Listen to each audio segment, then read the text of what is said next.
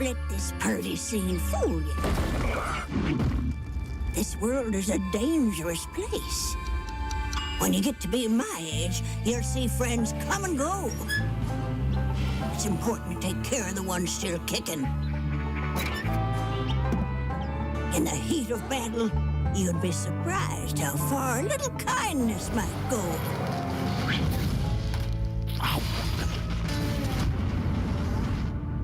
But not everyone deserves kindness.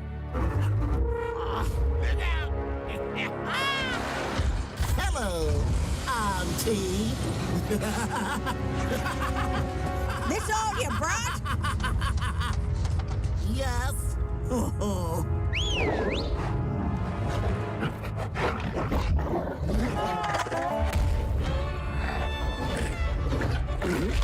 Attaboy!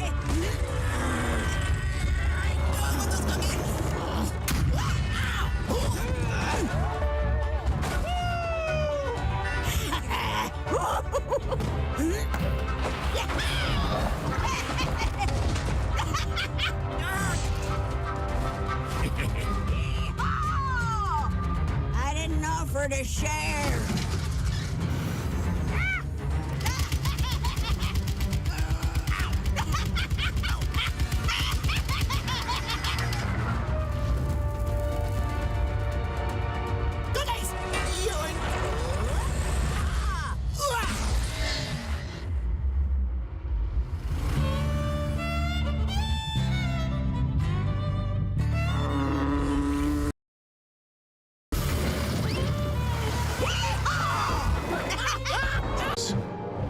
The hands that forged the first scepter of power.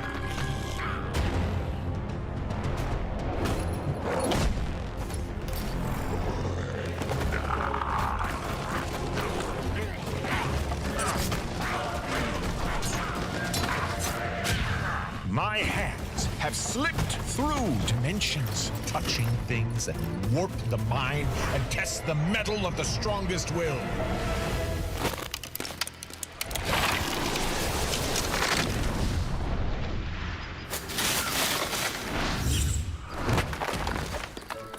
From the far reaches of the astral plane, beyond countless dimensions, monsters, beasts, beasts without legs, beasts that are only legs, heroes that aren't heroes at all. I have brought them here to answer one simple question. Can you...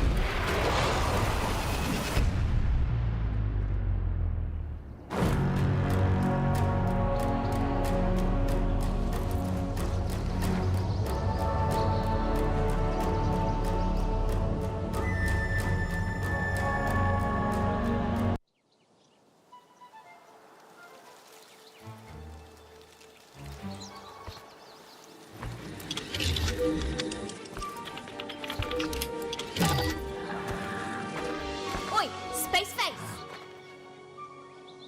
Crack one! Ha-ha! Catch you never, Dingleberry!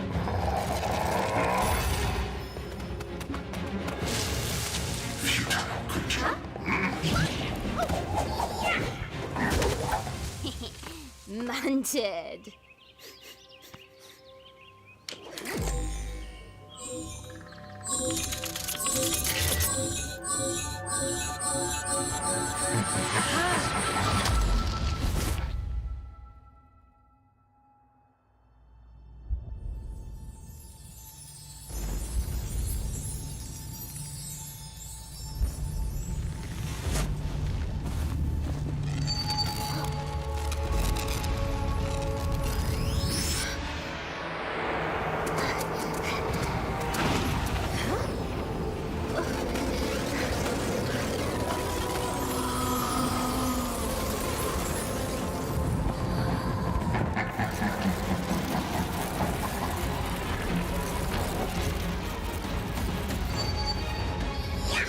Now this I'm into!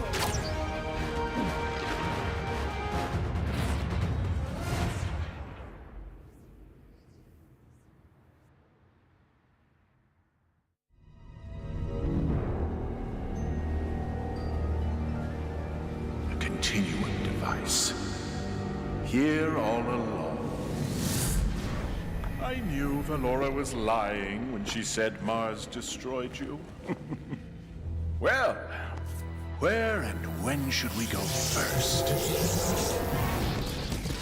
Huh? Oh, great. What'd you do?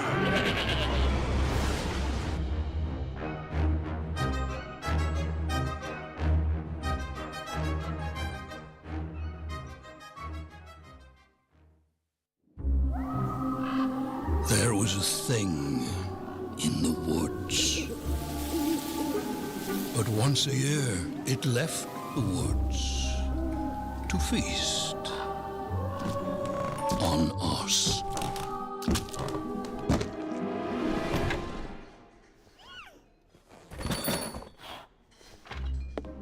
Then one year, out of the woods came nothing.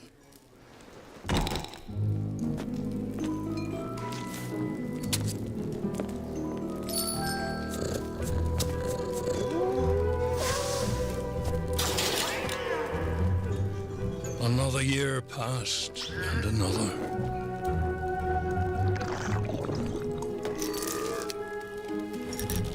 Over time, we forgot our fear. And turned our backs on the dark.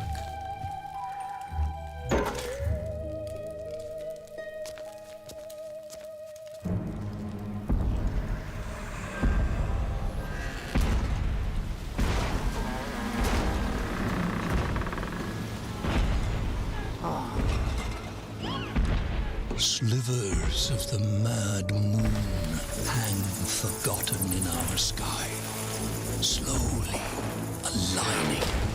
It is time again.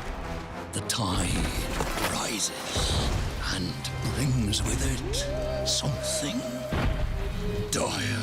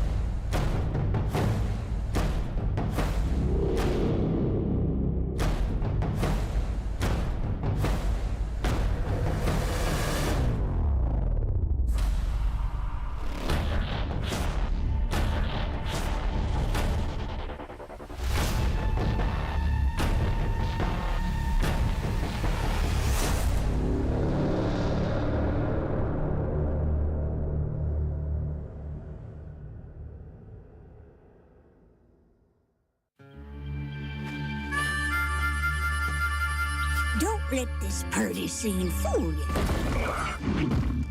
This world is a dangerous place. When you get to be my age, you'll see friends come and go. It's important to take care of the ones still kicking. In the heat of battle, you'd be surprised how far a little kindness might go.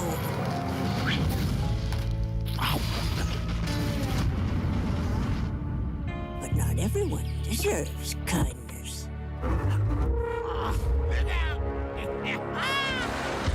Hello, Auntie. This all you brought? Yes. Oh.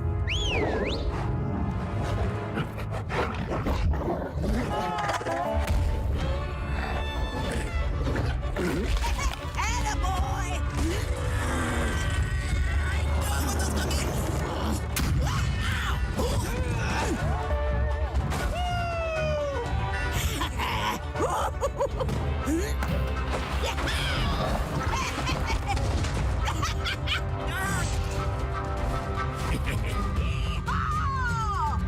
I didn't offer to share.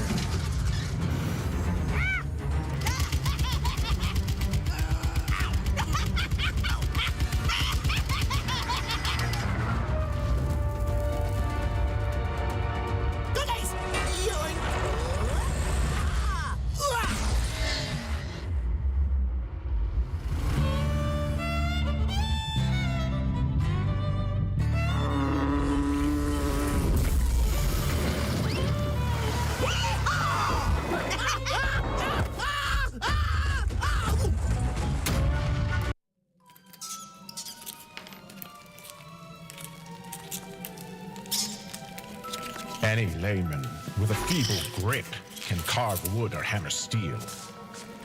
Even the tender hands of a child can grasp a set of instructions.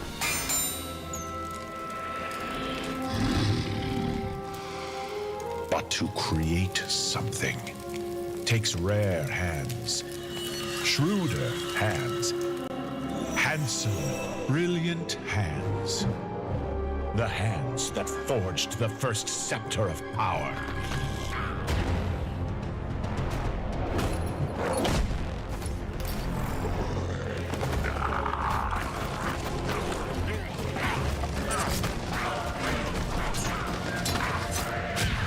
My hands have slipped through dimensions, touching things that warp the mind and test the mettle of the strongest will.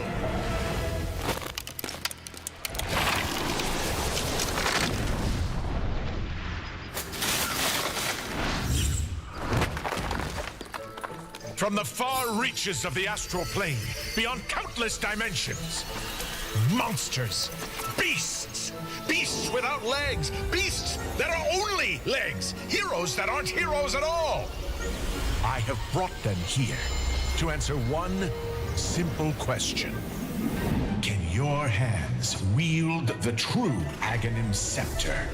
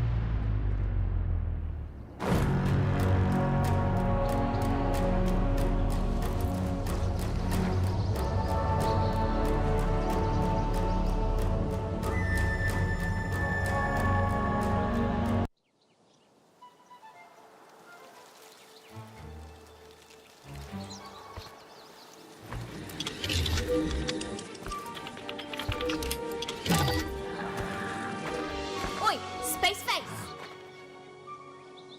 Crack one! Oh! Ha-ha! Catch you never, Dingleberry!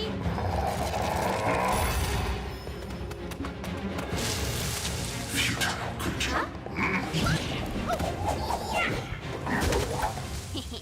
Munted!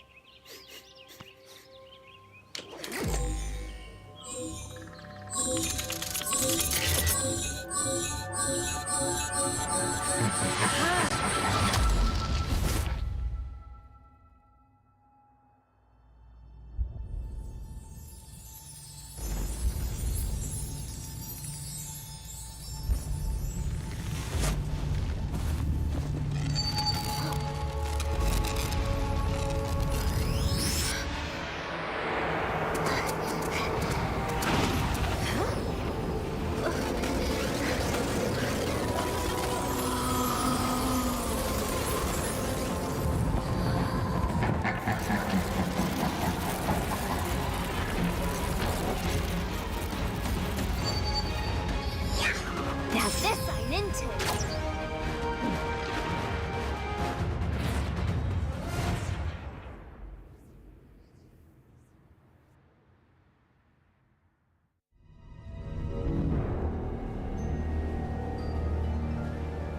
A continuum device. Here all along.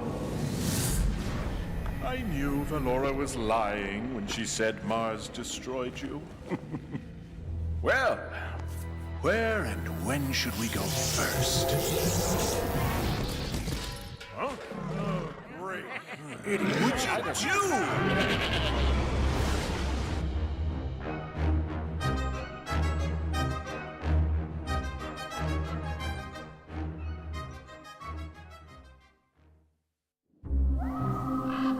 There was a thing in the woods. But once a year, it left the woods to feast. on us.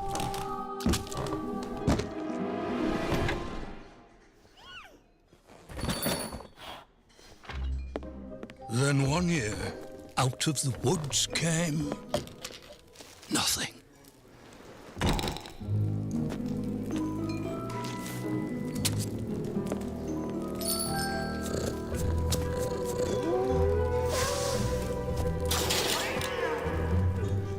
Another year passed, and another.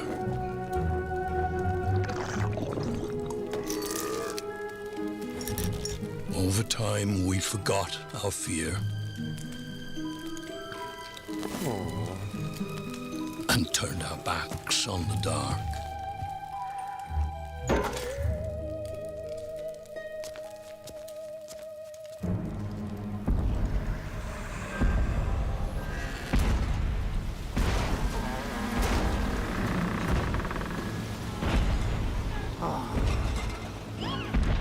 Slivers of the mad moon hang forgotten in our sky, slowly aligning. It is time again. The tide rises and brings with it something dire.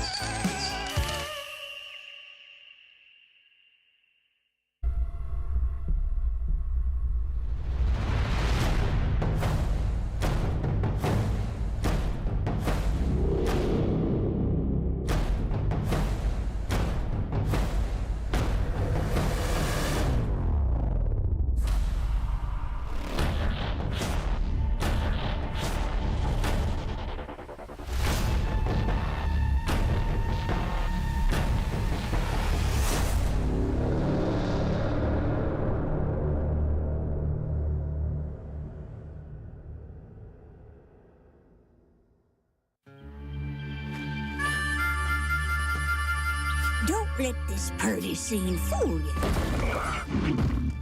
This world is a dangerous place.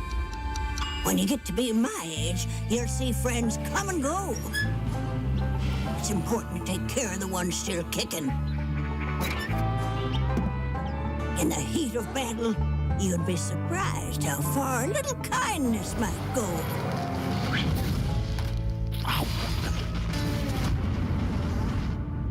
But not everyone deserves kindness. Hello, Auntie. This all you brought? Yes. Oh.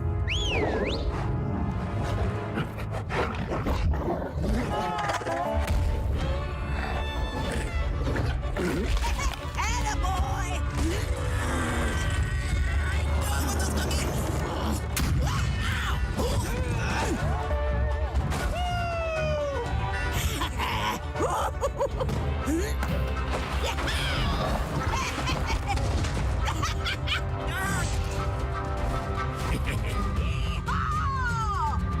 I didn't offer to share.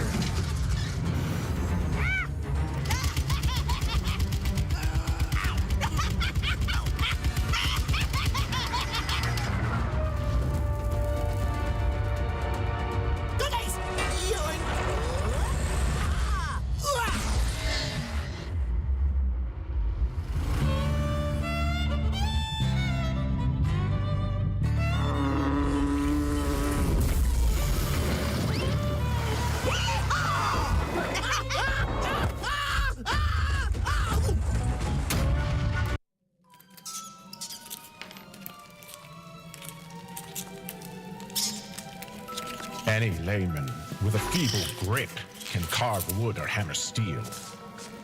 Even the tender hands of a child can grasp a set of instructions.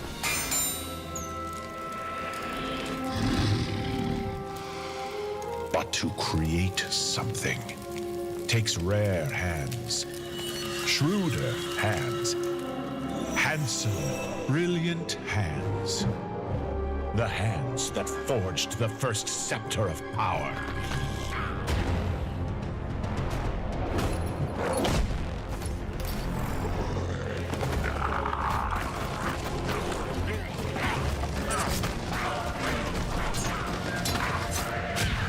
My hands have slipped through dimensions, touching things that warp the mind and test the mettle of the strongest will.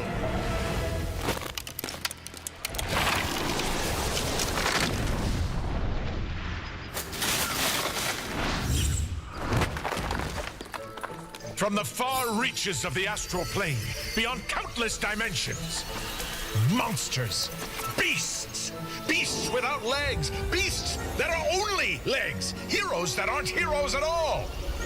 I have brought them here to answer one simple question.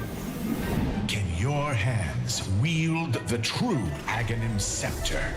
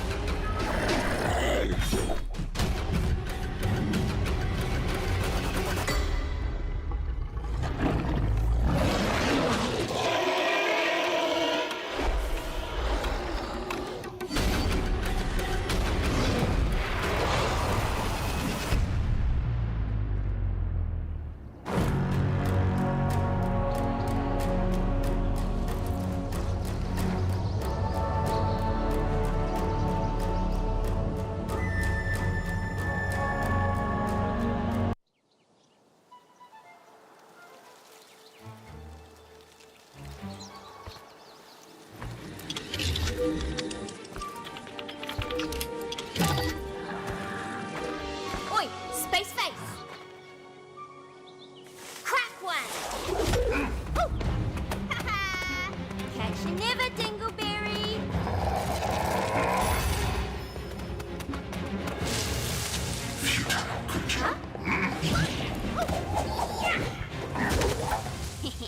Munted!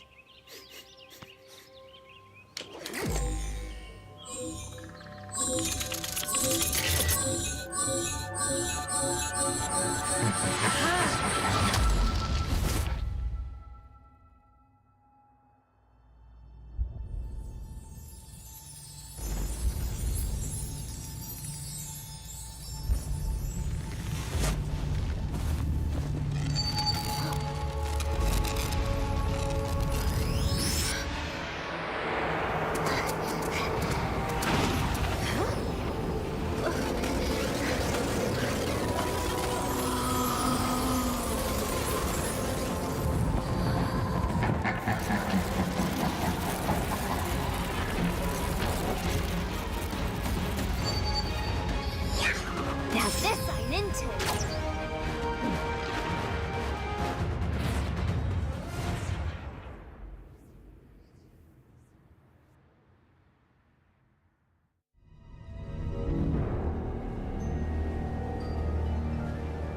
A continuum device.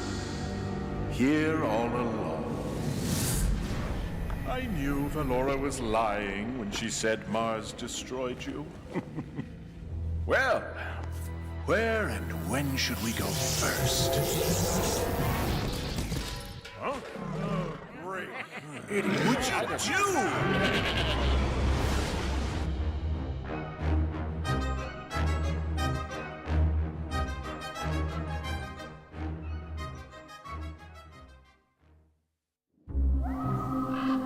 There was a thing in the woods. But once a year, it left the woods to feast on us.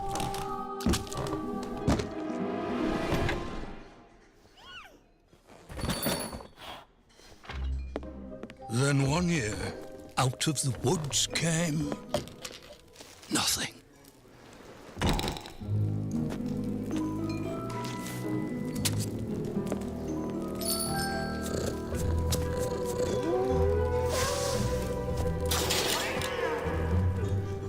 Another year passed, and another.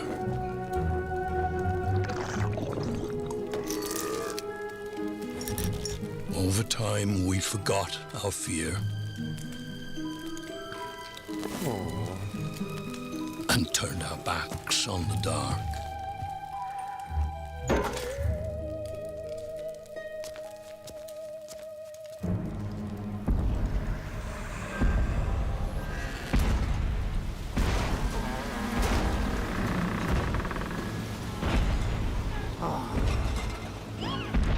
Slivers of the mad moon hang forgotten in our sky, slowly aligning.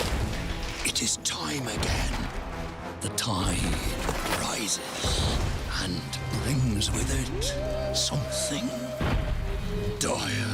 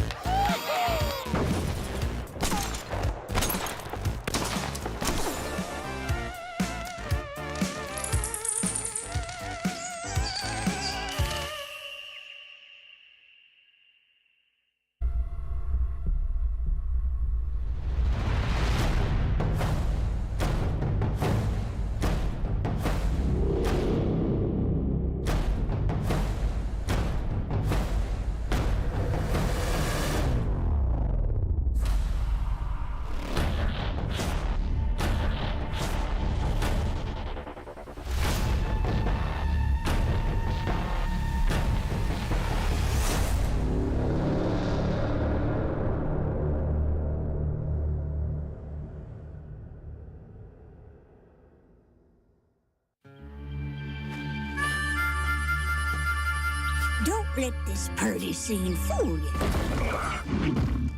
This world is a dangerous place. When you get to be my age, you'll see friends come and go. It's important to take care of the ones still kicking. In the heat of battle, you'd be surprised how far a little kindness might go.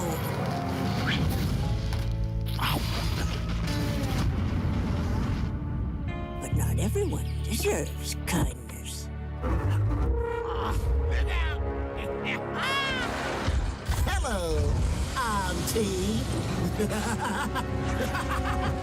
This all you brought? Yes. Oh.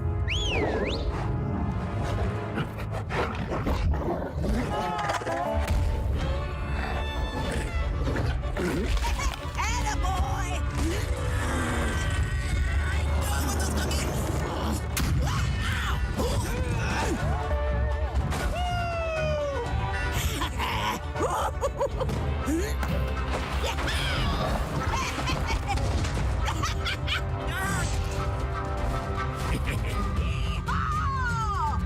I didn't offer to share.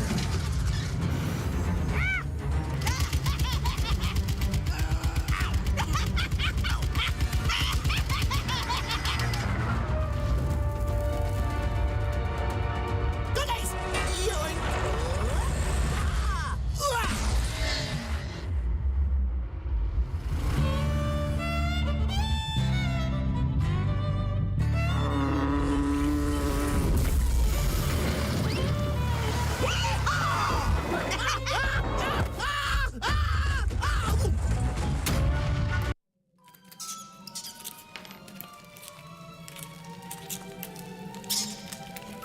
Any layman with a feeble grip can carve wood or hammer steel.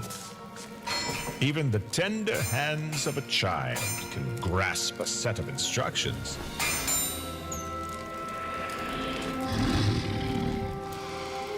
But to create something takes rare hands, shrewder hands, handsome, brilliant hands.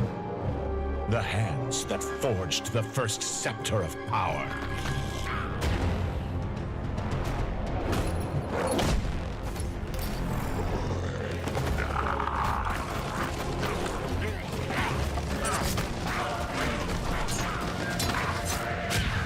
My hands have have slipped through dimensions, touching things that warp the mind and test the mettle of the strongest will.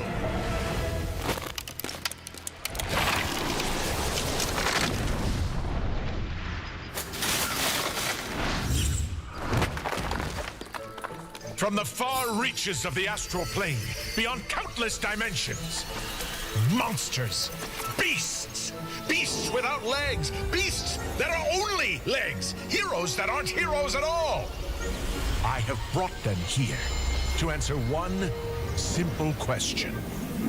Can your hands wield the true Aghanim scepter?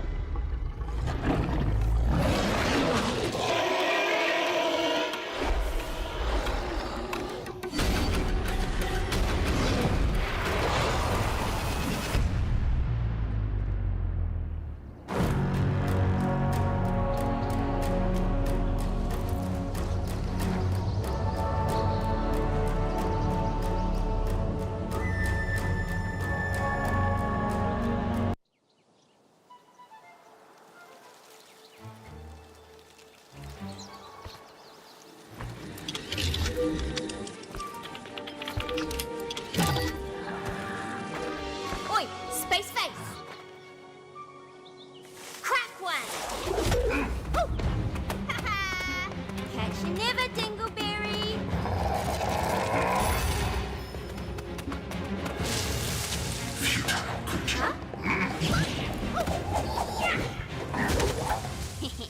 Munted!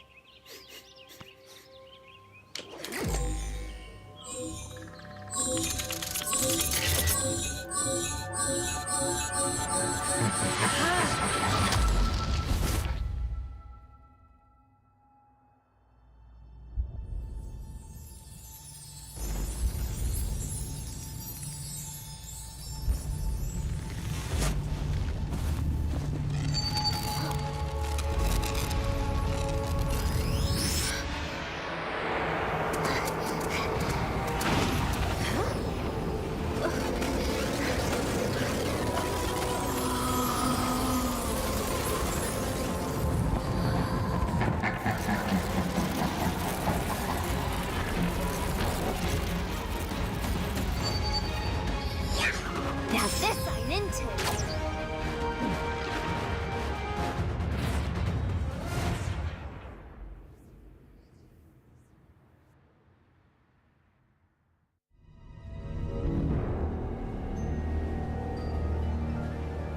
A continuum device. Here all along. I knew Valora was lying when she said Mars destroyed you. Well, where and when should we go first? Huh? Oh, great. What'd you do?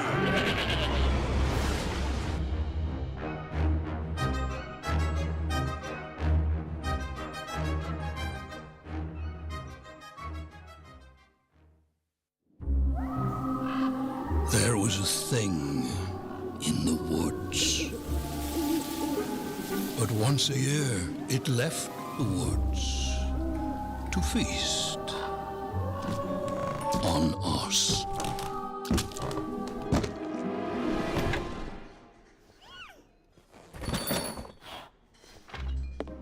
Then one year, out of the woods came nothing.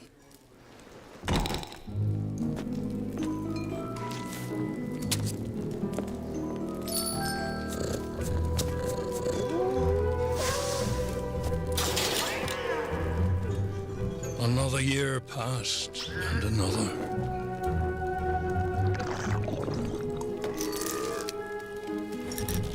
Over time, we forgot our fear. And turned our backs on the dark.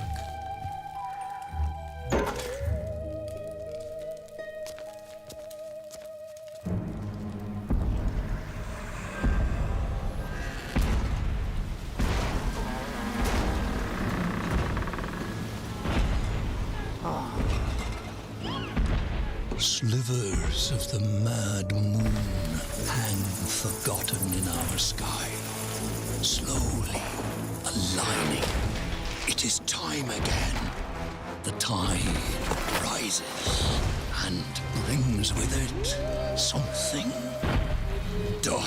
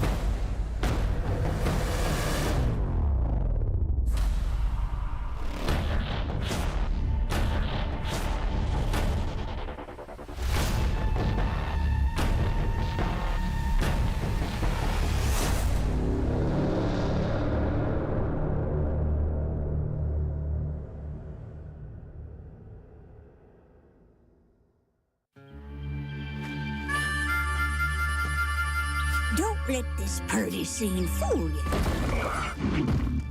This world is a dangerous place. When you get to be my age, you'll see friends come and go. It's important to take care of the ones still kicking. In the heat of battle, you'd be surprised how far a little kindness might go.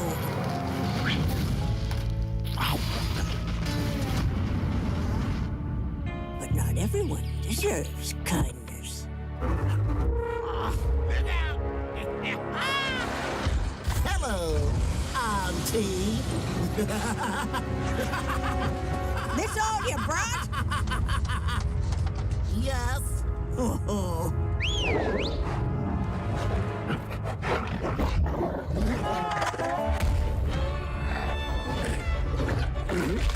Attaboy!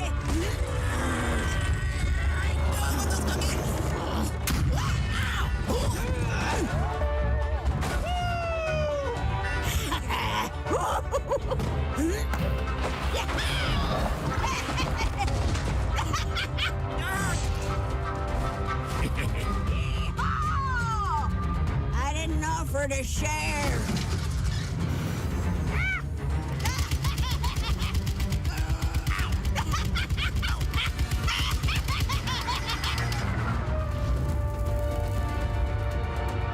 Goodies!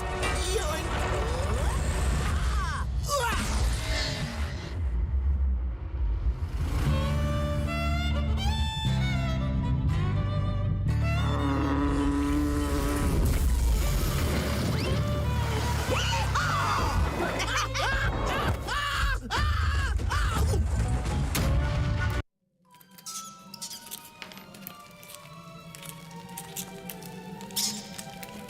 Any layman with a feeble grip can carve wood or hammer steel. Even the tender hands of a child can grasp a set of instructions.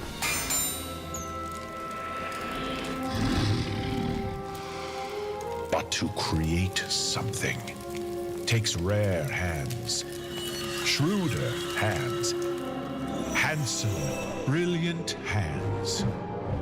The hands that forged the first scepter of power.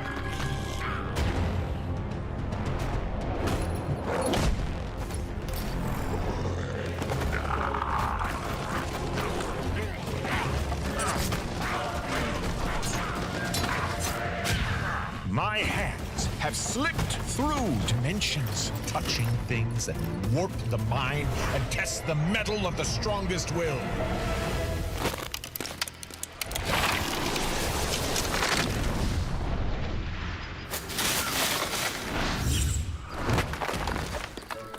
From the far reaches of the astral plane, beyond countless dimensions, monsters, beasts, beasts without legs, beasts that are only legs, heroes that aren't heroes at all.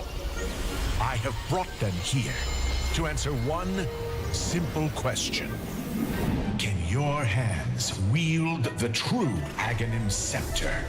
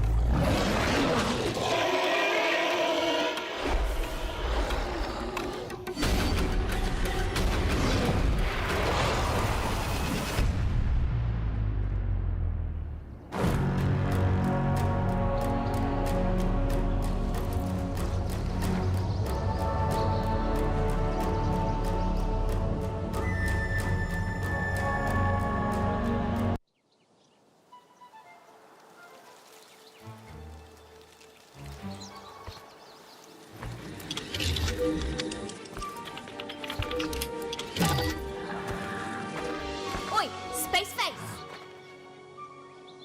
Crack one! Oh! Ha-ha! Catch you never, Dingleberry!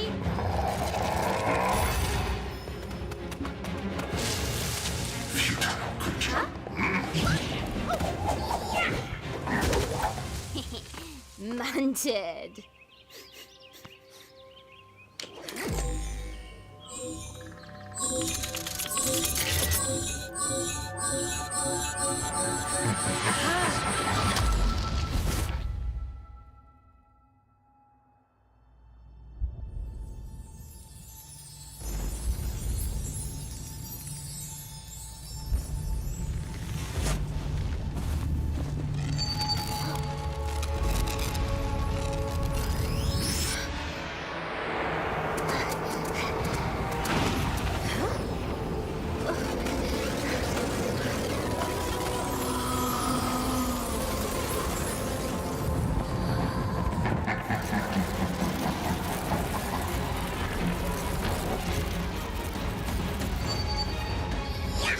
Now this I'm into!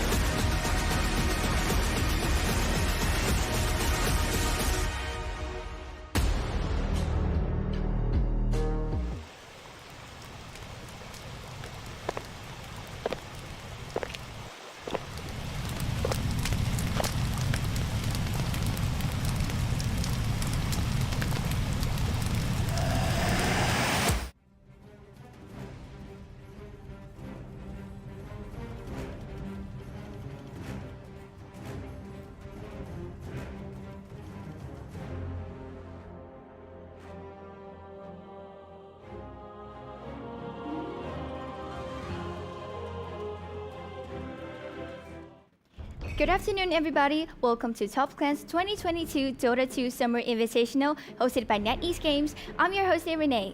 After 3 days intense competitions, now we only have 5 teams left, and they'll compete for the ticket to the semi and grand finals today. Team LBZS won team again in Team YG in yesterday's match showed their dominant power as DPC A-class team and the champion of Top Clans in 2021 Winter Invitational. After we witnessed such thrilling matches from all these teams in the last 3 days, I'm sure today's matches will be even more fascinating. Here, we would like to extend our sincere gratitude to our livestream partner, EGG and Twitch. Our Dota 2 Invitational will be broadcasted in 3 languages. For English, please check out our Facebook, Twitch, and our TV broadcast partner, EGG Network. For Thai, please reach our Twitch Thai channel, and we also have Tagalog in our YouTube channel. Audience can reach to our Facebook official page and share our live stream to get Steam credit giveaways. Our invitational lasts 5 days. The semi and grand final are scheduled tomorrow. Now let's take a quick glance at the prize pool board. The champion will win $4,000 US, $2,000 US will be given to the second place team, and $1,200 US for the third place team. As for the fourth place, they'll be given $800 US, and as for the fifth to eighth place team, they'll win $500 US each. Now, ladies and gentlemen, let's give the stage to our casters, Automo and Snare.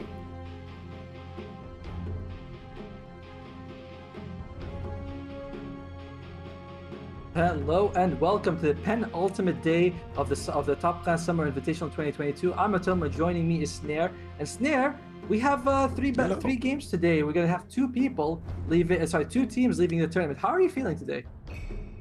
I'm feeling pretty good. I'm feeling pretty hype, and I'm very excited to see how the games are gonna pan out. The first game where we're gonna have someone potentially leaving, it's a very interesting matchup for me personally because this Meow Meow team has some of my countrymen on it. Some South Africans are in this crew, so I'm really hoping that they end up succeeding here. They need to do well. And like you mentioned, because there are two teams leaving, it is the penultimate day. So that means that literally every single game gets you closer to grand finals and also a ton more money just for winning each subsequent step, isn't it? Yep, there's our matchup today. We have Meow Meow versus Tsunami. It's a best of one. Both of these teams actually, they have the same path, by the way. They both played against Rin Sky to go down to the lower bracket. So it'll be interesting to see how they face off. I think Meow Meow looks better, so we'll see that. Then we have Team MM11 versus Rin Sky Esports. These are the only two teams left in the upper bracket. The winner goes straight to the grand finals. And then lastly, we go back to the lower brackets. LBZS versus the winner of match A. So that's going to be our schedule for the day here. We all start off with the lower bracket, and this is the lineup from Meow Meow. You mentioned that it has some of your countrymen. Oh, there's Ninja Boogie. There he is. I know some of these people. And is that Gan? I believe I know Gan as well. He's actually on my friends list, so I still know a bunch of familiar names as well. Looks like some of my countrymen are not going to be occupying today. They've been subbed out, so I'm not going to be having them around today. But like you said, there are some familiar names. Ninja Boogie, Gan are out here. And then Team Tsunami, you've already seen them compete in the competition itself. I am very interested to see how they play this game out because when they lost to come down into the loser bracket, they had some signs of like, there's potential here, especially from their carry player Pakaz. So they sort of need to bring that out again. But the very scary thing is that it was some very rough drafting from them in the upper bracket before they got defeated. And you can't have that happen in a loser bracket, best of one environment, Atomo. Yes. They lose here, you're done, you're washed. I mean, winning this at least gives you that cushion, right? When you play LBZS later in the day, at least that's a best of three. So it's not as scary as this game. But this one, it's like, well, if we make any missteps in the drafting phase, that's just it. It's curtains. Game's over. But the thing is, I'll be honest, I mean, knowing Meow Meow, knowing that Gan is there, I just feel kind of confident a little bit of their chance. I've actually played with this guy. We went into the tournament together on the same team. He carried me naturally, and he's just a really good player. I believe he's like rank 70 right now or something like that. So if it's my Gan, if it's my boy, I feel very strongly about Meow Meow's chances. Well, let's see if it's going to be him on like the boys carrying his team to victory because we do have a draft here. So this opening game, this is where things are going to be the most important. Meow Meow banned Coddle, thank goodness. No Visage either. I am hoping that one of these teams, one of the things I've been seeing in the global meta of late is that any team, you need two things to be able to win a Dota right now. You need to be able to start fights of your own accord, and you need the ability to quickly punish the enemy team and take real estate. Not just punish them in a fight, but actually remove Roshan, tier 2s, high ground from the map whenever you get in an advantageous position. So I need to see more of these like Beastmaster, Visages, Nature's Prophets, Shadow Shamans, all these types of heroes that guarantee that no matter what, when you win a fight, you also get something else off the map. Because yesterday I did see Team Tsunami play without those style of heroes, and even in positions where they'd get a good team fight, nothing would happen afterwards. So I want to see them fix that coming into today. Team Tsunami, they do go for like the global lineup I saw with the Zeus and the Dawnbreaker, which worked out kind of well for them. And they start off with the Dawnbreaker. Alright, so my 5-minute, there you go, they take the Zeus on Meow Meow's side, just when this draft is going very fast, and then Meow Meow goes with the Clockwork. So they are taking away one of their tools. I believe in all the matches that Tsunami won, they had the Zeus with them, so this does take one of their best tools, but they do have the global presence of the Dawnbreaker. Clockwork also is pretty, I'm not, he's not global, but he's a very long range hero to have in the game. So I like Miami's opening draft. I think the Zeus can also play multi-roles, which is kind of nice to have that flex from the beginning. We'll see what the Team Tsunami goes with. Dawnbreaker versus Dawnbreaker in this game. They have a bit of a trouble, you know, with the Clockwork and the Zeus. Feels like she won't be able to go, you know, freely do what she needs to do. We'll see how the rest of the draft shapes up. Let's see what's left here. So they still have Tiny in the pool, which has also been a ridiculous hero just in general. And something we've often seen being brought into the first phase because it's another flex pick. Can combo up quite well with pretty much anything that's flavor of the month right now. I would hope, honestly, this Zeus hero, I want this nerfed. Please get rid of Heavenly Jump again. My god, that spell is a bit too good. Made this hero wholly viable again in a bevy of different roles. And I don't like the idea of Zeus having early mobility. At least let him have to suffer a little bit. Should be a trade-off. You get absurd amounts of damage in exchange for being very static. You shouldn't be able to get the best of both worlds just from the jump, but Meow Meow have got it for themselves. And Team Tsunami, they do not pick the Tiny. They go for Timber instead. This is kind of peculiar for me for two reasons. First, like I was saying, I'm leaving out the Tiny. This forces you to play this Dawnbreaker in a support role, so there's less flexibility with your draft than would be if you went for another hero.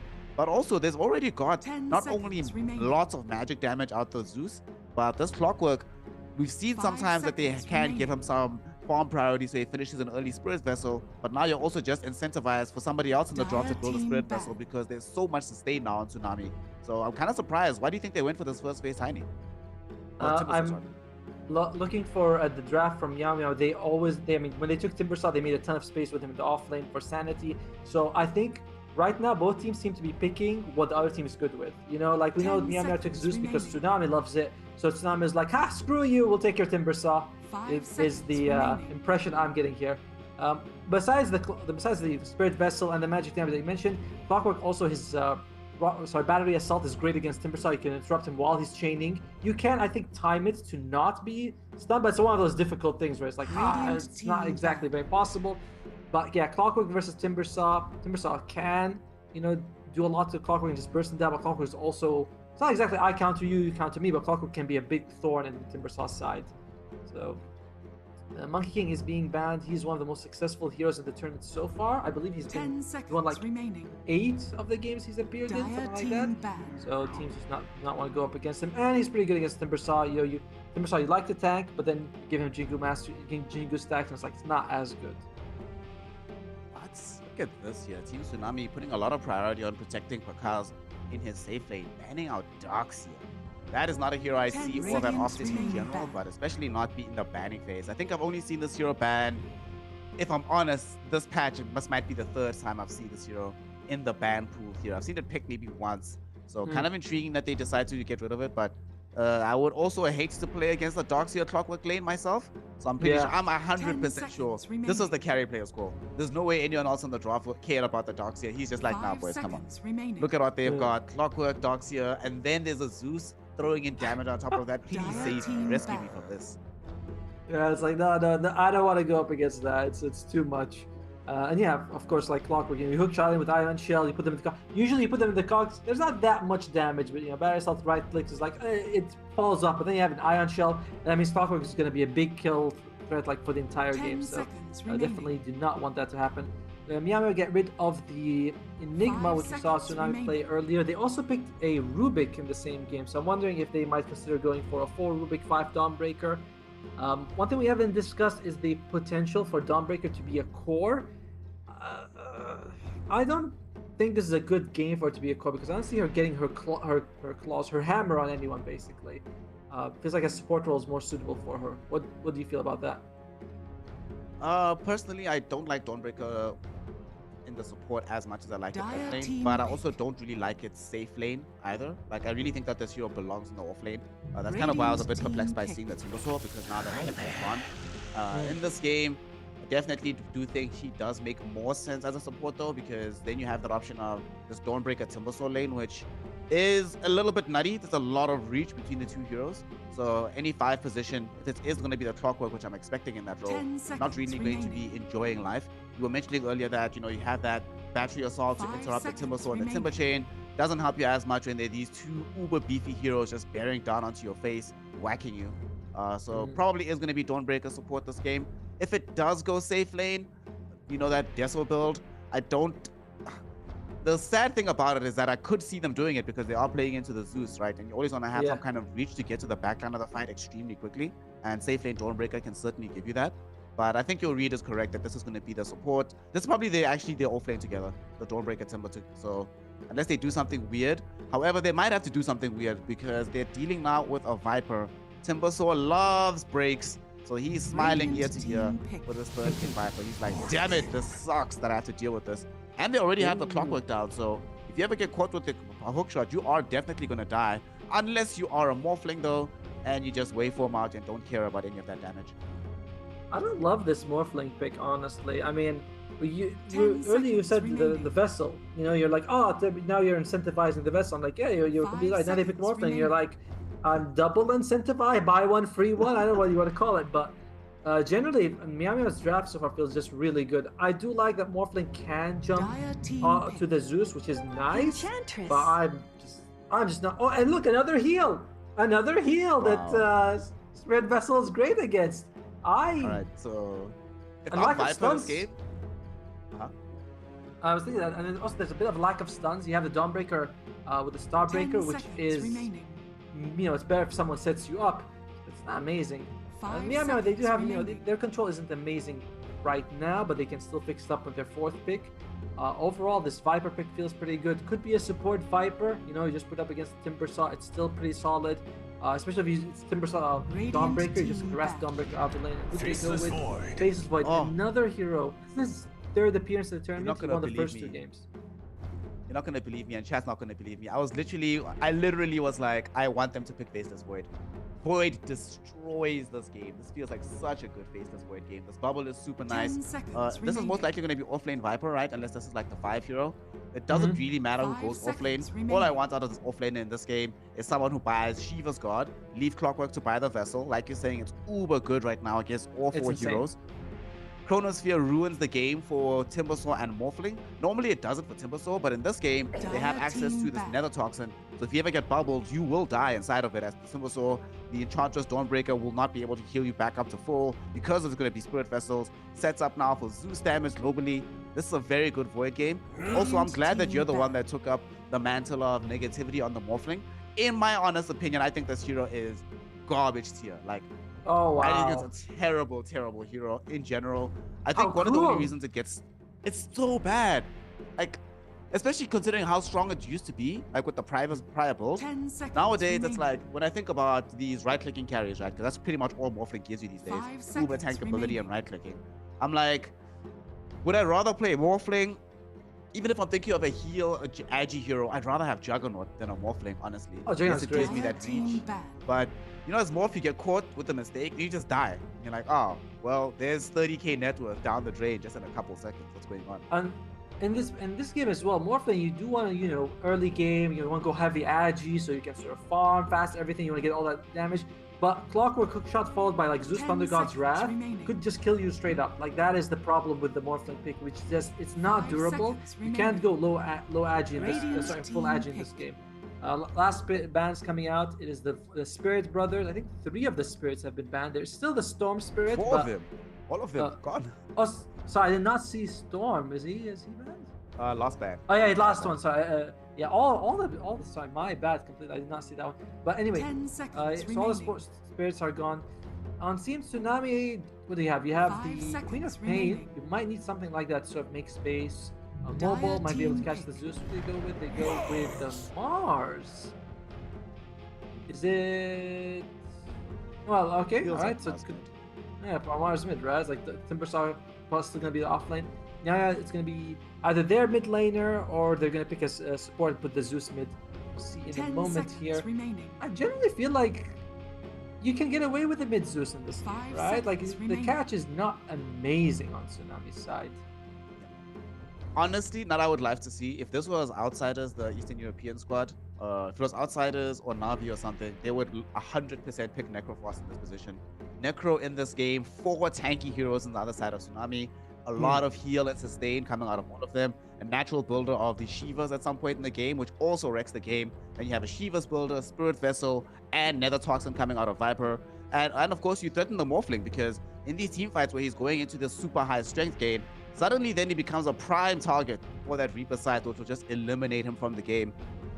It really feels honestly like, although they can do that, doesn't really feel like it matters all that much what this last pick is, as long as it's something that gets in front of the Zeus and the rest of Team Tsunami, allowing Zeus to throw in that damage from the mid lane. I'm kind of hoping that this Viper is support. I don't think he needs that much priority in this game. He literally just needs to press W and fight after the bubble is used, and he's done his job for the most part. So yeah, and also I'm just tired of seeing these Vipers win the lane and then go on to lose the game. Don't feel like he's in the position right now anymore to require that much priority to be effective. Yeah, I'm looking at Meowser. It's like very flexible. You know, the Viper and the Zeus can have multiple roles they can play. We know the Face of Voice is going to be carry. Clockwork's going to be probably the core. What do we go with? They go with the Invoker.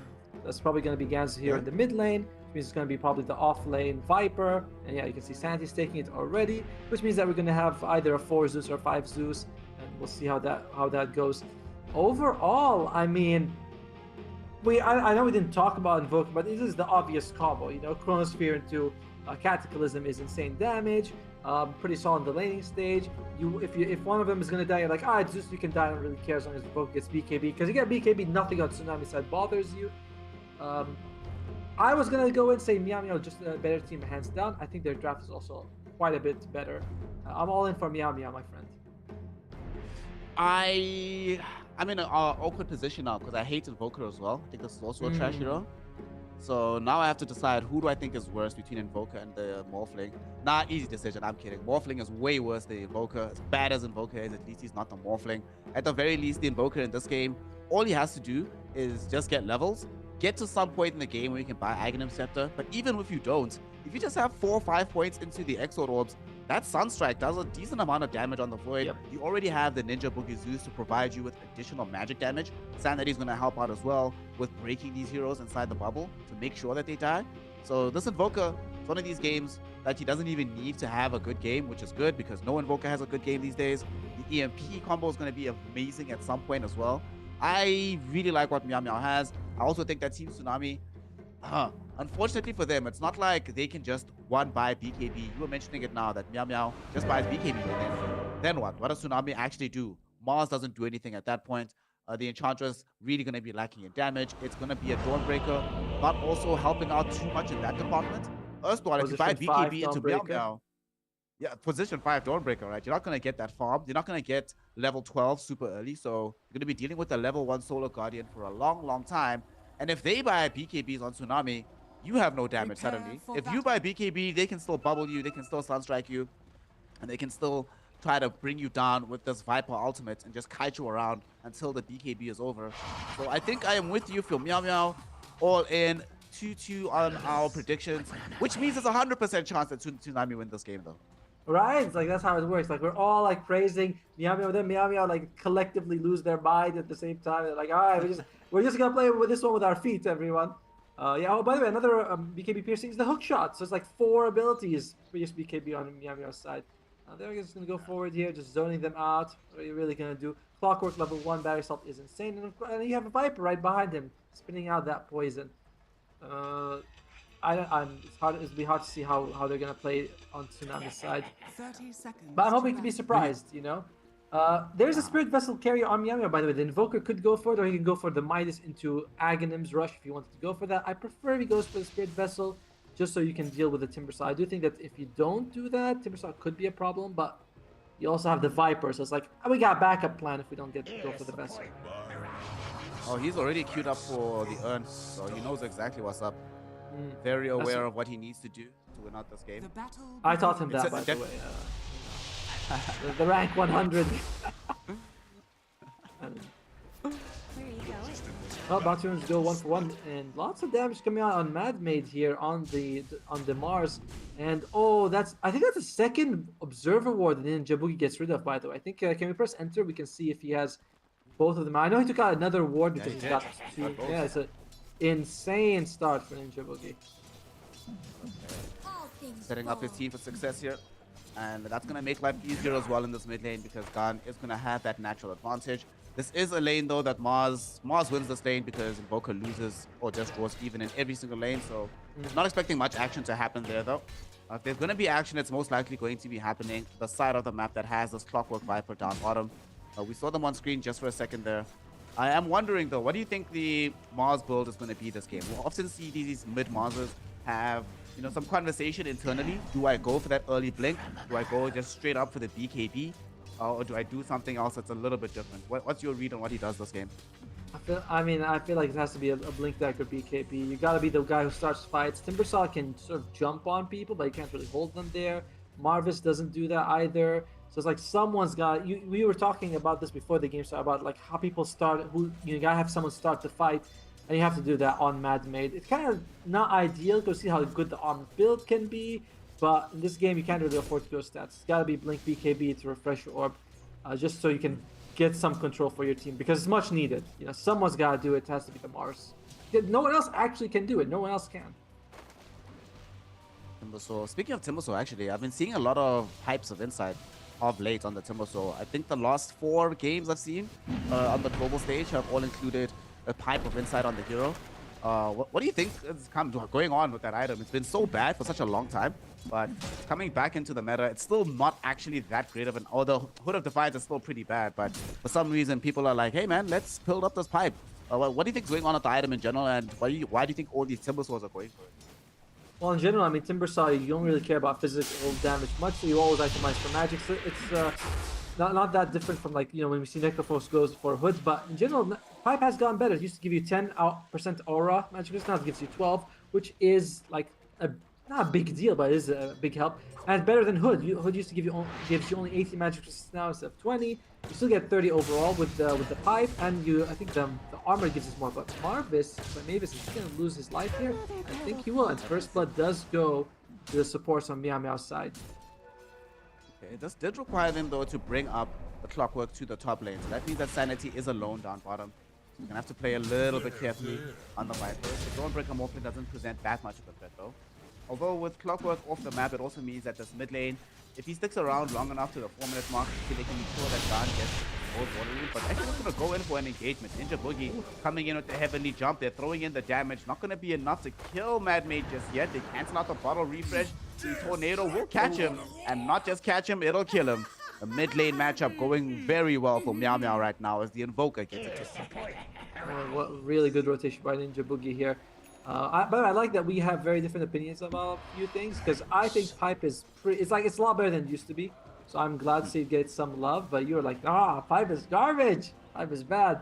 But yeah, I like Pipe Pipe just is feels bad to build. It's like one of these items that's like, do you remember when Bloodthorn didn't have the Mage Slayer build up, and it was just like super Orchid, and it just felt terrible to actually buy. It's like, well, I can see why I would want the item when it's finished, but the build up to the item just feels very, very bleh to get up to it, you know?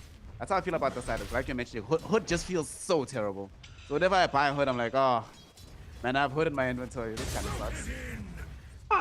I like Hood. I don't know. I think Hood's alright. But when you're up against Zeus, it's like Hood's kind of becomes almost necessary. You know, it's too good not to have. So you're up against Zeus, even support Zeus, there's going to be a lot of magic damage coming out. So I can see why Timbersaw like, I have to get it. And it's not like Lotus Orb is going to help you as much, if that makes sense. Because apart from the Vessel, not much you're going to want to dispel. And the stuff that you can reflect, you can just wait for it to go. You can't reflect like the Break, for example. That's actually a very good point. That some of these heroes that are creeping back into the meta, like Usos, Vipers, all these heroes that you would much rather have that Pipe as your defensive item over and above things like Lotus Orb. And you never really want to be buying BKB on the Timbersaw anyway, right? So definitely makes sense. Talk to me about the Spaceless Void though. What's his role in this game? Because we've seen also... Oh wait, before we talk about it, bottom. I think they want to try and find a kill here. Ninja Boogie with the heavenly jump, reaching out onto WMN. Deadly Hammer will protect him, but this is Zeus and Viper. The reach of their magic damage is very, very long indeed, and they will be able to find the kill. Clockwork back into the mid lane. This time it's his turn to make the rotation. Bulwark was activated by Mad Maid, but he realizes at some point that this is not going to help him. He'll lose his life. Marvis comes in a little bit too late. Cannot find any revenge here. Still gonna try though, going on to Garn. WMN goes in. Selly Hammer. He just freshly respawned. And WMN gets the kill just before they can get away with the Ghost Walk on the Invoker. Alright. Action happening all across the map here, Otomo. Who is the beneficiary of all the skirmishing right now? Oh, well, it seems obvious that Meow Meow is the one who... I mean, they're coming out with almost 1,000 gold lead early on. and all their cores are on top. Where Timbersaw is farming well, but just because you can see Miara, they're like, yeah, we can't kill him with our heroes, so we'll just ignore him. And they have been getting kills, I think, on the mid lane. And now Marvis is gonna be harassed. Does he have enough damage to actually kill him? I like how the goals are trying to go in. He's trying to get them to take some of the barrier assault damage. Marvis, is it gonna be enough? Oh, one more hit. Will he get it? Oh, he does get it. Got him. Got him. We also had the first rotation coming in from the Mars. Dude, this rotation was super sick. So Mad Mate is level 5 right now. Is not actually level 6. So that's normally when the mid will call out. They say, like, hey guys, Mars level 6, be careful of the rotation with this arena. But he hides in the trees at level 5 anyway. They get the wraparound onto Sanity. They take advantage of the fact that they know Zeus is not going to be available since he was just showing elsewhere, getting a kill, and he had to leave because he's out of mana.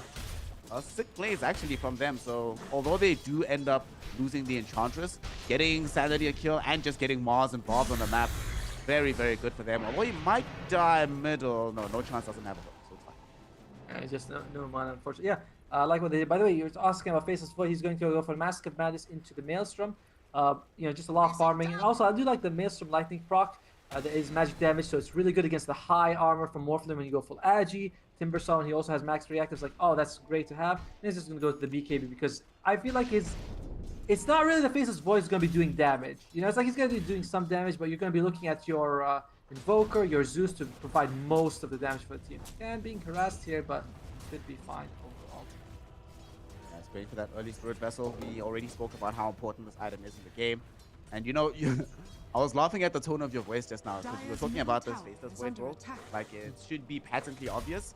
Hey man, in the Chinese region, I've been seeing, let me just think, I've seen Mjolnir Lincolns, SNY Lincolns, and I once saw SNY Blink on Faceless Void.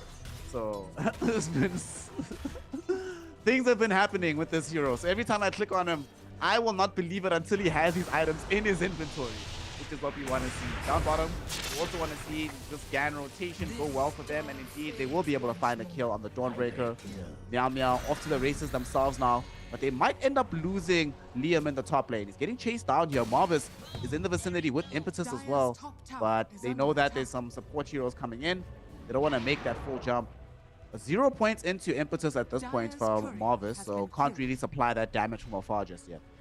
Yeah, it's focused mostly on staying alive and getting creeps, which, you know, it's worked out kind of okay for them. The problem is that, Enchantress feels like more of a laning hero than a roaming hero, if that makes any sense. Like, you know, like Dawnbreaker is really good if you have it in the lane. Enchantress as well, you know, you get a couple creeps because creeps don't last that long that you can grab a good amount of creeps and then go around and get a gank up. So it can work, but I just feel like those two heroes are more laning. Whereas you look at Clockwork, like, he loves to just roam around. The Crossfire comes out. They do have enough damage for it. They do get the break off, and they get a few hits. He's actually going to turn around onto Liam. Liam needs to jump away here, but he's bought enough time. With the power cogs not even being necessary, they just get out the battery assaults and some raw right clicks. But here comes the Mars now. Mad Mate gets out of the arena, going on onto Sanity. They want to try and find this kill onto the Viper, and they will manage to do so. Offlane is traded in this top lane. Now let's see how the rest of the fight builds outdoors. No chance. Being surrounded by several heroes. Spear of Mars does pin him to a tree. But we are certainly going to have him lose his life. He'll just buy time though. Allow the rest of his team an opportunity to escape. And with that rotation from Mad Mate, they turn around this advantage, make it a 2-for-1 exchange in the top lane. Although it does draw them this way and that across the map, so it creates some pockets of opportunity for Team Tsunami to just keep getting free farm on the other four.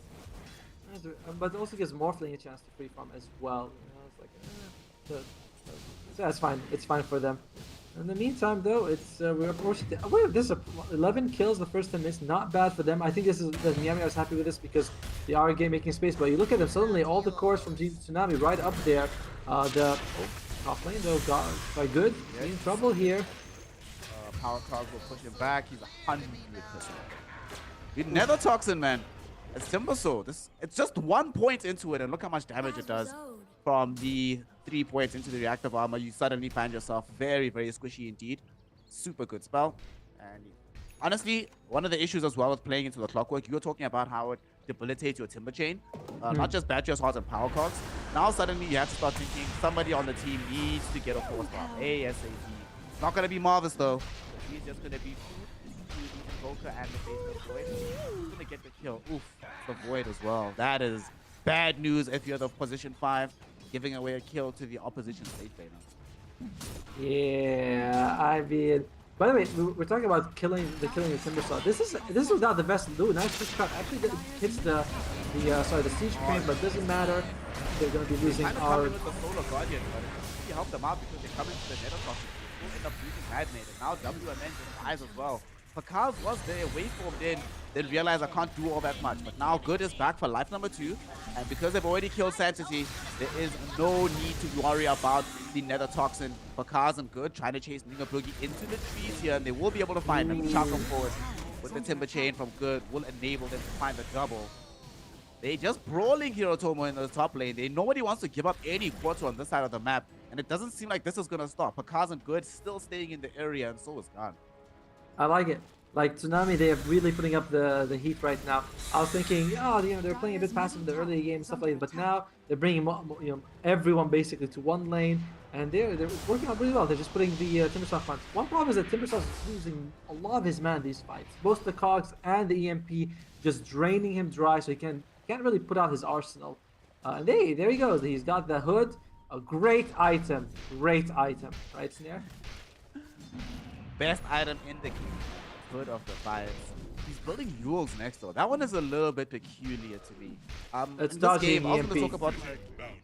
I mean, it's good against EMP, but it also sets you up to get hit up by Clockwork, sets you up to be controlled by the Chronosphere as well if you're in an awkward position. And if you get it off too early in the fight, then it just sets up the EMP automatically for the enemies. So super high execution. Mid lane, it's going to be some execution going on to the Mars's life. We catch him inside the power cogs. Ninja Boogie throws in the Thunder God's Wrath as well. Necessary damage is provided. And they are sitting like they want to go onto Garn in the top lane. Good knows he's here, but has to be careful. Reinforcements are en route. EMP will connect onto Good, and that is going to be the reveal of the Spirit Vessel as well from Garn. No way to survive this on the side of the Timbersaw. 2 heroes fall all across the map. That was such a bizarre move, Otombo. They had to know after the execution middle that these heroes would be coming top, but they still try to make the dive anyway. Yeah, it's just, I mean, this mana issue is the one that's really killing them, honestly. Like, he's got Arcane Boots and Soul Ring on the Timbersaw, and just EMP comes out, he's just got no mana. I think that's he probably thought, oh, I can just run away, I can Timbersaw away. But you have no mana. He can't do anything with like this. It's a very tough situation for them. And they probably underestimate the movement coming out from Miami. They're like, oh, they're probably going to camp mid for a little bit. But you are up against Clockwork, you're up against Zeus, and there's like global presence with these heroes. So, a little Tsunami a bit underestimating their opponent here. But very tight game so far. The supports on Miami are slightly, actually barely even ahead of their counterparts. But overall, it's a dead even game in terms of net worth. But some of the items are coming out. We're seeing the Spirit Vessel coming out from the Evoker. He will be joining fights a little bit more often now. Not just dead even in terms of the network, but the map movements as well. Literally all the tier 1 towers are still alive at the 14-minute mark. I do not remember the last time I saw this happen in a game of professional Dota 2. So some atypical experiences for all of us here. Both of these teams know what's on the line. One game determines whether or not you progress in the day, whether or not you get closer to the big old $4,000 grand prize, or if you go home right now, very sad, have to spend your Saturday moping. Marvis certainly has to start moping right now because he is a very, very dead. This Viper is just owning this game. 1 point Nether Toxin. Everything that they need makes the Timbersaw impossible to play, makes Enchantress impossible to play. And this kill duo of the Invoker Viper between Nether Toxin and Spirit Vessel, what on earth can you do about it? And they realize how strong it is. They're going to smoke up. They're like, well, Thunder God's Wrath is back online. We've got these spells at the ready. Let's go and find some trouble in this bottom lane. Yeah, by the way, Mars is going straight up for the BKB. He doesn't even want the dagger. Oh, it hooked up. I mean, it's for stuff like this, right? For these exact situations, this is why he wants BKB, but it would have helped him survive, but he doesn't have it right now. Liam comes in as well to help kill WMN. Couldn't find a clean angle for the 2-hero chrono, so will allow Marvis to live. But that's exactly why he wants the BKB, because he knows that if he goes blink, he can still die no matter what. He needs some way to keep himself alive. Yeah, like the BKB is just, it's so valuable. Oh, good, he's taking a lot of damage. Will he be able to TP out the safety? Bolt! He's dead. Yeah. Bolt in time by Ninja Boogie. Good. Yeah, just right where he needs to. And it's tough. It's very, like, Tsunami feels like they need items to fight, whereas Nyama can just fight right now. They don't even have to worry about anything. And we haven't even seen, like, the full Chronosphere combo come out with it in any way. Tsunami finds a way to delay the game. They're probably... Oh. No. Madmaid came bottom, used the arena, and he missed the spear, so Liam just jumped away. And they lose Dawnbreaker on the other side. Hey, listen, you know how when you play Dota, sometimes you get a bad black hole. Sometimes you just want black hole creeps just to get that one out of the way. So the next one's guaranteed to be good. So this is the same philosophy here. It's like, I'm gonna throw out the useless arena just to get the next one will be good. The next one will be good. I guarantee you, the next one is gonna be a great arena. Come on, the Optimus. They're gonna need your optimism right now because Pakaz is farming underneath an Observer Ward, so he's in a dangerous position. They will instead make the jump top lane though onto Good, who's yet again in danger on the Timbersaw. Timber chains into the power cogs. Oh no, Ninja Boogie's there to ruin his life. No chance. Will also walk away from this. Woo! Just barely survives the tower shots. 47 HP. And unfortunately, although Pakaz showed up, Pakaz only has access to a Yasha right now. The full Manta is not complete, so he dare not jump into a Viper with the backup of the Clockwork and the Zeus. Game is getting very, very hard here, Tomo. They need your optimism. What can they do on the side of Team Tsunami to start clawing their way back into the game? I think some of the stuff they're doing is kind of okay. Like we see the Dawnbreaker die a lot, and I think that's okay. Like you want the Dawnbreaker to sort of push out a lane. If he dies, it's okay. It's better than the other cores die, like the cores dying. So I think some of the stuff they're doing is fine. But it's gonna come down to BKBs. Like this mana issue, like you see Madmaid, he's dead again. They need BKBs. BKB solves magic damage coming out from Meow Meow, which is insane. And it also gives you the chance to keep your mana in fights, which has also been a huge problem for them. Bomb lane. Our observers have problems. He's like, everyone's dying. Where do I look? But yeah, Princess Boy gets kill on Barbara's bomb lane, and it's just looking like Meow Meow. Road to the top, opening, just getting a little bit wider and wider every second.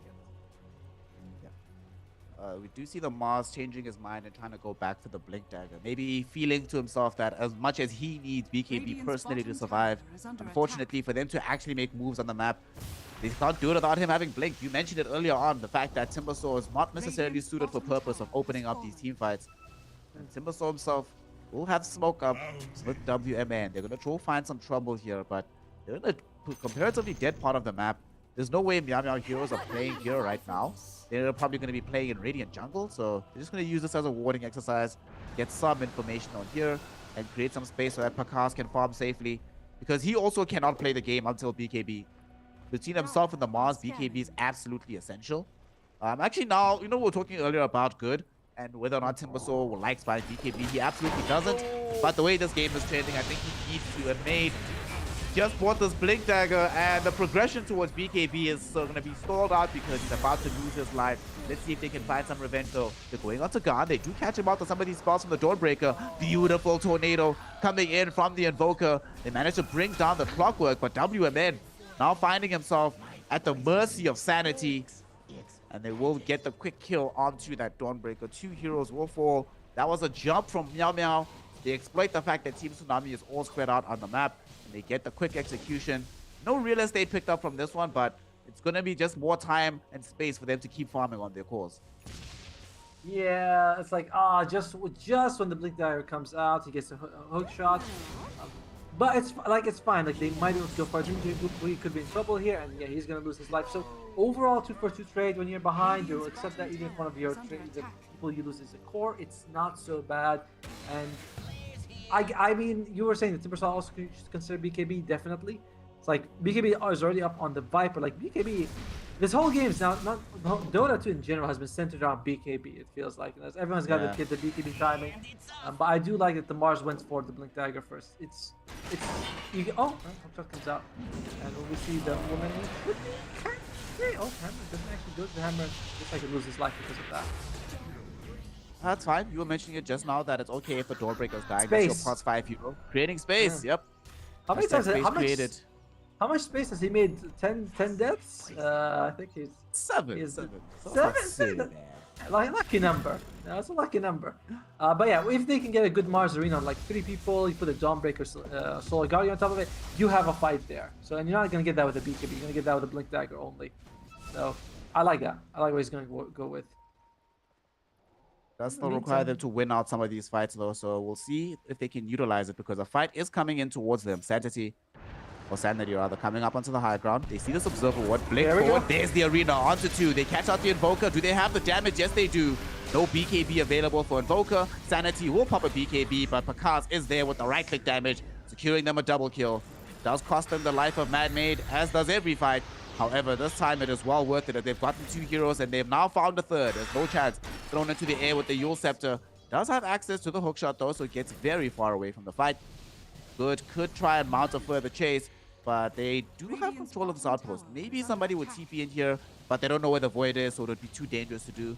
And besides, why get greedy? You've gotten the mid and the offlaner. The first successful fight in a while. Take it and walk home to the bank. Finally, Team Tsunami find a favorable engagement. Yeah, I mean, it works out like that's just what we're talking about, right? Like you're losing, you're bleeding kills here and there, but it's fine because you're not like losing, you're not getting team wipe, you're not giving away Roshan, you're not giving away tier 2s. You're giving away kills that are like expendable. Once you get the blink dagger on the Mars though, you can make counterplays, and we just saw just the exact thing that we wanted to see. You know, the good arena into Solar Guardian. That's gonna be their way to win. Unfortunately for them though, we are going to see Liana get more and more BKBs, making that combo harder and harder to make. Invoker does have the BKB right now. I believe it's just got the BKB. I don't think he activated that previous fight. So this combo that they just did is going to be hard to pull off next time. But still possible. Mars will probably need the shard if he wants to get both Sanity and Gan with the spear next time. See what they can do with said BKBs as they're going to smoke up right now. Head out across the map. WMN face checking, breaks the smoke. Good job on the Dawnbreaker 5. Now we'll give awareness to the rest of the squad that please vacate this area, gentlemen. And they will heed his warning. Everybody leaves the area. So this smoke gag not going to pan out here for the side of Meow Meow, which is a very, very good for them. And unfortunately, they don't even find an interrupt like a stack being created. But they will open up the Roshan opportunity. They say, well, we can't take a fight. We will go into the Roshan pit. And with these triple BKBs, we are way stronger than you are. Even if you read that this is happening, we doubt you can stop it. But they're still gonna try. Good. Go for the steal. Sees how low Roshan is. Here comes Mad Maid, jumps in, but no BKB. The BKBs come out from Garn instead. Garn will be able to get the full turnaround onto Mad Maid. They will still lose the Zeus on the end of the fight as Pakaz throws in the adaptive strike. Nonetheless, Liam has claimed the Aegis of the Immortal. Now looking for some targets for the bubble. Not gonna be able to find anybody. Good retreat from Team Tsunami. So Mad Maid does die, try to make a play happen there. Does at the very least here, Otomo, force out these preemptive BKBs. So that's the 9-second charge is gone for both the Viper and the Invoker. And this Roshan was a foregone conclusion, it feels like. It's not the worst thing in the world, the fact that you at least get some kill out of it. Yeah, I mean, I guess, I don't know if I can completely agree with that. The problem is that it seems like they weren't on the same page. Like when, oh dear, that's called for Kuchar coming in. We might be losing our woman here. And yep, they might be losing Garn because Pakaz just goes onto the backline, but Garn baited him in. BKB though from Pakaz is now available, turning his attention towards Liam, but Liam has enough damage. Couldn't get off the strength morph in time, Hirotomo, and the bonus armor will not protect him. Dies inside the bubble, double kill for Liam. He's reaching for more, trying to make this a triple. However, doesn't have a way with Sanity only coming to the fight now to cancel out the Enchantress is untouchable. So a fight, okay, I could maybe brook losing Mad Maid, you know, at the around the Roshan pit. That can maybe be acceptable in exchange for BKB charges, but losing the Morphlake and the Timber Sword one fight, that can just never be allowed to happen. Yeah, I mean, the thing is, when I want to go back to that, is that when Mad Maid jumped in and threw the ultimate, no, the Dawnbreaker didn't Soul Guard, so they were clearly not on the same page. Mad Maid, oh, buddy, what are they doing to you? The humanity! He's able to dodge a lot of hits, but is there enough for Dawnbreaker? I think she just want to give them a freebie here. Yeah, just buys time to get a double kill. Sanity's gonna get a double. Yep, there we go. Good might be able to find revenge here, because now there's no BKB available for the Viper. On the end of the fight is Marvin here, but Marvin's, oh my god, now surrounded by all these heroes, just gonna tank the damage and die. Now we see that the Timbersaur's like, oh, I don't actually want to be here. Yules into the air, but we spoke about it, that Yules doesn't actually protect you in this game. And Garn is like, well, since you like being in the air so much, buddy, I'm gonna just send you right back. Throws in a tornado to get the kill. You just drop down, go back to heaven, buddy. And this is tough. Like, I think this all began with the Roshan. That was a very bad Roshan. They clearly were not on the same page. Mad Maid jumps in, Dawnbreaker doesn't. Then they're like, okay, do we defend tier 2 mid? But again, they weren't on the same page because they didn't have the Mars. They needed the Mars for these fights. Even though the BKBs were down, it just didn't matter. They lose the Morphin, they lose the Timber Saw, then they take another fight, 4 people down, and all of a sudden, Meow Meow is almost tripling their kills, 11k ahead, and Team Tsunami, you're like, what are we supposed to do right now? This situation. You can see Morphin trying to split push with them. Oh, almost gets him with the spear, but it's not gonna be enough. Nice force staff keeping him alive here by Marvin. But yeah, you can see it's like we're gonna have to find some way to split push. There's the Manta style on the Morphling that'll help. I don't know if that's gonna be enough though. We're at that stage of the game, Atomo, where the game is hard enough for Team Tsunami that any glimmer of hope is good. So I will take one positive away from all the developments of these last 2 minutes. Yes, you've lost tier 2. Yes, you find yourself losing your jungle. Yes, you've lost a lot of kills. But, Invoker has now 0 Spirit Vessel charges. So finally, you might actually have a fight where you survive as good. This reactive armor is actually going to do something. Thank goodness. I mean, when you said you have some good news, I thought you would be like, oh, Meow has 10 minutes before the Cyber Cafe closes or something like that, you know? I was like, what? This is not going to be fun for them at all. No, he's gonna get Spirit Vessel charge the next one. They've never even needed Spirit Vessel charge this whole game. That hasn't even made a difference. They're just lining Otomo. I'll take it. You see, look at the Pakaz right now. If he had Spirit Vessel, he'd be dead. He would have mastered it. Oh god. No, he dead. No TP out. Pakaz? He doesn't have TP. Only coming back of cooldown now. He's trying to get out, but they have the vision to cancel this. Oh no. Oh no. Well, he will die, and there's the Spirit Vessel charges back for the Invoker. Feels bad, man. That was on you. That was the epitome of risky behavior, because they smoked out for that Otomo. Him and Marvis made the decision to go to the top lane, trying to pick somebody off, and then stuck around, even though they didn't have the BKB TP combo. Now he just dies for absolutely nothing. Yeah, it's. I mean, he is trying to split push, which he should do. Like, someone's got to push out those lanes. But the absolute worst thing you can do when you're behind is say, all right, guys, let's, stay behind our walls and hope the Titans don't invade us. But that's like the worst thing. Someone's got to go out, got to push out the lanes. And that's what he was doing. He was using Manta Style, and he was actually very clever. He was trying to use the Manta Illusions to block the hook shot, but then he waveforms out, and Nilkan's like, oh, perfect, and we're going to lose someone else. It's going to be the Dawnbreaker. Again, this is what you have to do until you find opening. Like, it doesn't seem ideal. It's like, oh, why are Tsunami throwing their lives away? It was like, what else are you gonna do? Even Marvis, he goes out, he gets a creep. Like, they're doing everything they can to push the creeps back to the enemy side, and I like it. Will this lead them to victory? I don't know. They're so far behind, but this is their only play that they can make.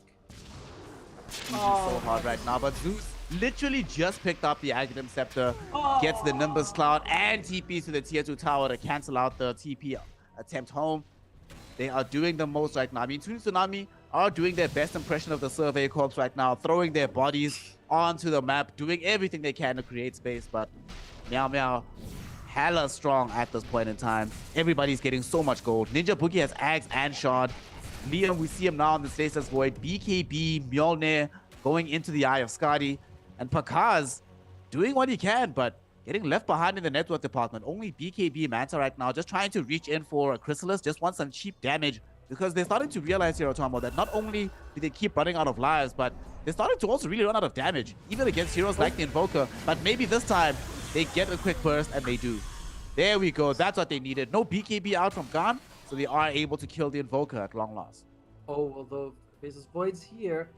Yeah, vision or not, but this is 6 seconds without the Invoker. Oh, good. Went forward with this BKB out now for Mad Maid, and here's Liam looking for multiple hero Chronos here. They've already managed to bring down No Chance. They Delta split away so they don't get Chrono, but Pakaz, he's the only one inside the bubble. Did get off the strength move, but look at the heroes that are around you, my friend. It's a Viper, it's a Zeus. They don't care about your strength. They're gonna kill you anyway. It's a double for the Faceless Void. Now reaching for more. Marvis in danger here as Mad Maid also getting connected onto by Gone.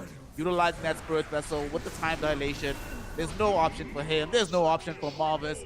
It's a triple for the Faceless Void. It's another team fight victory from Meow Meow. And almost certainly now, Otomo, this is going to be the first lane of racks for them as well.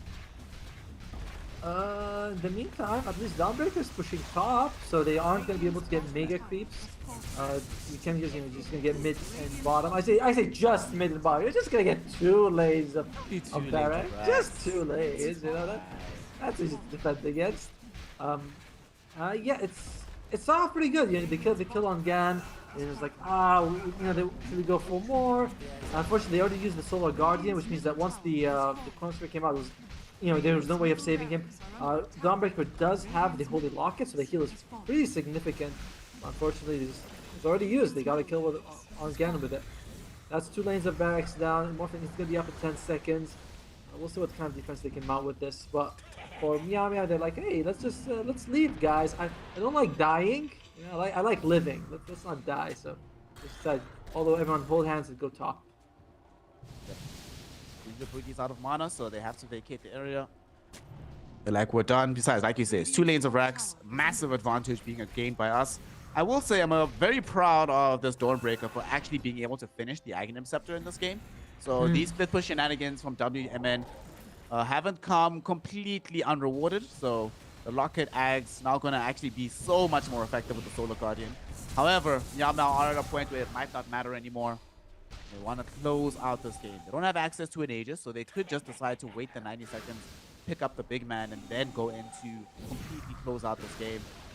The way it stands now, though, Team Tsunami back against the ropes. The items that they've bought, unfortunately, there's no one-stop solution that's going to help them 100% come back into this game. So their execution on this last fight, if they end up losing the next fight, the game just ends. Oh, no. Okay. They were looking for couriers to kill. They found Marvis as one. Fortunately for them, it's not an important item on the hero. Marvis might still die here. Nether Toxin, a ton of damage, right clicks from Liam, and that's going to be a kill. There is buyback available, though, and that did commit the Thunder God's Wrath, so this could be an opportunity for Team Tsunami to fight into a fight that doesn't have that overwhelming damage from the Zeus. Yeah, and plus without the Thunder God's Wrath, you can't actually find the Dawnbreaker to throw a Nimbus to interrupt her ultimate, which is much harder to do now that she has that. Oh, there we go. Well, we see but you can find her with the bubble. They get the Chrono and the Nimbus Cloud out onto the Morphling. He's dead without buyback. All right, who needs to find the Dawnbreaker at the end of the fight? You found the most important hero first, and now you're just going to be doing cleanup. And as they're busy mopping Team Tsunami, as they're busy destroying this game, Team Tsunami call GG. Meow claim the one and only game.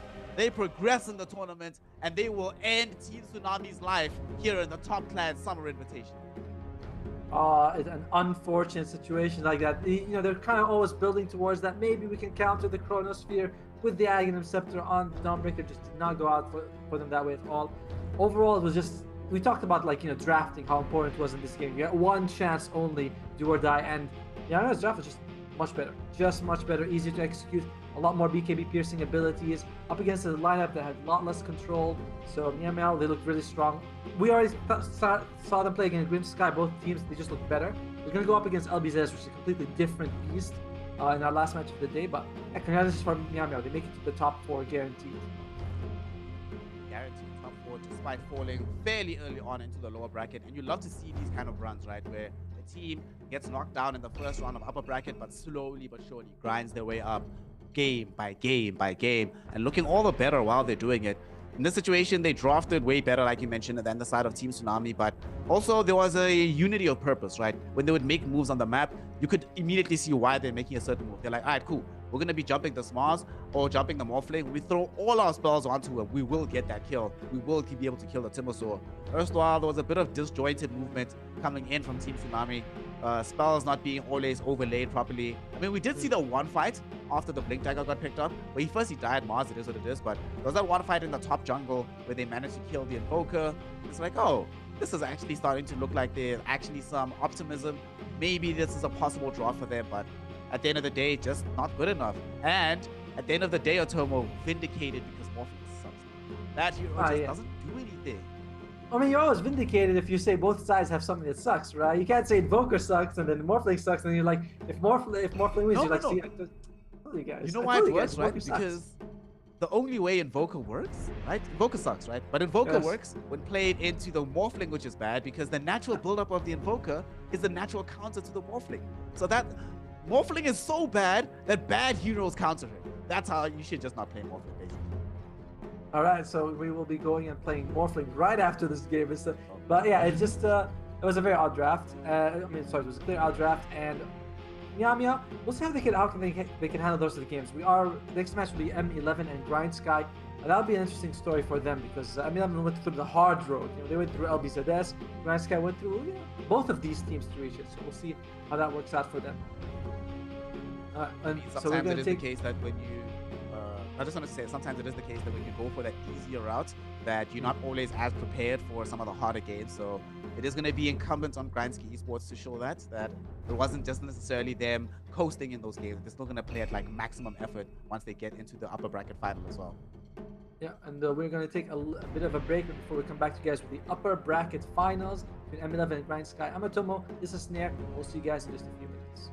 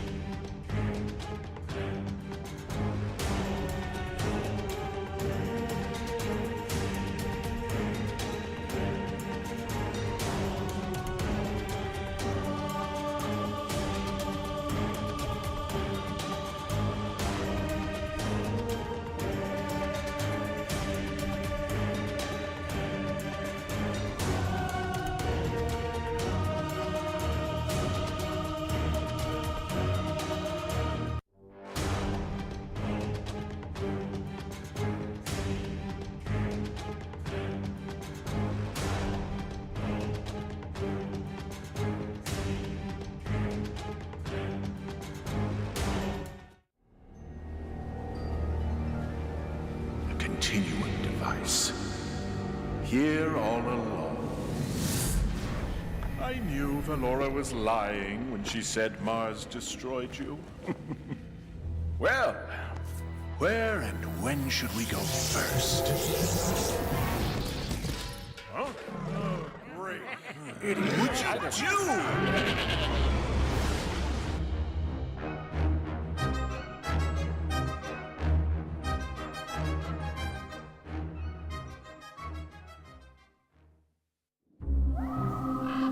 There was a thing in the woods. But once a year, it left the woods to feast on us.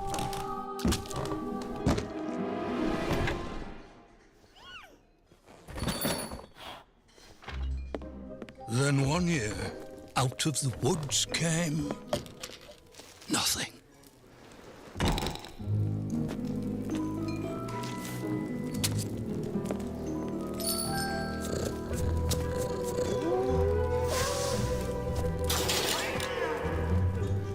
Another year passed, and another.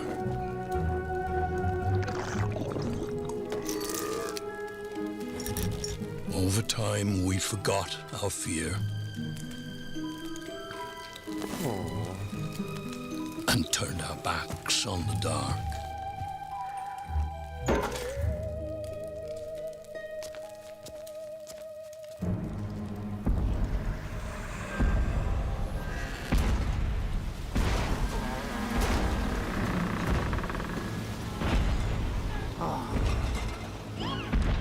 Slivers of the mad moon hang forgotten in our sky, slowly aligning. It is time again. The tide rises and brings with it something dire.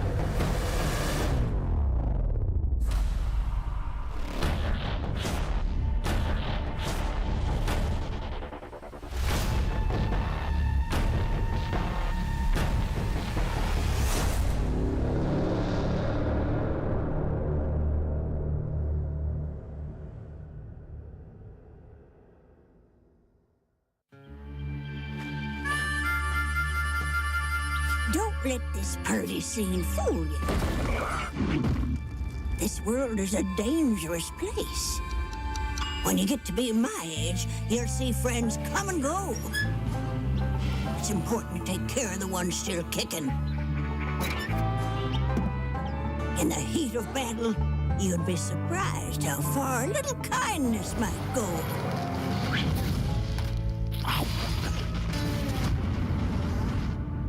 But not everyone deserves kindness.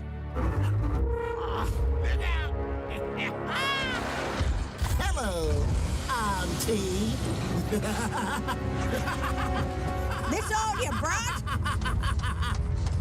Yes. Oh.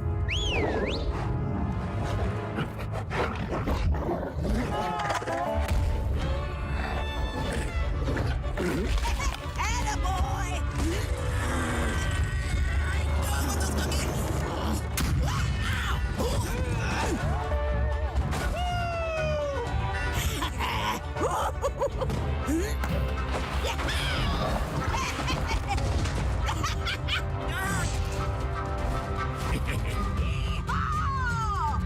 I didn't offer to share.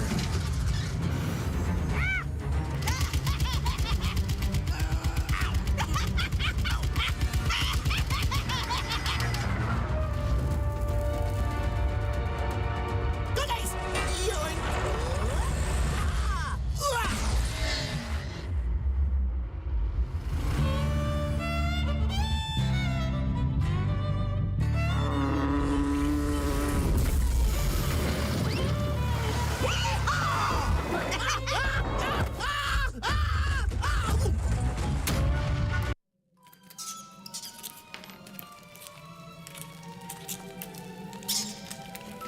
Any layman with a feeble grip can carve wood or hammer steel. Even the tender hands of a child can grasp a set of instructions.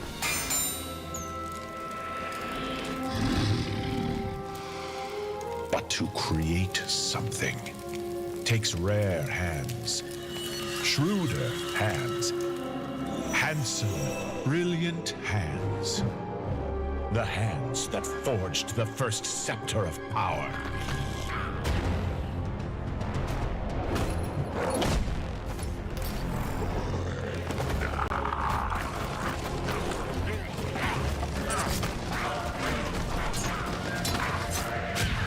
My hands have slipped through dimensions, touching things that warp the mind and test the mettle of the strongest will.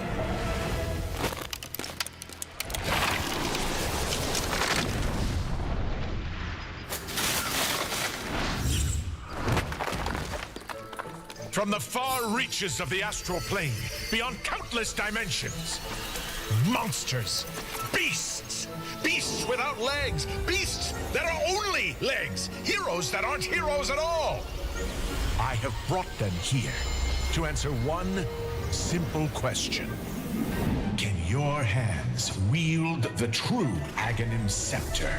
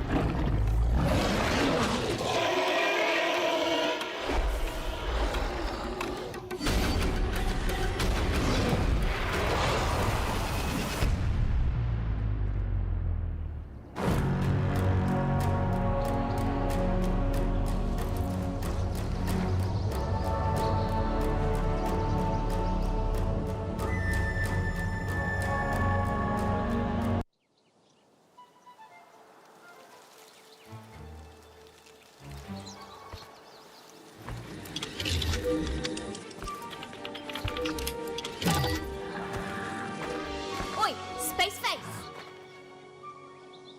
Crack one! Oh. Catch you never, Dingleberry!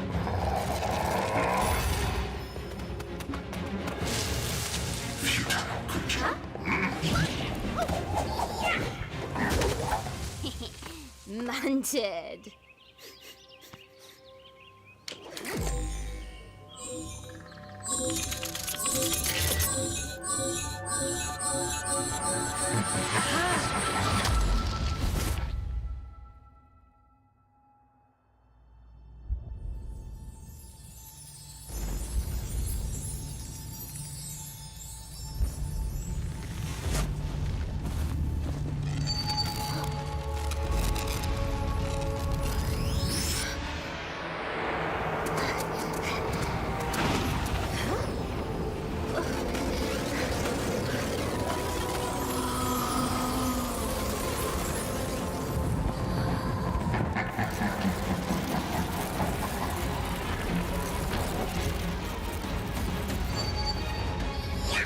Now this I'm into.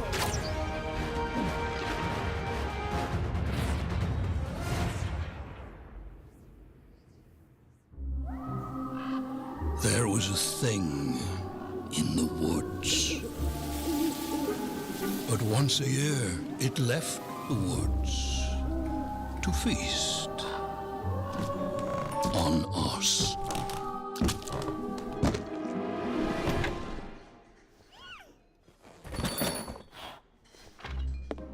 Then one year, out of the woods came nothing.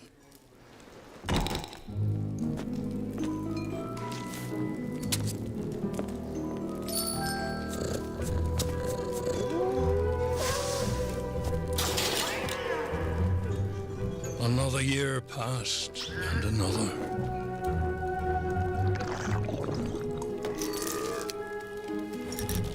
Over time, we forgot our fear. And turned our backs on the dark.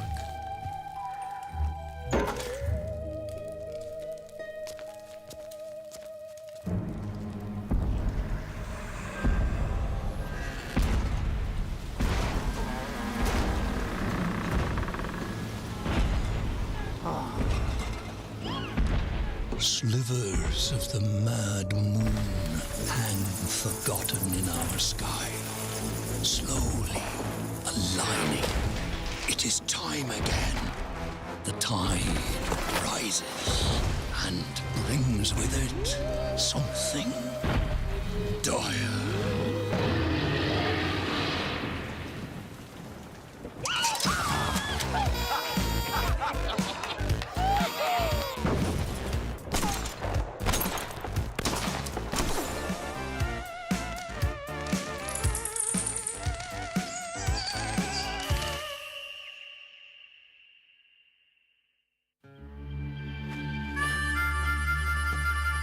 Don't let this party scene fool you. This world is a dangerous place. When you get to be my age, you'll see friends come and go. It's important to take care of the ones still kicking. In the heat of battle, you'd be surprised how far a little kindness might go.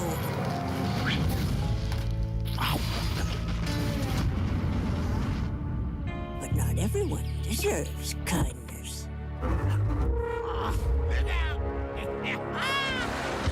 Hello, Auntie.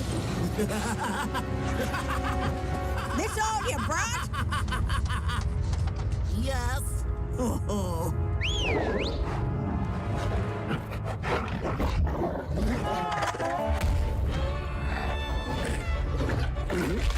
Attaboy!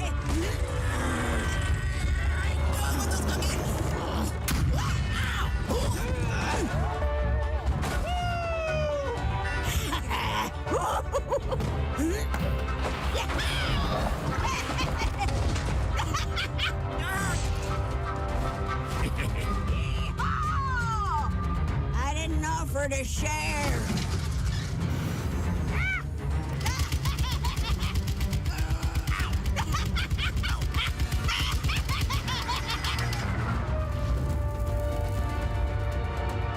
Goodies!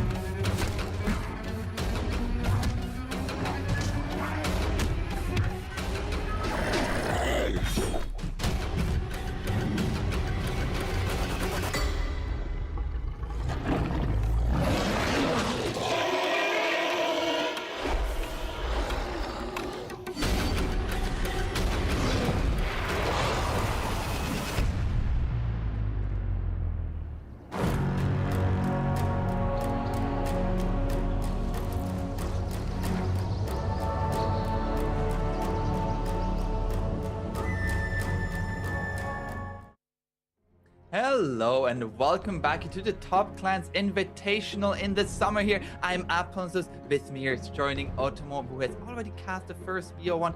Bring me up to speed. What happened in that first game? We saw Meow Meow go up against Team Tsunami.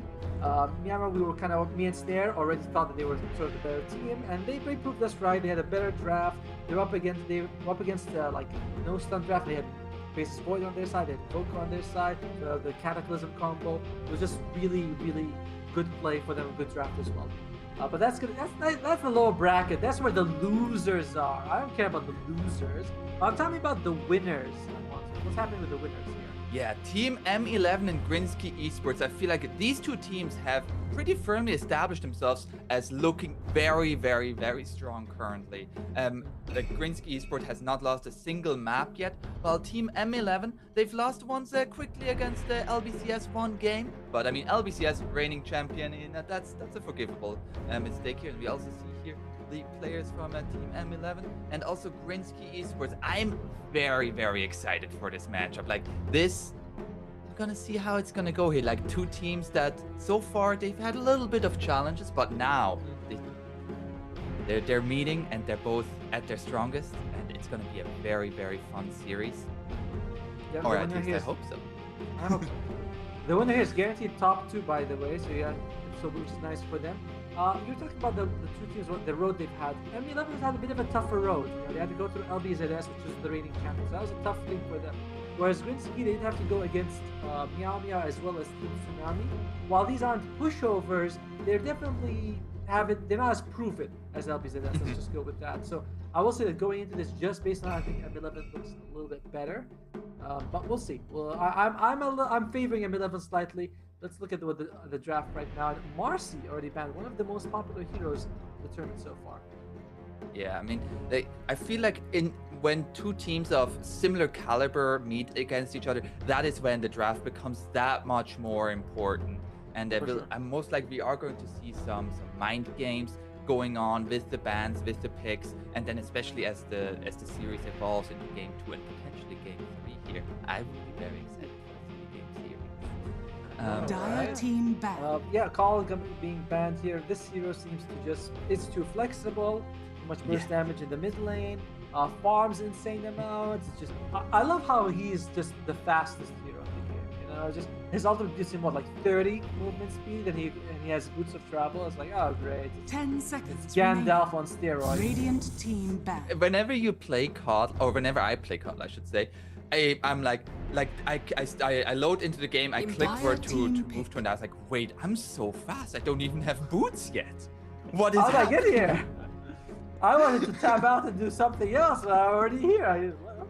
Yeah, he's very, like, he's just Radiant team Mars and go combo and Tiny, the first pick by Team 11. Flexible pick, but I feel like more and more teams are picking him as the position 4. Seems like that's where he's, he seems like he's getting a little bit more comfortable. Radiant team pick.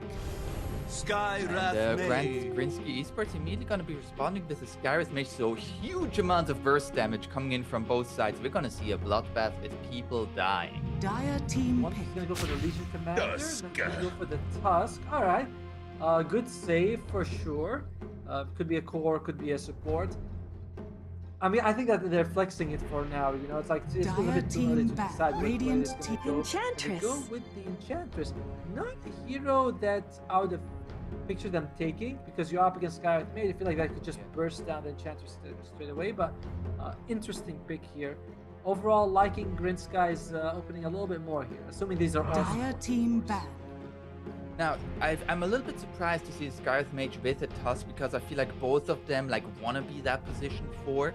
And if it is a Gareth Mage position 4, while I feel like the hero is very, very good against Enchantress once you have a few levels, early on the Gareth Mage doesn't really have the easiest way of dealing with the creep of the Enchantress, which is maybe we're like just thinking about the laning of like, we just want to have a good lane against Gareth. Yeah, that's true, right? I mean, then again, to be fair, Enchantress is a laning beast. You know, it's like there's very few heroes that do well against Enchantress. You know, CM ironically being one of them, like the most garbage hero. I think CM is actually kind of being picked up in Western Europe a lot. I was reading an article about it, and she was picked up about 8 times, which is not bad for her. She only won 1 game though, so classic Crystal Maiden. Like she's being picked, she just still sucks.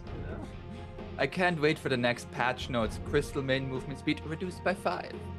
For no reason other than to make her slow. No, they'll be like, we gave it to Connell. He was like, Connell needs more movement speed, we're just going to take it away. 10 seconds remaining. And we're going to, the same movement speed in the game, but just moves from 1 hero to 5 seconds remaining. Now here, in the second phase, like both of these teams taking a lot of time with their picks and bans. We see the Zeus ban, the Puck ban. Puck, a little bit surprising, it was able to go through all the way through the first phase without being picked up, but both sides really trying to hide their hands with the support, like since they're only picking supports. Yeah, I mean, it's for Grand Sky, like it's just too strong. You know, Sky Mage makes it much easier to land your ultimates if they're coiled up. And yeah, a Tusk you can. I don't think you can. I mean, you can't push them out with Shabbos.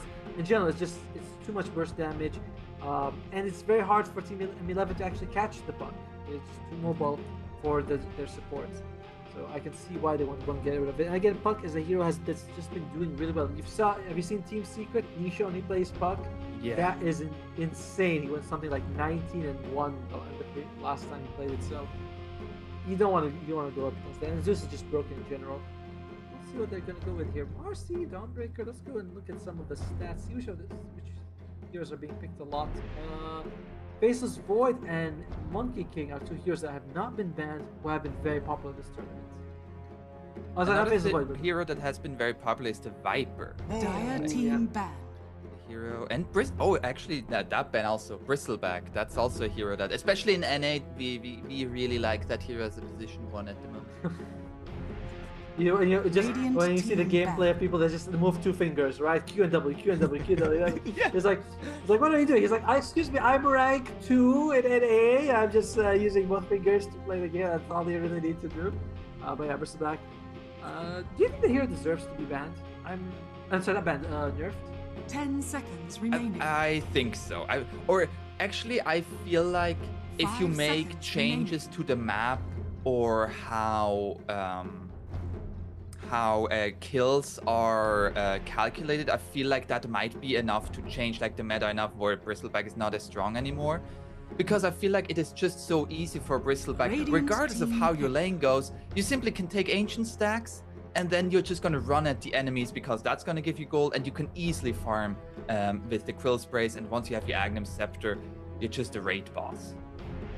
I mean, personally, I sometimes look at heroes and people are like, oh man, this hero's so broken. This is 10 so... And then the Ice seconds Fog remaining. changes a tiny thing about them, and suddenly they look a lot better. Like Dawnbreaker, she 5 lost a little bit of seconds strength. remaining. She got like 20% extra crit, 5 seconds off her cooldown at level 12, and then 10 off her ult.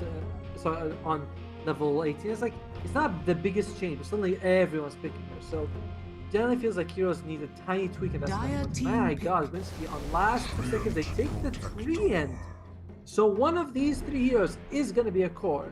Either the Tusk or the Sky's Mage. Don't think Treant is going to be. Treant 5.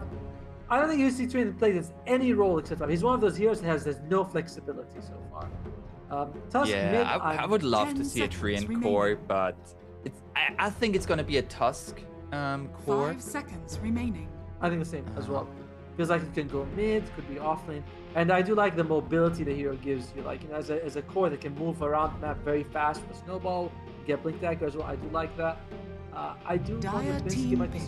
still going for the Legion Imber Commander Spirit. for the Sky's Mage combo, because right now it's not amazing. You know, you want someone that's very low cooldown with good lockdown.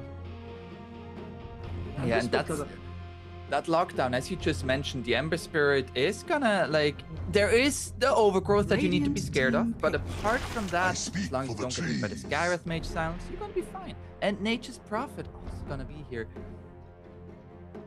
Yeah, this high mobility thing that they're going for. I like it by Team 11. They look at Green Skies Esports. Yeah, they have like the snowball, and they have the tree and like catch, 10 and they have the seconds silence scatter, remaining. but it's not amazing. You know, if you're Ember Spirit, you should be able to dodge all 5 of them. seconds Like, there's remaining. no, you know, the only thing you can't catch is like if it comes out from the forest or something. But Dire Ember Spirit, team like, back. okay, Legion Commander, Dragon Knight. Dragon Knight, still very good. Low cooldown stun, long duration. Yeah, Now the it's very question solid. is this gonna be a Dragon Knight offlane or Tusk offlane? Radiant Personally, I would team have back. liked the Tusk to go mid, but I feel like Dragon Knight handles the Ember Spirit a little bit better. You know, the casual harass that comes out from the Sleight of Fist and things like, you know, the Dragon Blood helps you out a lot, and I do think Tusk might be pretty good against the Nature's Prophet to get close. Like, there's a bit more kill potential 10 for Tusk seconds against Nature's remaining. Prophet than Dragon Knight. So I prefer Tusk offlane mid Dragon Knight. 5 We'll seconds see remaining. what Grinsky does. Is it Grinsky? I always call it Grand Sky, Dire like team Grin back. Sky. Sky. I do not know officially.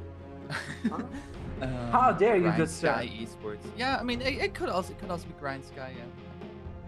In the meantime, Death Prophet comes out as the ban, and M11 get rid of the Medusa. Radiant team back. Grinsky And the definitely- Morphling, oh, the hero you don't like. Oh no, Snare doesn't like him. I mean, Oh, okay. I'm ambivalent towards Morphling. I'm like, the hero exists. I don't think I love seeing it, but I don't really care. So I feel like they need more lockdown. Grinsky 10 esports. They seconds need remaining. solid lockdown. Like Dragon Knight gets the Dragon Tail off. That's good enough, but 5 what else seconds do we go remaining. for here? Dire If team there's a pick. carry, well, Nigma comes out as the last ban. So they are thinking it's going to be like a carry Nature's Prophet, which is standard. Radiant Ember Spirit mid, team and pick. the other two are supports to go with the Monkey King. We talked about this. The laning is going to be awkward. Nature's Prophet goes offlane, I imagine. Monkey King becomes the carry here. Yeah, but this hero has been very successful in this tournament. No surprise there. Grinsky, they need a carry 10 of their seconds own. remaining. Juggernaut is not bad, 5 but seconds against remaining. Giants and Enchantress, not amazing. Faceless Also, Void. Golden Now Face is select your another heroes. 100% win rate hero in this tournament. 3 picks, 3 wins. Just now did well as well. A good combo with the Sky Mage, which is something I've been talking about like incessantly. And this is going to be the mid Dragon Knight and the offlane Tusk, so that works out pretty well for us. Do you favor one draft over the other? Because I'm looking at, I'm like, very balanced overall, in my opinion. Or do you have a favorite? I feel very similar. Like it seems both teams are having like similar amounts of like gang potential, some team fight. Like both teams have like a good amount of like everything that you want to have in your draft. Yes. Stuns, team fight, and all of that. Heals a little bit. Yeah. And now 5 seconds I feel remaining. like Faces Void. I'm just like that hero scales so incredibly well, and if he catches the Ember Spirit, like Ember Spirit is going to die in that Chronosphere, or should die. There is no save currently for M11. That is where I'm a little bit scared for them. If there's a good Chronosphere, I feel like Grindsky is going to win. But M11 are on I feel like on a much lower cooldown than Grindsky. Yeah, look at the ultimates. So, you get Dragon Form, Chronosphere, Overgrowth. These are all long duration ultimates. Whereas look at the M11, it's like, yeah, Wukong's command takes a while, but literally everyone else can just fight all the time. So I also think that Faceless Void, Monkey King could spot him, land the Boundless Strike, Ember Spirit follows up. You have enough lockdown if you can catch him. It's tough. It's very tough, honestly. But I do think M11 could pull it off. Like they're very high. All their cores are mobile. Their cores are very mobile. They should be able to handle this. I'll go with my boys on M11. I think they're the stronger team to begin with. I think the big wild card from this draft is the core Tusk. Like how is that core Tusk going to go in the laning stage, as well as like scaling later on, because like you are going to get a little bit more farm, but you need to be able to scale, I feel like, in this game to keep being relevant. For sure. It's like that's going to be the interesting game. I like Tusk as a core. I just love the One Punch Man thing, where he just shows up, punches someone straight up in the air, and they just die. Like, I love that so much. I remember the old days when you see like Deso Silver Edge Tusk pops out of nowhere, literally one-shot supports. I don't see that as often now. It's fun. Oh, well, looks like they might find a Kashi here. I believe he's named from. I was gonna say, I believe he's named from an anime, which we've talked about. Kuroko Akashi is the captain of the team there. Maybe we'll see if he can lead his team to victory in this game. Yeah, I like the fight, the Green Sky. They do have the ability to heal towers. It's gonna make quite a difference in this game. There's like split push coming out from Nature's Prophet. Being able to delay that makes a difference later on. Overall, as balanced as they are, yeah, we both are on M11, right? We both think M11's gonna take it. I think so. Like just in terms of execution, I feel like M11 has it easier. Yes. They don't need to land like 2 out of 3 spells in order to win the team fight. They can land like 1 out of 3. I feel like. And we're just gonna see some bounty rune being split up here. Bounty shenanigans, And it looks like something nothing crazy. And mid lane is going to be the Dragon Knight versus the Ember Spirit. A very exciting matchup. If you hate seeing kills, it's very exciting. If you like, I don't like seeing people die. This is what you want to watch.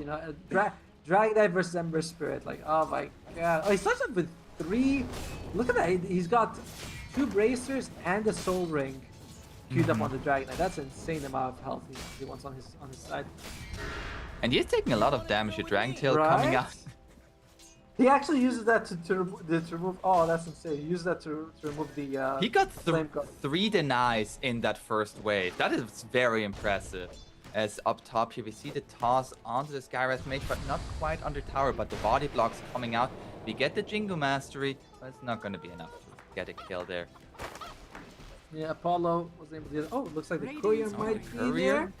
Was spotted by the range creep, but not by the hero, unfortunately. And we're gonna have another toss onto Apollo, but this time with the Tusk there. They're looking to turn this around onto the Monkey King. He dodges 1 hit with the Mischief. Now gets some lifesteal here, but it is not going to be enough. And first blood here for the side of Grindsky Esports. Also, we didn't really mention it is the Enchantress 4, or at least in terms of where they are laning right now, in Tiny 5. I think that's just gonna be where they are. I feel like you want the Tiny Blink Dagger. You know, you're not gonna be like, oh yeah, that Tiny's gonna be the fight. Like, because if you're Tiny 5, you're getting Blink Dagger like maybe 20 minutes if you have a rough game. So, like, yeah, let's just put him there because we think it's gonna be better for the lane right now. Enchantress going top against the Tusk and the Sky Age could be tough for her. Whereas, you know, we see Tiny just tossing people to the Monkey King. So, I think it's a laning adjustment, not necessarily a role adjustment. Absolutely. And so far, I feel like in this mid lane here, Lewis is doing a fantastic job at getting these denies. 5 denies to his name. Look at his stats. Yeah, actually, look at his items. He's got what was that? The 9, what was it? 13 extra stats and a quelling blade. Like no one. Look at him, just deny. Look at that, 2 denies. He just doesn't deny. This is insane. This is more exciting. That's another and deny. the rage creep. Is it okay? He denied another one. I mean, like you said this matchup not as exciting if you hate kills, but that's right now that was exciting, and I feel like that was very cool. One thing about Dragon Knight that always makes me laugh is Dragon Tail stun into getting a deny. Like you just like if you get hit by that, you're like, yo, like you got a deny, congrats. But you're just kind of tilted by it.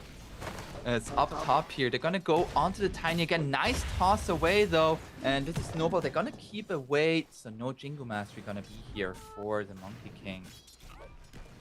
Yeah, heavy harass from both sides. I mean, top lane is the action lane, you know. But mid lane is really where the fun is if you're a fan of this stuff. Like I imagine that people who are mid laners, like they get a huge, like this is a very, well top lane they do get a kill. And again on the Monkey King, I think that's the second attack. It's not what you want. Monkey King, only 9 CS compared to the 16 of the Tusk. This is very terrible for them. They might have to consider moving up the Enchantress because at this point this is your carry. You know, it's not like you can never sack the carry.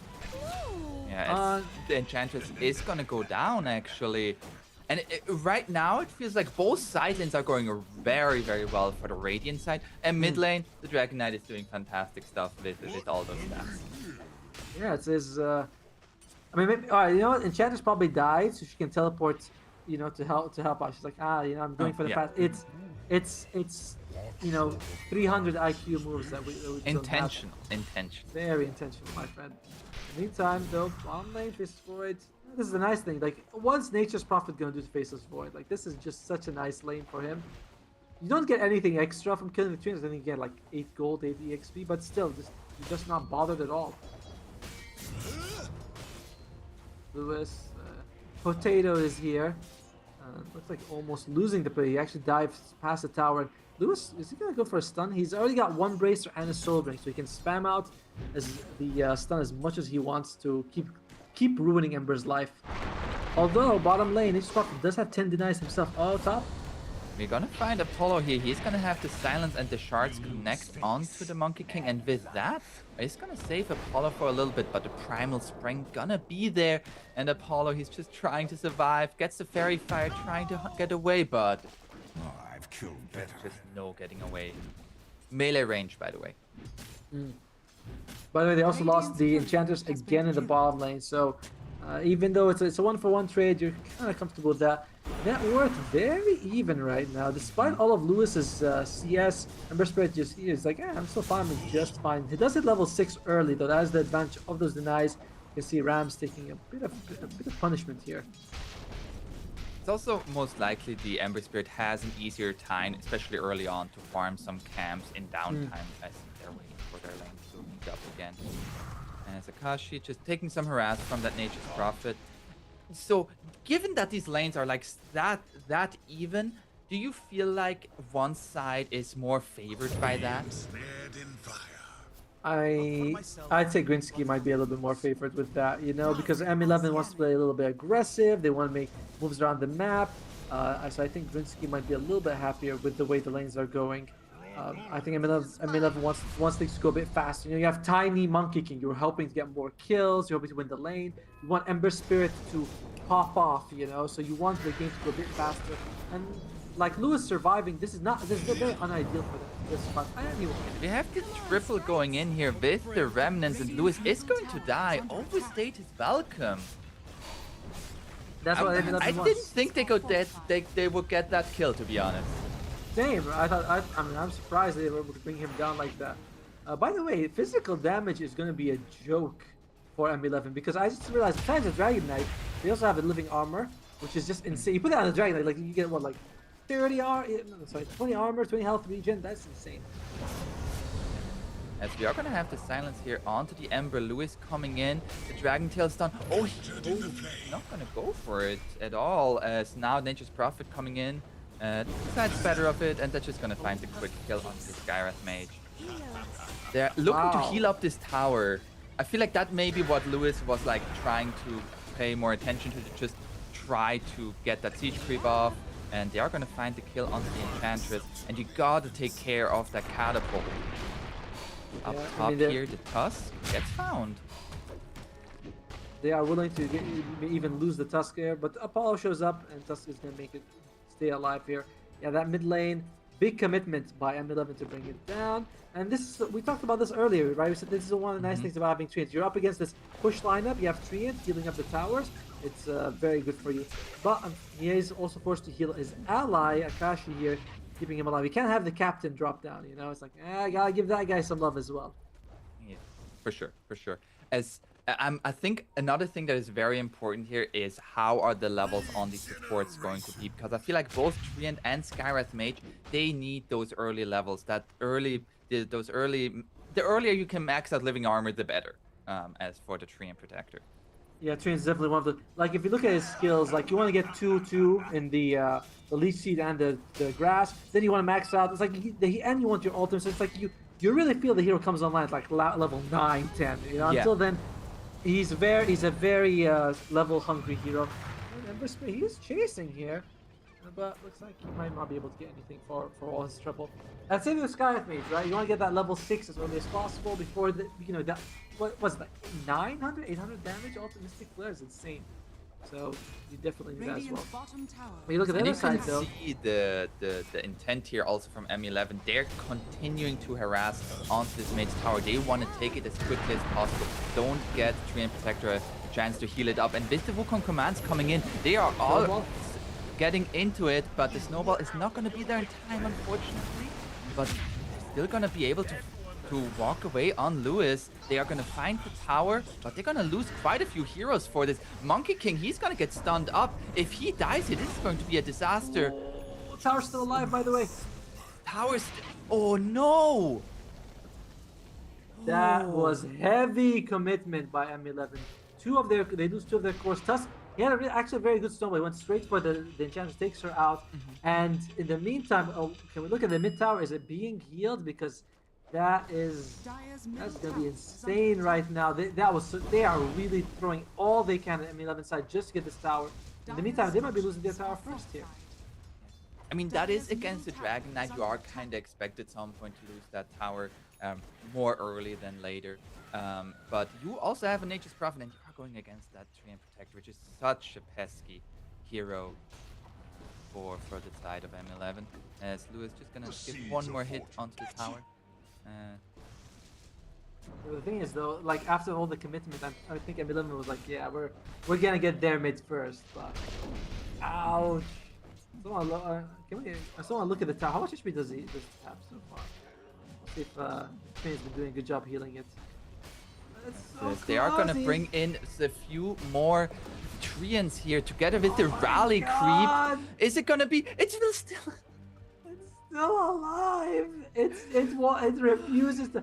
We should give this tower a name, you know, like we'd be like, this is the name of the tower that was able to stand the siege for like 11 minutes. How about Carl? Sure, Carl. I mean, and looks like Emberspear is gonna be one more hit. He doesn't lose his life. Carl the Tower? That's better than my name. I would have called him Towery the Tower. You know, I'm one of those people who's like Catty the Cat. You know, that's the name. Alright, we're the Carl the Tower. As we're gonna get a first bash here to stun with the Wukong command coming onto the Faceless Void, but now Dragon Knight is here, and Monkey King, he's gonna lose his life again. This is without Chrono, without anything. And by the way, Ember Spirit's net worth looking very rough compared to. Okay, they're finally gonna get the tower. You jerk! How Carl could you? died. Oh no, as now they are gonna chase forward here. They're gonna find the route onto the Skywrath Mage, and they're gonna get another kill in return. Why would they do that? We just named it. We have an emotional attachment to the tower. These people. M11, they brutally and with no reason at all massacre poor Carl. I thought we should call him Philip. Philip seems like a tall person's name. Does that make sense? Okay. Well, I mean, he's dead now. We can't change his name after he's dead. Yeah, we can't change his name anymore. And in the bottom lane, they are going to dive the Treant Protector, and with Treant dead for 20 seconds, this tower is also going to fall. Yeah, and M11, the strength of their draft slowly starting to come out. A lot of it does go down to Usagi having just absolutely an amazing game. The other cores not really being able to sort of, go ahead, pull ahead. Top lane, is this gonna be enough? Oh, it's so close. That's gonna be. Oh, the Orchid was there from the Nature's Prophet. I was like, oh, why is his ultimate's not coming out in time? I thought maybe he was like, he's like, oh, the animation's not gonna happen, so I might try, but nope. Just beautiful. Like Usagi is carrying M11 right now, giving them the game that they need to claw their way slowly back here. Although they are. You have the Blink Dagger reveal there from the Dragon Knight, and they're gonna get a quick kill onto the Ember Spirit. Yeah, on the other side though, Lewis has had an absolutely phenomenal game. More than 2,000 gold ahead of the Ember Spirit. Still very early in the game. Oh. Apollo is gonna get gone on here, but will be able to survive and gonna live to tell the tale. Lewis, he is so tanky with that living armor. You are not going to kill him easily. Not with physical damage, It's like, guys, do we have anything? Do we have any pure? We actually do have pure damage. Enchantress does have pure damage on Impetus. But yeah, the magic damage they have is not really enough. Then they have to think, are we gonna get any breaks? Maybe that'll help. But they're like, do they have a Silver Edge Maker? Not really. They might have to get the enchant. I think that one of the neutral creeps does give you a break. I forgot which one it was. Yeah, there's the small one that gives you break. Yeah. Yeah. So that's I think that's one thing that's gonna help them out to bring the Dragon Knight. So we're gonna see the smoke here with the Tiny looking towards top, but Treant is going to be on its way to intercept this smoke gank and will gank it for his position 1. The task going to be there.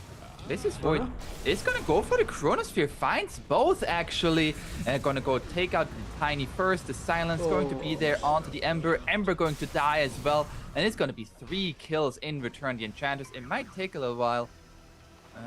She is actually gonna be more than fine. She is just gonna walk away. Never mind, I lied.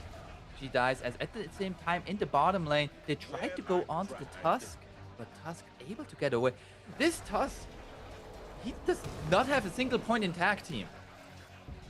Yeah, well, I mean, I saw it in the lane state. I was like, he's not going for it, but it seems like he just doesn't believe he needs it. Just going up for the snowball as well as the shard. More damage, lower cooldown. I think that's going to be enough. It is a little surprising that I'm not even a single point tag team, but burst damage is what he goes for. I don't know. I'm a little shocked to see that, to be honest. Well, if we had interviews with the players, we'd be like, why would you go down? Sometimes they'd be like, oh, I forgot, man. I didn't realize I thought I had it pointed. I remember there was a game where one of the players in Eastern Europe, he had what was it called? The tier 1 item, the chipped vest. He had it for like 50 minutes. Then they were like, why did you change it? He's like, oh, I just forgot. While I'm lane though, it's like, poor he's gonna lose his life as well. That was SSA Spartan from Brain, who forgot that like, he still had a chipped vest on Clockwork at like 45 minutes. They're like, why didn't you pick someone? He's like, I forgot, man. I didn't realize I had a chipped vest. I thought I switched it.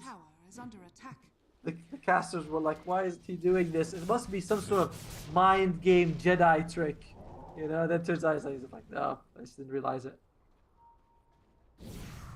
By the way, they're going to go for a Spirit Vessel on the Ember Spirit. I like this pick a lot because there is so much health regeneration on Rinsky. There's the Faceless Void, as well as the Dragon Knight, and of course, anyone just hit by the Living Armor also gets a ton of regen. So it's a very helpful item to have for them. Yeah. And the Tiny still very far away from his Blink Dagger, only 800 gold towards it. So that's going to be a very late Blink, given that we're already 16 minutes into the game. And I feel like that does kind of show at the moment where Grinsky are just able to make the plays around the map, while for M11 it's a little bit like tougher to like find the ganks and go in and make it happen. Yeah, even though you would think that they wouldn't all struggle as much as they are, and we might be losing our friend here, the Enchantress. She's juking and jiving, she's moving side and side up again, just use her life. Like you think, we talked about M11, they're very mobile, they have it, but it's not really working out for them. However, Nature's Prophet is still a major factor. Oh, the Dragon Tail stun connects, but there's gonna be the avalanche from the Tiny, and they're gonna TP everybody in, but the Ember Spirit is gonna be the first to fall. Now the Wukong's command coming out onto the Tusk and the Faceless Void, but they're just gonna walk out of it and are going to be fine. Tusk on a sliver of HP will survive. Meanwhile, Tiny tried to go in again, but is gonna get caught by the stun and will fall. Buyback from the Ember. He's getting caught by the Chronosphere! And the snowball to perfectly timed. Oh no! This Ember Spirits game is just, it's done. It's like, this is it. Like, there's nothing. He just bought back and died again after an abysmal laning stage. And look at it, he's barely ahead of the enemy Gareth. This is the position, this is the mid lane. And he's pausing him. I thought that was the Dragon Tail that he dodged. Turns out it was the Scat Mage Arcane Bolt, so I'm bad about that, but oh man, Ember Spirit really just, I don't know, I don't know what to say about that, you know. It's like he's just in so much trouble right now. And also, I don't know, sorry? Drop to the Tusk there, like his snowball was like perfectly timed for when the chrono was ending. Yes. That was very impressive in terms of time. I like that as well. Some of these people are like, and he gets there like a tiny bit before the end, so he gets stacks a little bit, but that's fine because you don't want him to just, you know, get away with that. So very well played by them. And overall, Grinsky in general is just playing really well. They don't care about using their spells. You know, they see someone, they just throw their spells very well. M11 a little bit more hesitant, and it's tough. A lot of the mobility also coming out very high from Grinsky, going 2 Blink Daggers on the Tusk and the Dragon Knight. I also feel like I mentioned during the draft that I feel like M11 has like lower CD, but right now it's just Grinsky going over and over and over for kills, despite like them sometimes not having their cooldown. I mean, a lot of that is just because they're so behind on M11, right? Like when you're so behind a farm, it's hard to make plays. The Monkey King is slowly catching up, you know, like that's the thing, but. Another issue is that when they threw the Wukong's command, Grinsky can just walk out. There's literally nothing holding them there. You know, they're like, it's not like, you know, when you see sometimes like a coil into Wukong, overgrowth through, it's like, no, it's just Wukong, and everyone's like, all right, guys, catch you later. You know, we'll come back in 10 seconds when all these monkeys are gone, when the zoo's over.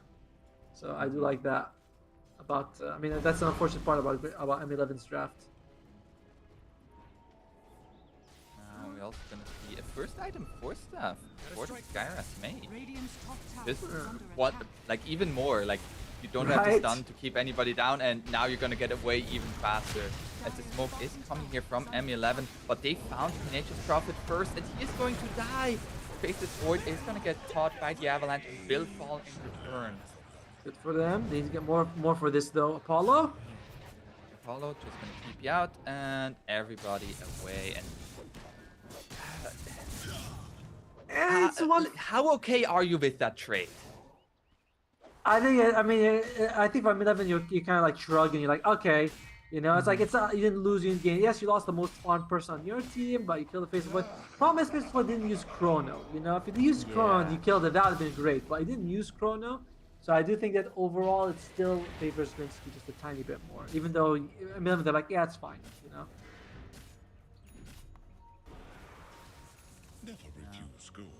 Who do you think is gonna go for a Roche first? I feel like Radiant, they have tag team. Valdire, they have Enchanters to tank it, but apart from that, they don't really have to do much for them into the Roche pit.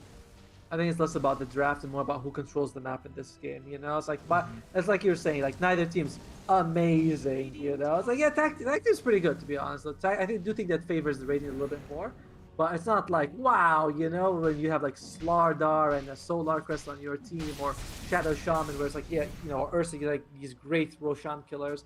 Here it's just like it's fine. I think it's more about who controls the map. I think it's much harder for M11 to stop him because against Chronosphere and Overgrowth. If you kill the Monkey King, I think you can go for Grinsky. For M11, it's a little bit harder. Oh, this boy is here by himself. That's a nice ward coming out from the Tiny.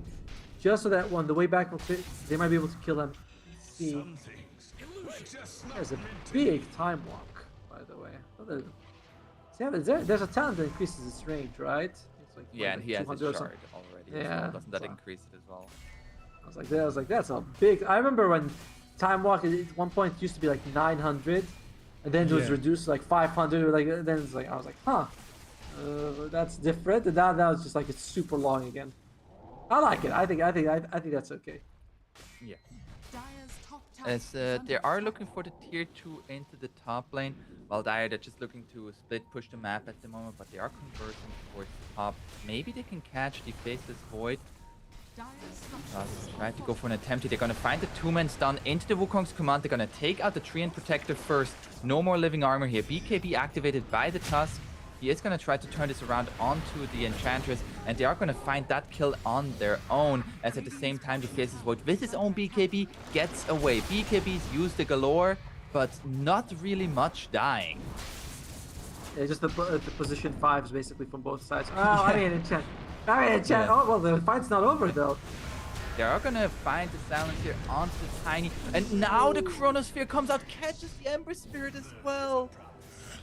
Oh, they are going to switch targets, finding the Tiny first, thinking it's a little bit tough to find the Ember, but the Dragon Tail stun is going to be there. And with the silence from the Skywrath Mage, they're going to clean this up. As it looked very, very close, even trade, suddenly Grinsky with that Chronosphere win the fight. I love what the Tusk did, by the way, just now. He walked next to the Remnant, then snowball to the Ember. So it's like, oh, if you want to go to the Remnant, I still have the snowball. Like, I can still switch directions anytime. So that was very, very nice. He didn't even need to. He just like, just drop on the Ember Spirit, instantly kill him. And again, this Ember Spirit just not a hero. It's like 2 cores versus 3. Ember Spirit just not doing anything this game. They are going to go for Roach. So this is going to come down to just map control. And I don't think they want to give it to the Dragon Knight. Like, give the tank its map. They're going to go for, give it to Akashi. Greedy carries. You know, they want everything. Does Dragon Knight die? That's it. I mean, still. They're going to go in here with the Tiny, going onto the Treant Protector. And the Tree Toss is not going to be enough. Oh, no. So close, but no cigar. Well, there's one positive here, is that M11 can split push if they want to. They are up against a 3N, so it's not as, great. But their Nature's Prophet is giga farmed. He is insanely up there in terms of net worth. He can sort of make space for the team. Oh, are they gonna go for this? Yeah, it's Be careful though. The monkeys take a while. Oh, you hate to see it. Unless you're a Grinsky, in which case you love it. Because I was thinking when he throws out the monkeys, they take about like a second to fully disperse. Yeah. So I was like, you have to land the Boundless Strike first. And it's like, poor guy. Tusk might be finding the Nature's Prophet here. As Yusagi just farming a camp. He has a BKB. A little bit of a tough kill to get. Jump forward. There's going to be the silence and the Walrus Punch. They are going to find the kill. Tiny cannot save the Nature's Prophet there. Then we get a bash. Oh, Overgrowth. Overgrowth. I like it. I like it. Like, just use it, get the kill out of the way, get so much control, and now they're going to go for more. It's going to be the Enchantress as well. Yeah, all those little wisps that heal you, they can't stand the fire. They can't do anything. There is a Chronosphere available, but Akashi can't see the Ember Spirit, decides not to throw it. Just TPs in front of their towers. As the Monkey King. Oh, they want to keep this tower alive. It is there. Well, Monkey, go for it. The creeps are coming. He's thinking about it. He's like, what am I gonna do here? He does have Wukong's command, wants to go for it. Snowball use, alright, and I think that's it actually. He's not gonna go for more. Alright. Okay, Okay, the cool tower will survive. As foretold. It's 70,000 gold leaf for Grinsky, 3 times the amount of kills on their side as well. M11 does feel like the map is slowly shrinking, but again, they are very mobile on their course. So it's not like the death sentence yet. You know, there's still some game to be played. For sure. And I feel like that is where having an Aegis Prophet, you can always cut creep waves, you can always like manipulate the lanes to be more in favor of you. And also together with the Monkey King, I feel like both of those heroes are, as you mentioned, excellent at that. Yeah, split push is doing really well for them here. They are keeping the bottom lane pushed in as much as they can. BKBs are coming out though for Grinsky. Yeah, does M11 really care? It's like, yeah, you guys, your heroes. Do they care so much about it? It's usually gonna be a balance strike into a tiny combo. At which point, well, it just doesn't matter. Like BKB comes after that. We're gonna have a Tusk Axe as well, so the kick is going to be there. Kick Monkey out of his own group, you know? It's like Monkey's like, alright, the gang's all here, and they just kick you out. Like, oh wait, what? No. When they first changed the Walrus kick to be vector targeted, oh, the pubs were filled with it. It was glorious. There's gonna be the jump forward. They're gonna find the Chronosphere onto 2 here with the Monkey King in it, and Monkey King is going to fall first. Now the snowball onto the Tiny, and Tiny gets a toss off, but will fall still, as now the Faceless Void still has an Aegis, so he does not care about this. And now they're gonna find the Ember Spirit.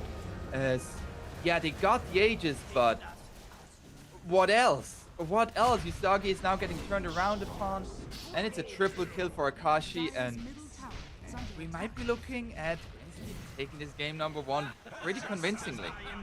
Dude, I love how Nature's Prophet shows how he teleported here, and he's like gonna start doing that, and Tusk just kicks him away like he's nothing, like in the face, and you see him just fly out, like, oh, that's just mean. Monkey King also just got his items delivered right as he died, which means that he doesn't have buyback to spend all his money, and we can see Grinsky might probably knows that, like, oh, well, he just got a new item. Enchantress, she decides to join her friends in the grave. Oh, there's a kick, there's a snowball, and there's a Mystic Flare just to bring her down for good measure. Tiny, what are you doing here, step bro? Maybe you should get out of there. Thank you. Feeling a bit stuck. Exactly, right? There's no man's land, should not be there.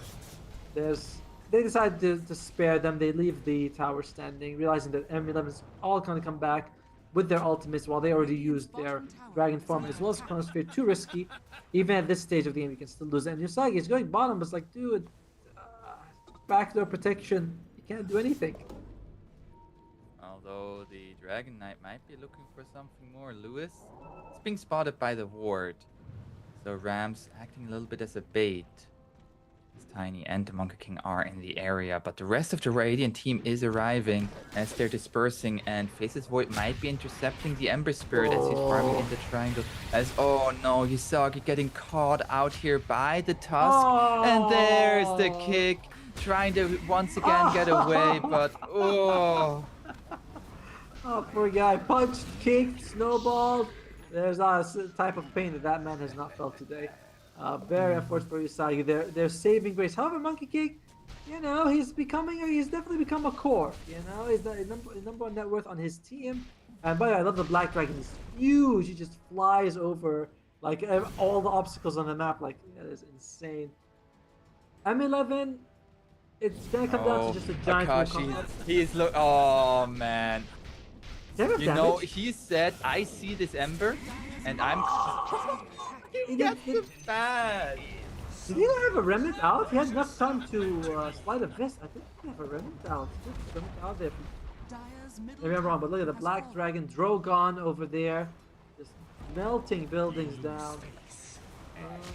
They As do the have a jump buyback. forward and the vortex, what am I talking about? The kick is The going vector to be there targeted. as now they're coming in here. Overgrowth, they're going to be there on top of them, and a nice toss keeping them both in place there. Lewis as well as the Treant Protector stuck in the Sprout, now trying to get out. There's the kick onto the Monkey King. He is out of his Wukong's command. He is silenced and he is out of HP.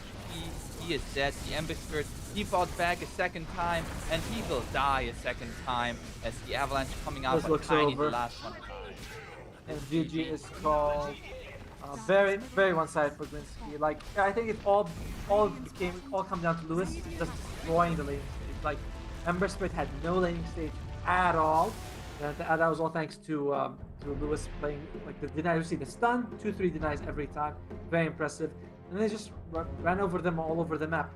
I mean, I thought that, with the Monkey King, Ember Spirit, Nation Swap, we're going to have a little bit more action on their side, a little bit more pickoff, but that's not what happened. Overall, Grinsky just looked amazing. Absolutely, and it really did feel like with the Ember Spirit not having a game, the damage issues became very, very apparent on the side of M11. And I also props there to Grinsky Esports of exactly exploiting that. They knew we need to keep this Ember Spirit down, and then nearly all of us can simply play. I also think that Ember Spirit suffered because he wanted to go for the Spirit Vessel, which is only really good if you're getting kills. If you're not getting kills, that item gives you nothing. It doesn't accelerate your farm in any way, so it just doesn't help you at all. So he was like, I'm going to go for Spirit Vessel. You need it. You're up against Dragon Knight, Faceless Void, and Treant. You have to get it, but you also have to get kills, and that's another reason why I feel like they suffered a lot in that game. So itemization hurts you after a bad laning stage. And now I feel like for a second game, what would you adjust draft-wise for like after seeing this? I think it's the support picks, honestly, for Grinsky. I know that we harped on a little bit about Lewis suffering mid, but that happens. You're gonna lose mid sometimes. But I think you need supports that could be a little bit more active. Like, you pick Tiny to win the lane, that's not the most ideal hero. Yes, with the Monkey King is fun, but it's not the best. Like, imagine you get like a Jakiro or a Shadow Shaman or something like that. Winter Wyvern would have also been really good. Something that would have helped. But I think we're gonna go for a little bit of. We're gonna go just look at the stats here from the game. Yeah, I don't think that we saw as much as we could have seen from the supports. I completely agree. I felt like the Enchantress could have made more happen, especially early on. As like both side lanes were going so well for Grinsky Esports, there was very, very little pressure being put on, and Akashi taking the MVP here with his Chronospheres, looking very, very good here in game number 1. But I also exactly as you mentioned, like get a little bit more supports that are able to like put that pressure out, and we're most likely gonna have a little bit of a game here. As I felt like this was one of the closest game we've seen so far, even though it was relatively one-sided for Grinsky Esports. You can still kind of feel like both teams are good. As we're gonna head to a short little break, we're gonna see some highlights, and we're gonna be back with game 2 in about a few minutes. See you there.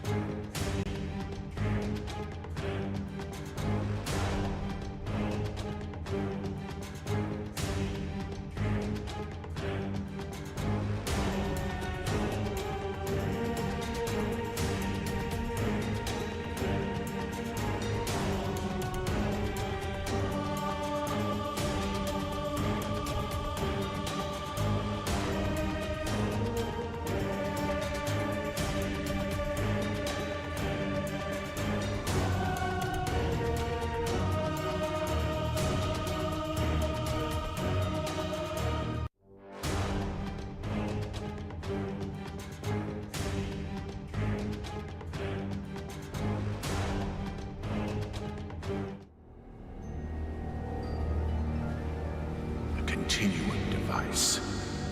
Here all along. I knew Valora was lying when she said Mars destroyed you.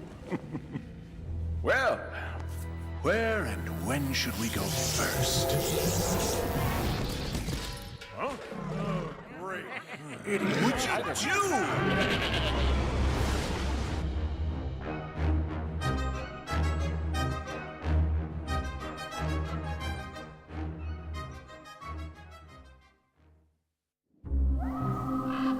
There was a thing in the woods.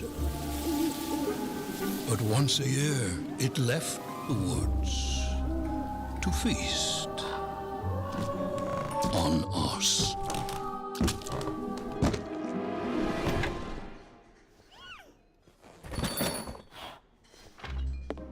Then one year, out of the woods came nothing.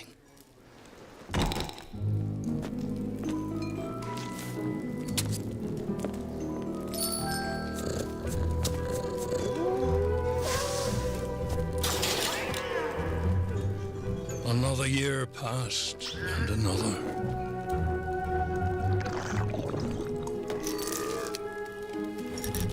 Over time, we forgot our fear. And turned our backs on the dark.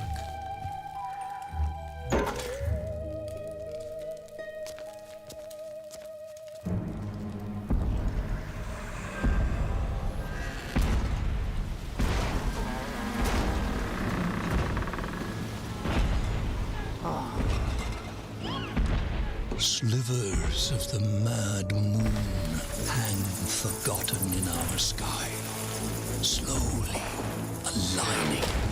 It is time again. The tide rises and brings with it something dire.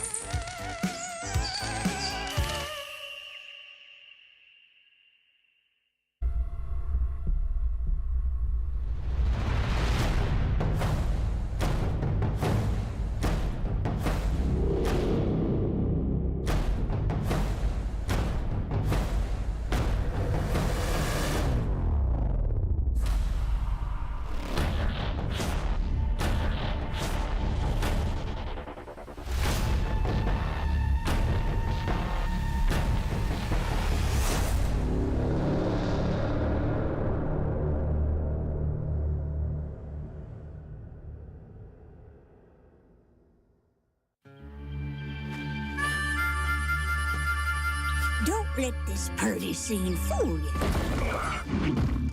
This world is a dangerous place. When you get to be my age, you'll see friends come and go. It's important to take care of the ones still kicking. In the heat of battle, you'd be surprised how far a little kindness might go.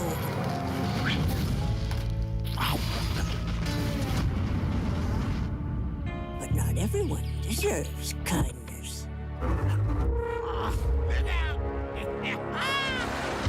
Hello, Auntie.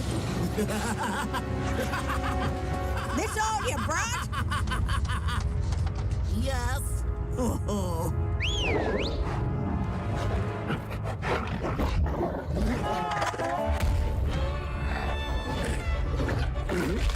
Attaboy!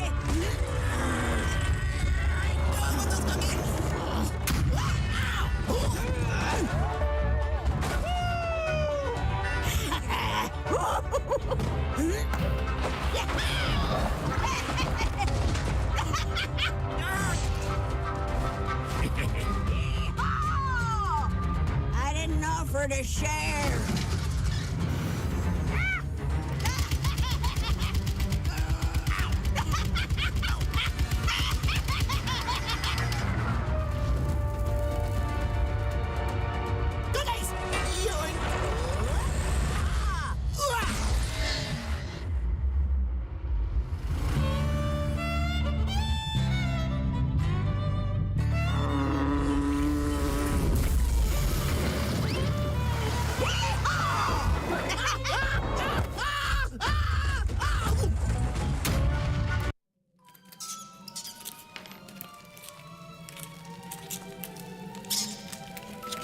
Any layman with a feeble grip can carve wood or hammer steel.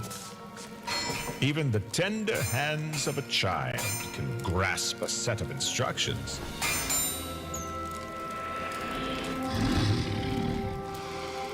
But to create something takes rare hands, shrewder hands, handsome, brilliant hands. The hands that forged the first scepter of power.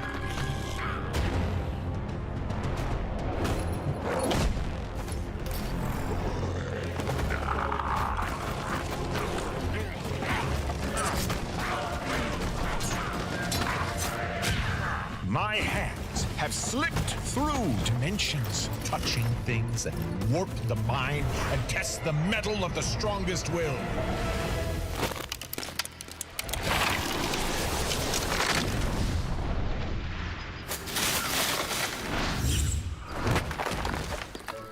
From the far reaches of the astral plane, beyond countless dimensions, monsters, beasts, beasts without legs, beasts that are only legs, heroes that aren't heroes at all. I have brought them here to answer one simple question. Can your hands wield the true Aghanim scepter?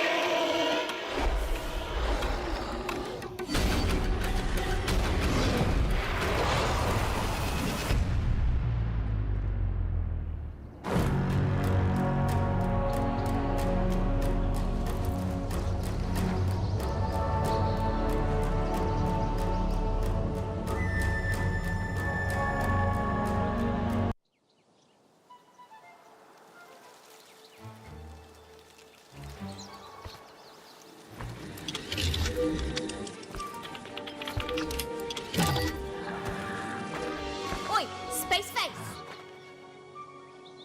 Crack one! Oh! Ha-ha! Catch you never, Dingleberry!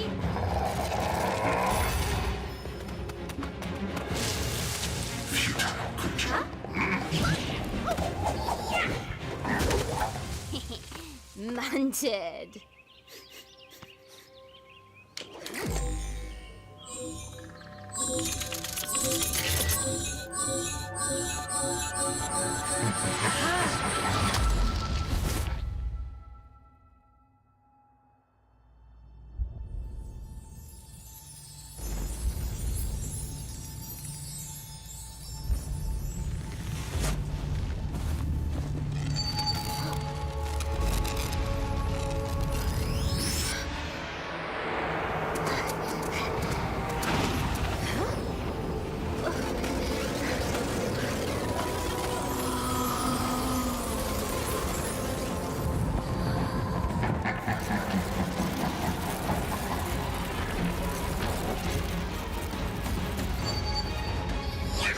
Now this I'm into.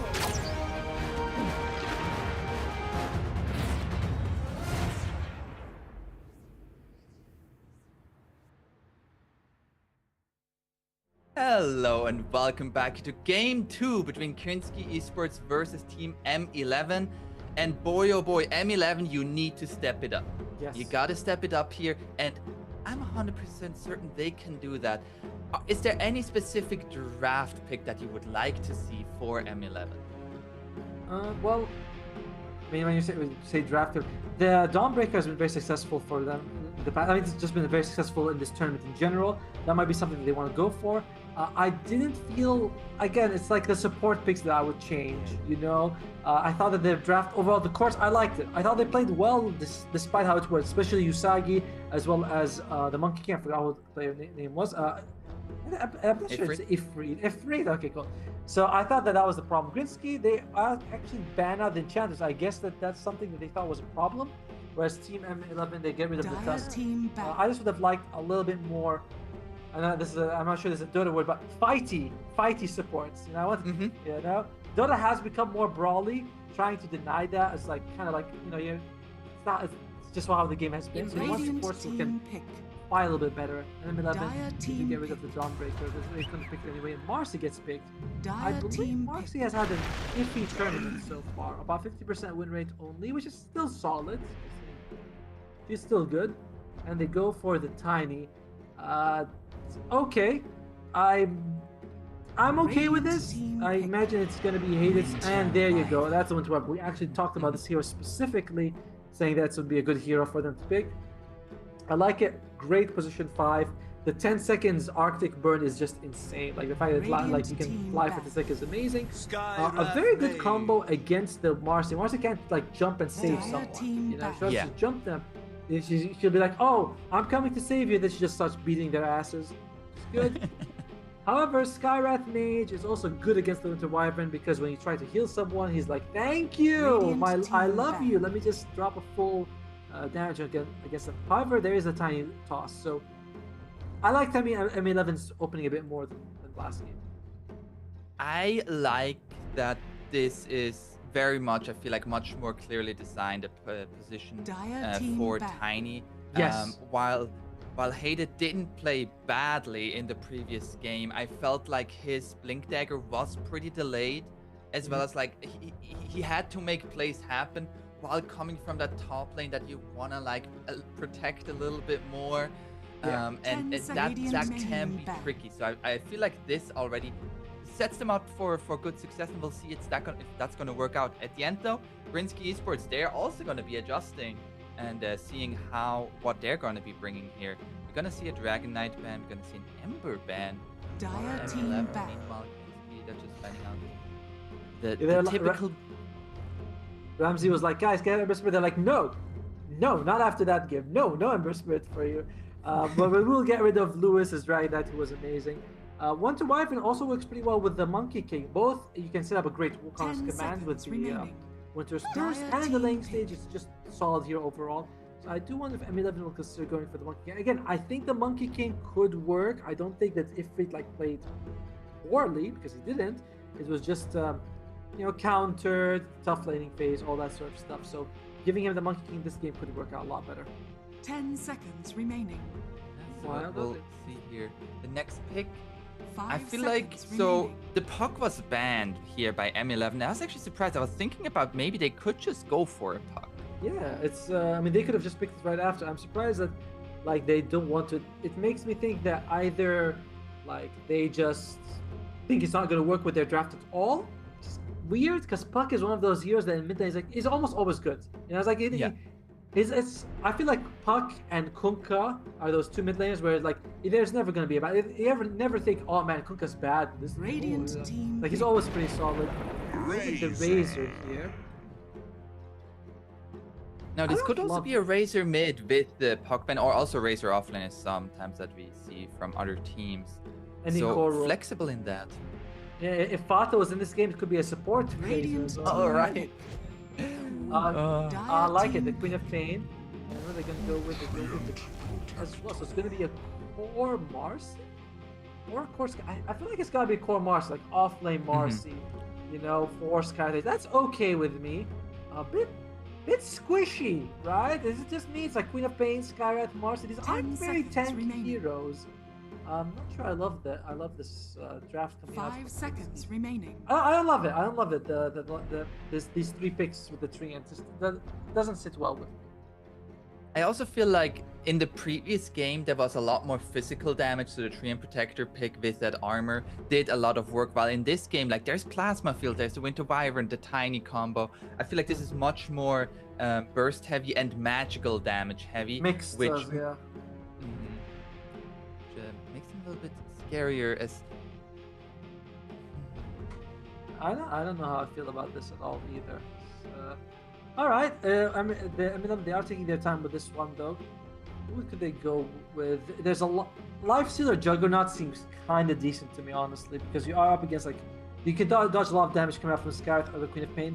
Maybe Juggernaut more. Go for the Manta build if you can, Mm-hmm. just so you can always dodge the silence. Because you look at Grinsky Esports, their control is rebound, sorry, dispose, and that's Radiant kind of team it. I think back. you can dodge everything else. You go with the Beastmaster. Nothing wrong with that pick as well. Good for hunting the Treant. Relatively tanky as well. Good in the lane. Okay, like there's nothing wrong. Like I Beastmaster is again a hero that I think is never bad, so I'm okay with this. 10 seconds remaining. And now that like we still don't know where this 5 Marcy is gonna seconds go. remaining. Given that we just seen a Tusk offlane, I feel like that's a player that really likes just like the unconventional heroes Yes. into the offlane. I think the It same. could still also be a position 1 Mars. I feel like that's less likely, honestly. I don't think Marcy scales amazingly well as Yeah. a carry because of that. Because there's a gap in her damage in her ult when she ulties. That's just not ideal. But yeah, I think that this is going to be the offlane Marcy. So both teams probably looking for their carry. Although Razor, yeah, I don't know if you want to put Razor mid against the Queen of Pain. I don't think that's amazing, but we'll see what if Team M11 decides to go Razor mid or Razor carry. No. Razor against Gareth and Marcy. I'm not sure. M11, they could go for one of the spirits. Void Spirit would be really good, I think. You can go for like an early Yules, and you can just jump on people, get that silence off. You silence Gareth and Queen of Pain, what are they gonna do? Dire team ban. And we're also going to see the Invoker ban. I like that Invoker ban as well. Like the control coming out with that would be pretty devastating onto like the heroes like the Queen of Pain. And a Morphling ban again. My god, these guys. Don't they know Snare's not watching? Why are they banning heroes he doesn't like? 10 Like he's not seconds here. remaining. You just let them have it. We don't mind. 5 seconds remaining. Is there a specific position 1 here for the Radiant side that you would like to see? For the Radiant side, a specific position 1. I kind of feel like maybe some sort of ranged hero wouldn't be so bad. Some sort of like a Drow Ranger or Medusa. Or Chaos Knight. Chaos Knight's actually pretty good against the Razor because you can only link one of them. Chaos Knight has fallen a little bit out of the favor. We'll see where they go with that. But yeah, Chaos Knight would be pretty solid. You can burst down the Winter Wyvern before you can get your Winter's Curse. They do get rid of the Medusa. The Drow Ranger also, I think, might be okay, but that's a little bit more iffy. Maybe I can see. By the way, we can see each other's face. I see Drow Ranger. I see Aponzus like face palming. He's like, "What the hell is this guy talking about? Why did they bring the budget Herald 10 analyst in this seconds one?" remaining. No. I just feel like Drow Ranger feels like such an iffy hero at the moment. And they're gonna go for a PA. Okay, interesting. Does jump away from the Razor, which I think is one thing they care about. They're like, they want a hero who can just jump away from the Razor. I thought that CK would just overcome it. It's like, I don't care about Static Link, I just make it lose. 10 seconds remaining. Phantom Assassin can move. Still very squishy on the 5 seconds Grizzlies remaining. Sports side. Kunkka feeling Yeah. pretty good if you go for the mid Kunkka. Void And Spirit, I'm scared of the roar. Like Yeah, right? you roar PA, Queen of Pain, or Marcy, I feel like they're dead. They're just dead. There's a dispose. I guess that's supposed to be their like save. It's not amazing save though. Let's be fair. Like you can just roar and throw Winter's Curse right after them, or just start with the Winter's Curse. Yeah. 30 seconds. Carry or mid for Team M11. Choose your hero. You're up against a lot of squishy heroes. This is pretty good. There is a bit of catch though, like Marcy, Queen of Pain, and PA. Like these guys can definitely get next to the Zeus, and it is going to be the mid Zeus as well. It's going to be the carry on the Razor. So high risk, high reward. I feel like this Zeus pick. What do you think? Yeah, like my first instinct to the Zeus pick was like, damn, Zeus still in the pool, and Right? that looks like a good Zeus game. Like he can kill pretty much anybody very quickly. But you also mentioned on the other side, if he gets jumped, he's just dead. Yes. A lot of positioning, 10 but like I seconds feel like remaining. very position heavy this game, and I feel like that is where a 5 Beastmaster seconds pick remaining. with that Hawk Vision just comes in so clutch. Yeah, I mean, I mean, that's one of the best things about Beastmaster. And of course, we talk about Vision. You also have Zeus who can remove Observer Wards, which is also very nice to have on one of your cores. Winter's Curse is also pretty valuable. Anyone next to Phantom Assassins is dead. You know, it's like you can't save them. This is going to be the Marcy off lane, by the way, which we talked about. So I'm cautious, but I think I like M11's draft a little bit more just because of the support Winter Wyvern. Like their draft in game 1 I thought was okay, just the support I wasn't liking. I like the Winter Wyvern. If Winter Wyvern can do well, I think M11 can take care. Grinsky's draft, very squishy. If Razor can get a Stag Link on Phantom Assassin, that's physical damage all gone. Good. I like M11's draft. I just think it all comes down to Winter Wyvern. Yeah, like also I feel like another part with the Zeus pick, you have Zeus and Winter Wyvern, and you need to jump kind of both, because like if you jump the Winter Wyvern, then the Zeus is allowed to do his damage, and if you jump the Zeus, then there's going to be a Winter's Curse. So it feels like you really need to be very, very precise in how you find the opening into the team fight. While for M11, they have damage galore. They have so much damage. So sorry about that. My internet cut for a second, so I missed a little bit of what you said. But I did hear that you want to jump on the Zeus, you want to jump on the Winter Wyvern. Leaving both is just very dangerous. Both have a way of turning the game around completely. Sure, as see here, a smoke and level 1. Who do you favor level 1? I think I mean they're not really amazing, is there? There's what, Avalanche is the only stun between all of them. Like this is not amazing. I think I favor Grinsky because Usagi went up in the bad spot. There you go, he's dead. Like that's. It wasn't even a fight, was it? It's not fair. No. I guess I would favor M11 to be completely fine. I think you get a good amount of damage from Zeus. You go throw through lightning, not bolts, sorry, arc lightnings. A little bit of damage from the avalanche. I think that M11 would have been able to take it. But doesn't matter. Grinsky gets first blood. Great opening for them. Absolutely. Now, looking for the bounty rate. Be a 2-2 split, although there might be another engagement happening as Dire are all postured around this room. As Apollo is gonna find the Razor, as at the same time Tiny coming out here, and a little bit of a disjointed fight, but at the end the toss coming out, and they are gonna try to go onto the Zeus, and with another arc lightning there, we're gonna get that kill onto the Zeus. Fantastic start for that Zeus, getting an early kill like that. And this was much more fair, you know. This was 1 versus 5. It was like 4 versus 3, and M11 does get the kill. So Rams will have that fast bottle, which almost all definitely going to go for. I do like that Usagi is going to be playing on the Beastman. I thought that he was their best player in the previous game on Nature's Prophet. I'm excited to see what he can do this game on a more active, well, not even more active, but a hero that can sort of make plays, push the map, get kills, and they are up against another Treant though. So Usagi suffering though.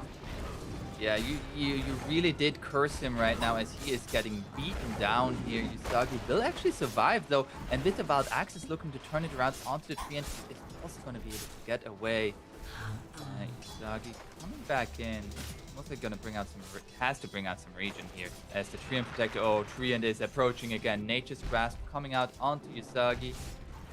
And yeah, he's just having a tough time there.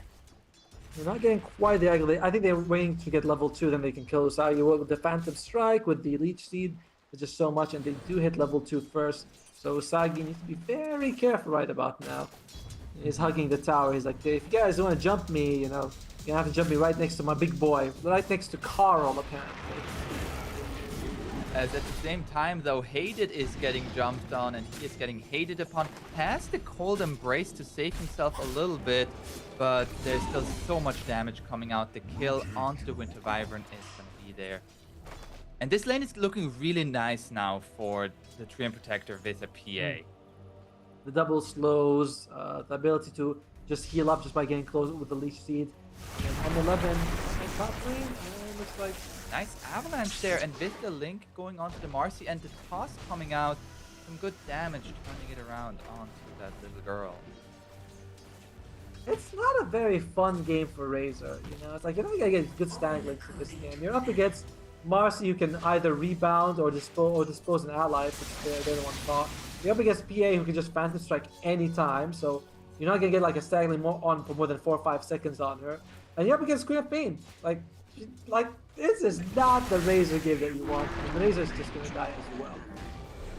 He did not want that game, and that's why he died. It's like maybe I can be reborn into another hero. You know?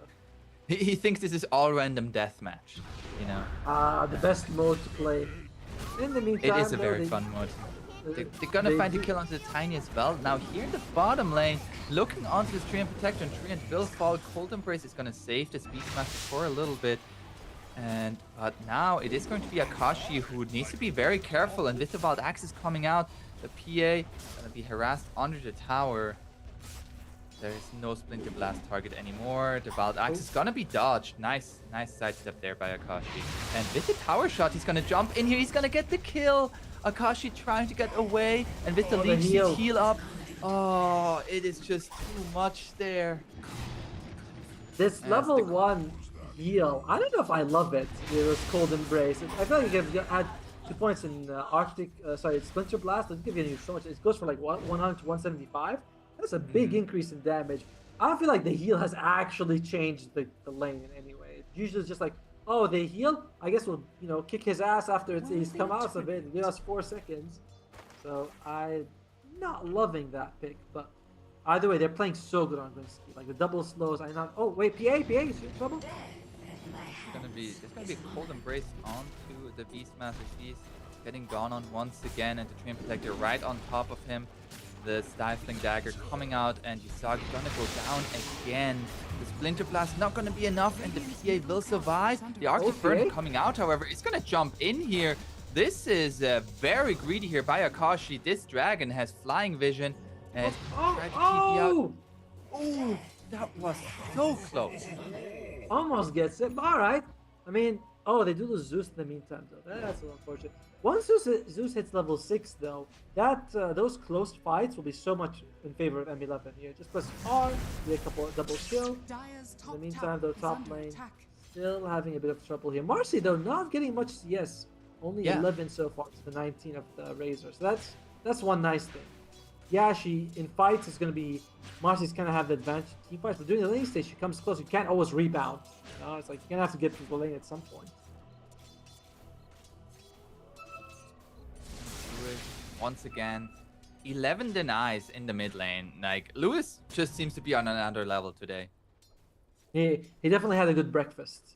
He definitely came in like, he's like, I got what I need.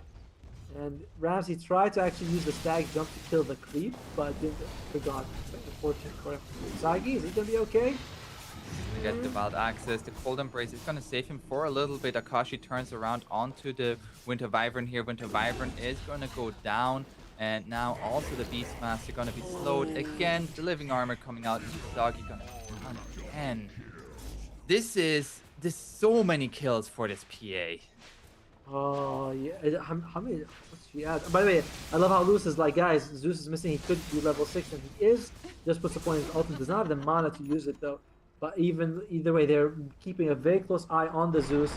Making sure they go, oh no, looks like someone might be paying with his life. Follow, slow down, taking a little damage here. Science comes out, but does he want to? Does he want to use his ulti on Zeus? He does have mana again, and Lewis is going to be there. They're going to turn this around onto the Tiny. Oh, this just looked like an easy free kill there, and Lewis jumping forward. He has a Sonic Wave, but it's not going to be enough damage at the same time. Bottom, another kill onto the Beastmaster, and the tip come out as well. There's the Zeus ultimate, and this is not enough. Oh, it's a bit of a disaster when how you look at it, but I mean, if you're a fan of Grinsky, this is just the best game you can watch right now. They are getting so many kills on Usagi. Usagi's got less net worth than like 600 gold less than the Marcy. That's huge at 6 minutes in the game. And oh well, Hayden, he's doing something. He's doing something. Trying to get a Splinter Blast, but Lewis also gets a kill at the top lane. Left at 13-3, but it's like Marcy's gonna pay for it with her life. as the battle of the supports. Oh, it's that! Oh, the perfect support engagement. Which one is it better for? Grims to kill the Wyvern first and get the experience, or for Wyvern to keep all the gold from the kill? I almost feel like experience is more valuable for supports, honestly. But especially this early on. Right? It's like you really want to get the experience early on. And on Trient, a hero who's like very XP starved, so I think they're gonna be happy with that. Looking at the net worth though, it's 2,000 heads for Grinsky in only less than 8 minutes. A big start for them.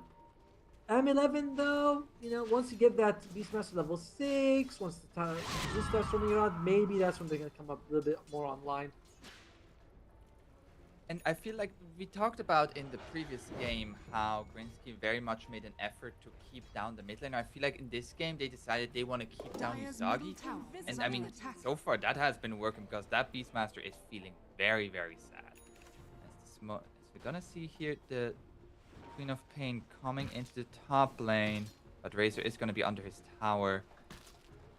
And now the Queen of Pain trying to engage here, trying to go once again onto the Razor. Are they gonna get this kill? There's gonna be the first burst of damage, but I don't think they have enough. There's gonna be a dispose. He's getting low. Okay, no, now with another blink in, they're gonna get this kill onto the Razor. Winter Wyverns here, level 5. Still no Winter's Curse available. Just careful here.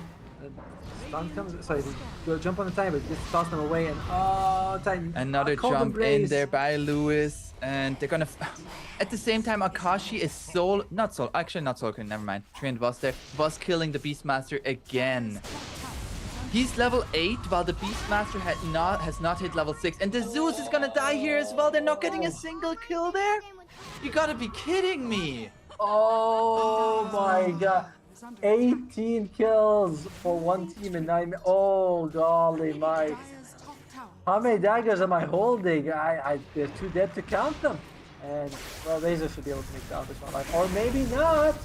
Is the Razor gonna make it out of this one? I have faith. I have faith. I wasn't worried for a second.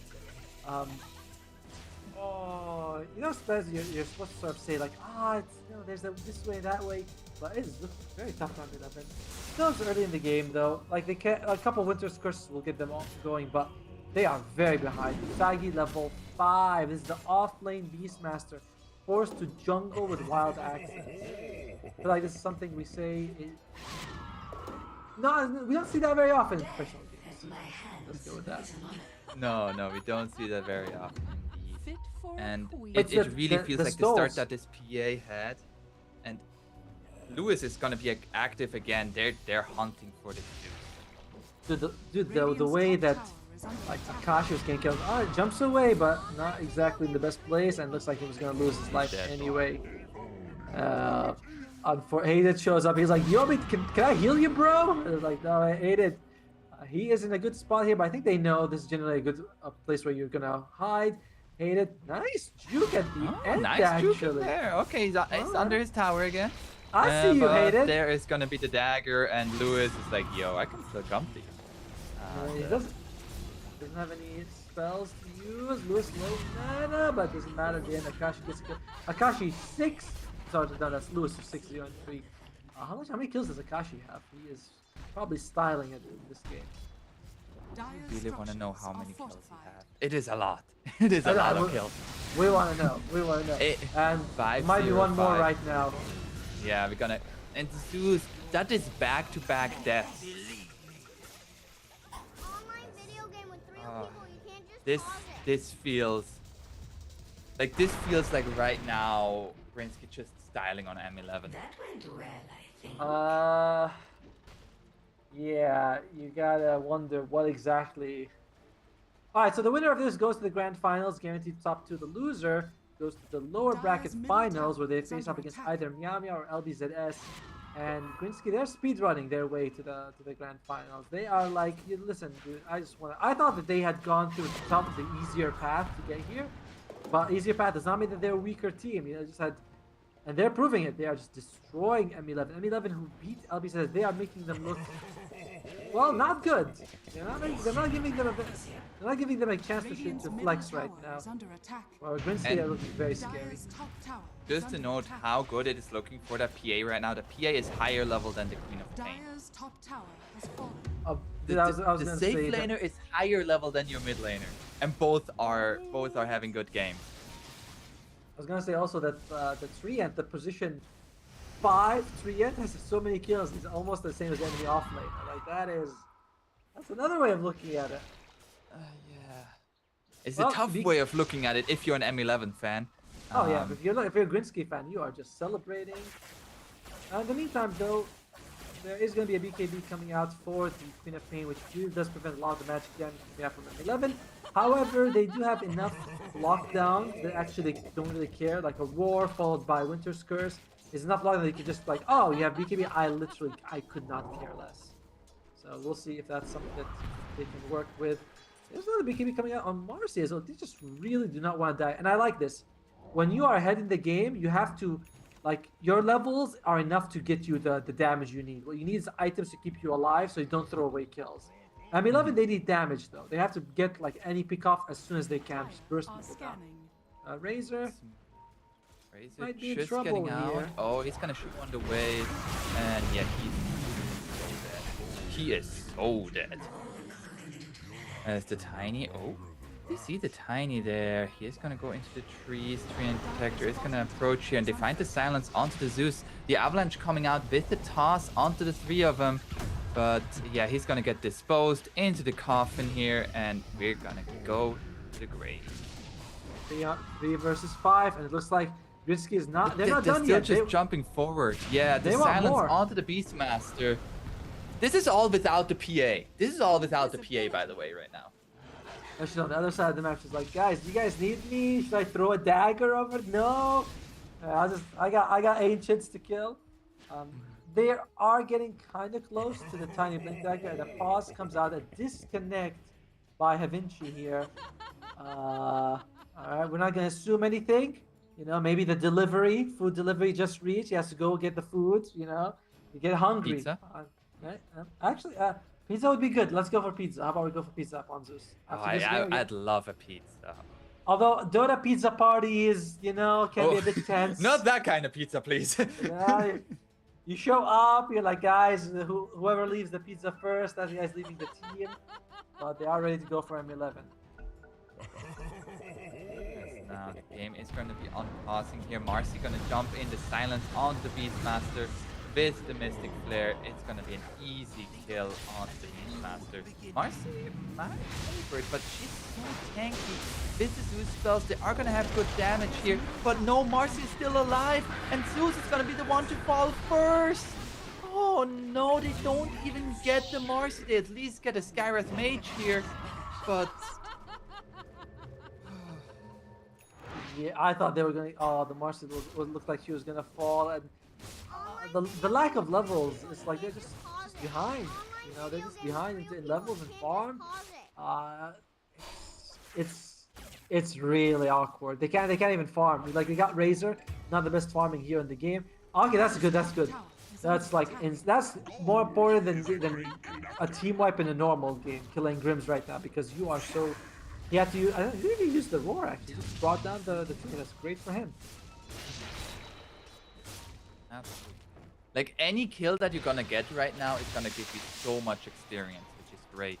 And PA is keeping up with the 1 level a minute, level 15 at the moment, as Apollo finds the Beastmaster here. Beastmaster will survive, however, and they look to turn this around onto the Marcy. There's gonna be the Roar used, and they're gonna find that kill. Another big kill here for M11.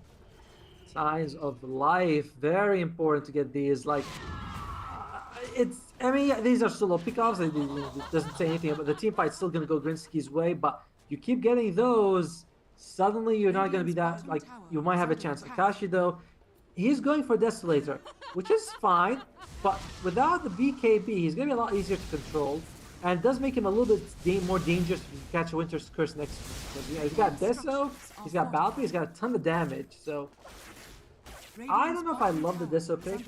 I would prefer the BKB, but he knows what he's doing. Hopefully it doesn't bite him in the butt. For sure. as Grims is gonna look here for the Winter Wyvern. There's a nice Winter's Curse here, connecting onto 3 of them, and they're gonna find the kill onto the Treant Protector and the Avalanche follow-up, but they will still lose the Zeus for it. They at least get both supports. Once again, signs of life here, and we have a finished BKB for the Razor. That is going to help with survivability, but the damage issues are still going to be apparent. Why make damage when you can just have the enemy kill them themselves? That's why you put Winter Wyvern. I think it'll be fine. Yeah, hopefully. Oh, he jumps in. That's Gets gonna it be this Avalanche toss. with the toss under the tower here, and the Marcy is gonna have the living armor trying to get away the rebound and will survive. No, there's the Zeus ultimate. Yeah, uses the Arcane Ruin right before he triggers it as well, which means that it's gonna be on a lower cooldown than usual. So well played by the Zeus. And look at that. Suddenly the net worth.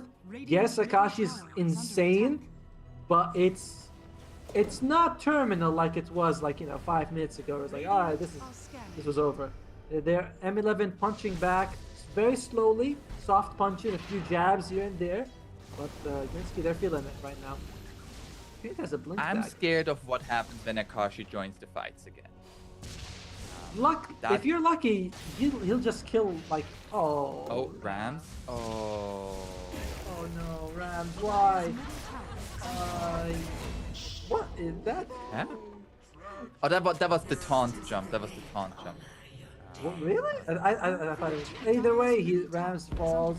Bit of awkward. I think he just jumped a little bit less than expected. And wow, just blink and you miss it. She doesn't even have any damage. And another blink and you miss it. There's the kill onto another core hero. You know, Grinsky, they got hit by those jabs, by the soft punches, and they decided to pull out the gun and shoot. I thought you were gonna say they threw back with an uppercut, but yes, they're definitely like, oh, you punch, and here's my gun. Reminds me of that. What was that movie, Indiana Jones? When he does he takes out the guy with the sword. There's all the sword flips, and then Indiana Jones takes out the gun and shoots him. I'm tired. I don't want to do this with you. As now the Aegis in the hands of this PA. She has hit level 18. 4 charges on the Desolator. Looking for the BKB now. Level 18 minutes. So, ouch! Is what you could say. She has an Aegis, but again, no BKB, so if you can control the PA or use her to kill someone else, that's still good. But that's a lot of ifs. Yeah, that's like, oh, maybe if you can do this. Tiny will have to make big plays. I feel like Tiny's tossing people in is their sort of biggest way to come back into the game. So And he's doing a good job. Yeah, he actually took the tier 2 tower in the bottom lane before Radiant took the tier 2 tower in the top. And he's even got the outpost for himself as well, so she out safety. Forces Lewis to go back. Pretty good. And Akashi, he does not care that his team has backed off. Is gonna go in. Phantom strikes away. Another stifling dagger here. He is surrounded by multiple heroes, and that is going to be. Oh, he's gonna jump away. They're gonna find him with the toss. Aegis gonna be down, but that is just Aegis. As now the BKB from the Razor is gonna wear low. That was a core hero there. He did die very quickly as the Zeus ultimate comes out, takes out the Treant Protector to jump forward. By the time he can find the Marcy and the PA. Still taking a lot of damage here from the Zeus, especially now looking to turn it around thanks to the Skyras Mage with the silence. And they're gonna find the kill and they're gonna clean this up. Oh. That was closer than it looked, you know. They looked like they could have gotten a few kills there, but the Winter's Curse was on, I think, on the Skyrat Mage next to next to the Treant. So there's like no damage coming out there, and the buyback is so who uses buy? Winter Wyvern uses buyback for that. It's gonna be the first set of racks here. Looks like it. It was nice of them to try to get Lewis to take the bottom, but even then they still could not take the fight on M11. Very much on the back foot. Akashi having a phenomenal game. Yeah, I mean, he just jumped into 4 heroes and 0 cares given. Absolutely 0 cares. Of course, he had an Aegis and he did use that for it. But, I mean, to get to level 20, to get a little bit more gold, has now his own BKB finished, and has the blur here. Oh, you're looking for something for sure. Oh, the Zeus. Oh, it's too easy. It's too easy for Akashi. And I thought Zeus was supposed to be the god, the king of gods. Oh well, Usagi is gonna take some damage here. War comes out. He might actually get a kill on Grims. That's pretty good. Yeah. Not worth Okay. your life good, but at least you didn't, fall for nothing. And Razor gonna be able to TP out as the PA. The one thing that she doesn't have at the moment is lockdown. Cannot stop any TPs. No, she's gonna go for it. She's gonna go for the Fan of Blades, the shard upgrade. The only passive I think you can break are the Aura from the Beastmaster, as well as the Razor's movement speed Aura. Oh, she's going for Agnum Scepter, not going to Shard. Oh, sorry, my bad. I thought she had already. But yeah, she's going for Agnum Scepter, which refreshes your abilities every time you get a kill. Still kind of crazy. It's like you dagger jump, as long as you keep killing people. It's like, oh yeah, I can do all I want. Do you know? Oh, I'm getting away with it. Do you know the arcade game Hardcore Ninja or Pure Reflex? No, sorry. So it's pretty much you're playing with Stifling Dagger. You have you have Stifling Dagger. You have your right click. You have jump, and you have Refraction. And everybody dies in one hit, and so you're just like playing against each other. And every time you get a kill, all of your skills refresh. So you're trying to go in as fast as possible and to outplay, to disjoint the dagger and block the auto attack with refraction and all of that. Oh, you also have Shockwave. Shockwave? It's very fun. The Magnus? Yeah, Shockwave? just a magnet. You can throw it from afar and it will kill you because it's one hit. Reminds me of Punch Wars. It's very similar. Very, very similar. Everyone plays sort of the same hero, and they all try to go for each other. Well, let's see. Observer Ward eventually does get rid of one, so that's gonna be nice for them. But in the meantime, Akashi's double the net worth of basically all the Dire heroes. Not one Dire hero has half the net worth that Akashi is right now. And he's looking for kills. He has the Agnum Scepter. One hero. Oh, the Roar. He actually dodges it thanks to the blur. Now jumps forward here onto Usagi. The Roar coming out, but nothing to follow it up with the BKB. That's good. The fact that they use BKB but get nothing out of it. In the meantime, those Rams dying the mid lane suddenly nullifies everything that I said. He does have buyback though. What's Razor going for? The refresher. Passing crazy there. Oh, Marcy jumped. She's got a blink dagger. By Marcy. Oh, the range on that hero feels very nice. What? She just shows up out of nowhere? Well, good for her then. In the meantime, this mid lane also doing a lot of damage here. And you can see Grinsky, they're feeling really good about themselves. They're spamming voice lines. They're just really enjoying this game. Feeling very secure in their spot. The jump by the Marcy. That was so far, and Usagi, that's gonna be an avalanche, and the Sonic Wave to get the kill. Razor is gonna come in here, but Tiny already dead, and Lewis is gonna get the jump away. Oh, Akashi, not jump away, gonna jump in here, and you're gonna drain that damage, but Akashi, fine, he's perfectly fine. Diving Fountain here at 25 minutes, level 24. What a all according to masterclass. plan. What a masterclass by Grinsky, man. Dude, the guy jumped in. Usagi, I think gonna be a jump over here. Oh, nice roll coming out here. The Roar onto the Quap actually, but Lewis is gonna get the jump away thanks to the BKB, not really taking too much damage as now Winter's Curse onto the PA, but nobody around her. And she will still looking to jump into anybody, although Zeus has a lot of damage. Jump forward. Yeah, a lot of damage, but also very squishy there. Two tapped there away and out of the game of that Zeus. And her ability is just no cooldown. And GG is called. Honestly, Grinsky just had this one in the bag from the moment the horn blared. However you want to call it, the horn horned. Yeah, that's what happened. So well done to Grinsky. I mean, holy crap, man. Like, where do you go with this? Just a beatdown, you know? The PA bottom lane was the biggest disaster. Like, I thought game 1 we were like, Usagi played really well.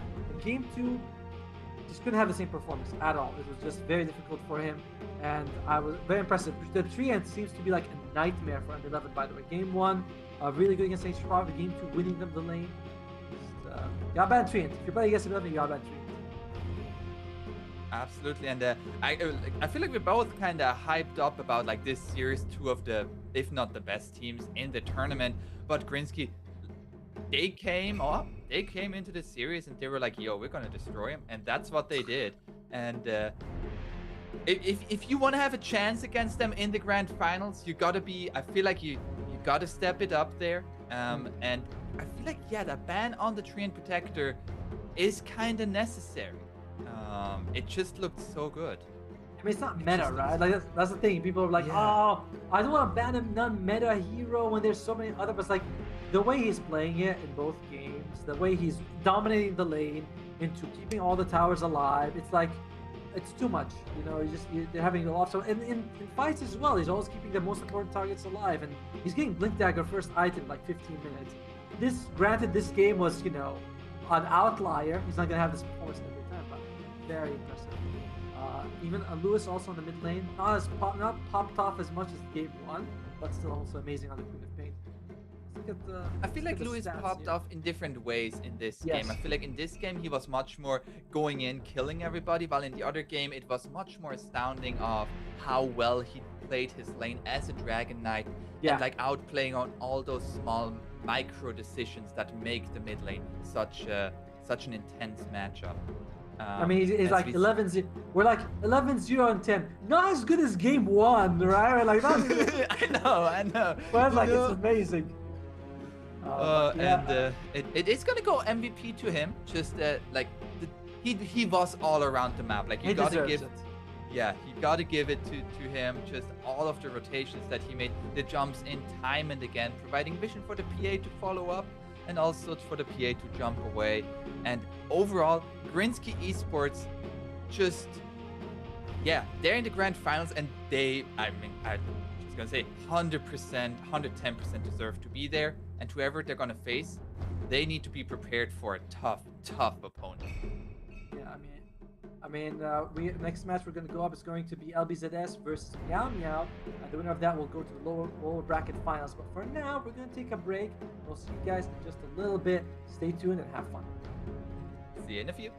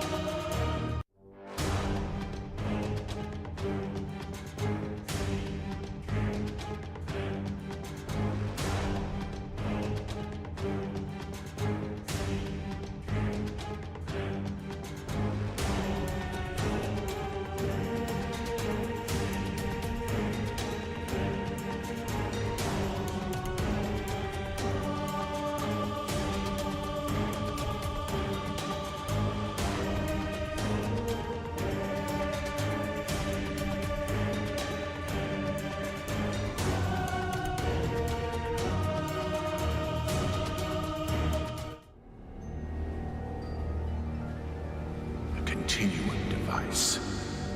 Here all along. I knew Valora was lying when she said Mars destroyed you. Well, where and when should we go first? Huh? Oh, great. What'd you do?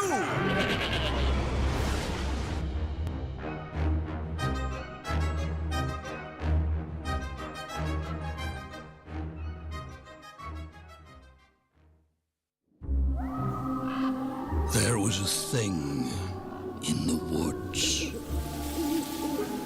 But once a year, it left the woods to feast on us.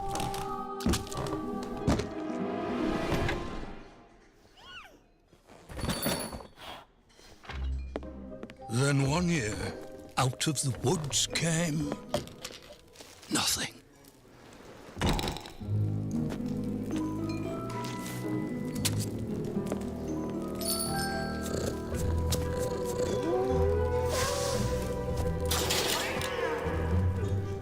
Another year passed, and another.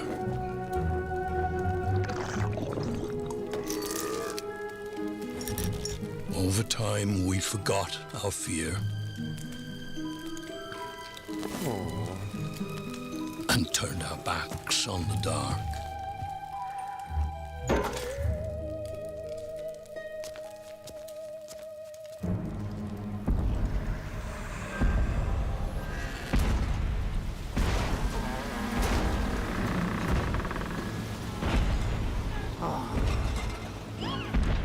Slivers of the mad moon hang forgotten in our sky, slowly aligning. It is time again. The tide rises and brings with it something dire.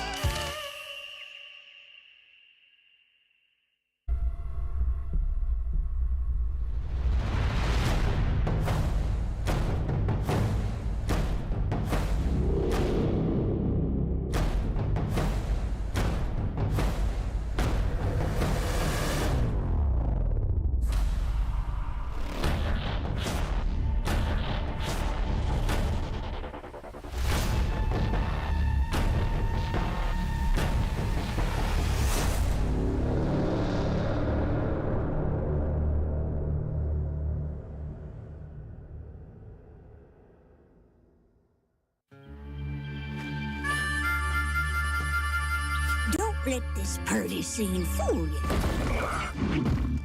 This world is a dangerous place. When you get to be my age, you'll see friends come and go. It's important to take care of the ones still kicking. In the heat of battle, you'd be surprised how far a little kindness might go.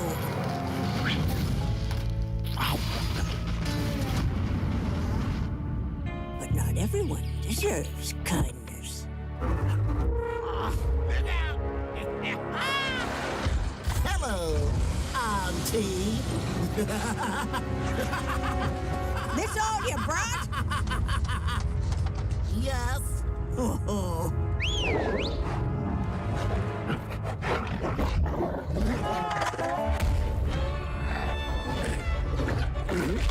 Attaboy!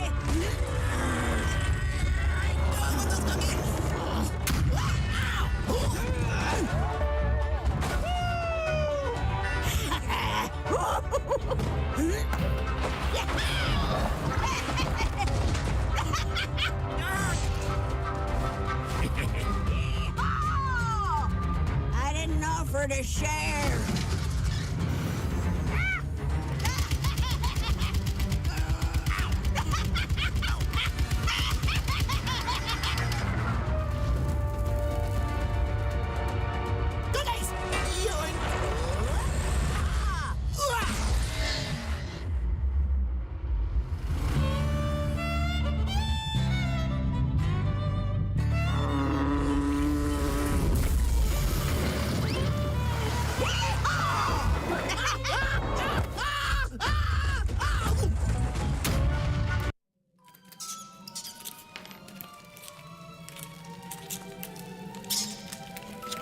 Any layman with a feeble grip can carve wood or hammer steel.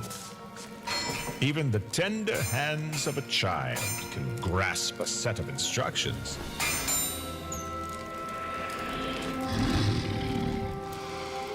But to create something takes rare hands, shrewder hands, handsome, brilliant hands.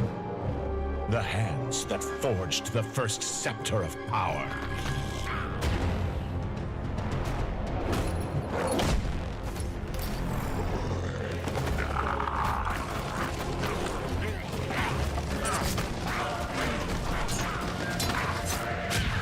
My hands have slipped through dimensions, touching things that warp the mind and test the mettle of the strongest will.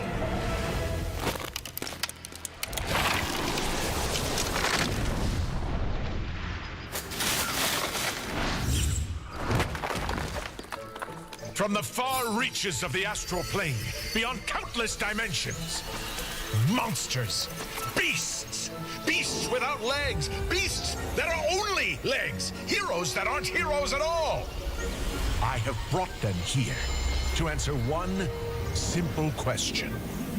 Can your hands wield the true Aghanim scepter?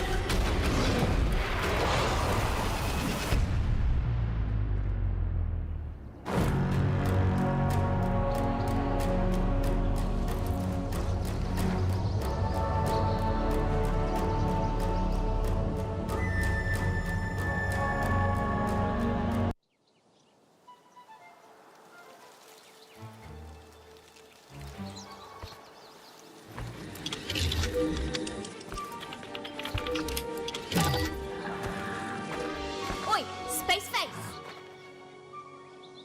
Crack one! Woo! Ha-ha! Catch you never, Dingleberry!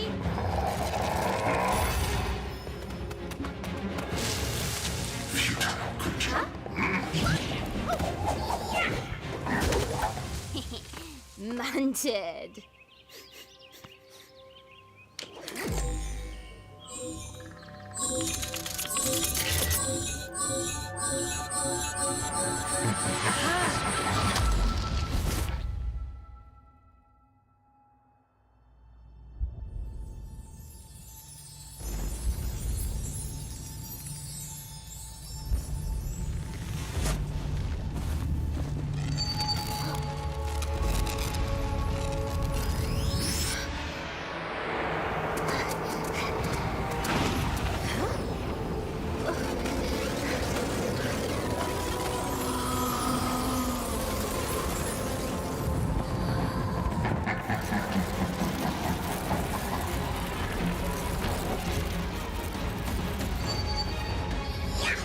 Now this I'm into!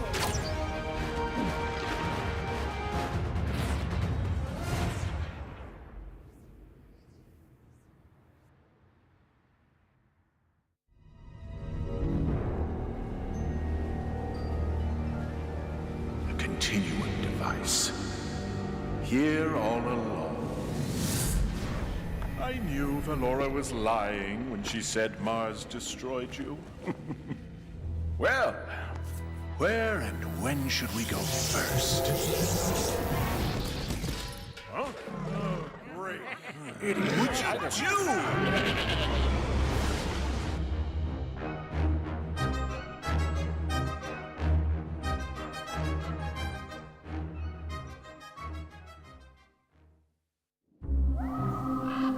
There was a thing in the woods. But once a year, it left the woods to feast. on us.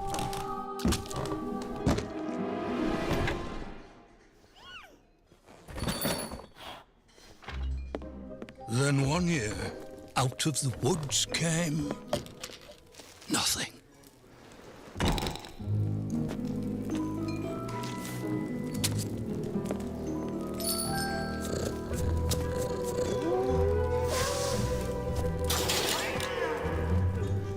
Another year passed, and another.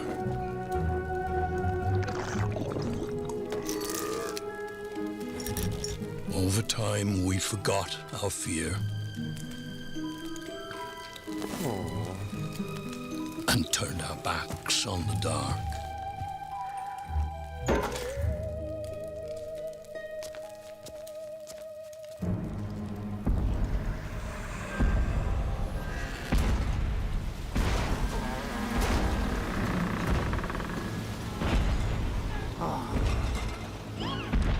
Slivers of the mad moon hang forgotten in our sky, slowly aligning.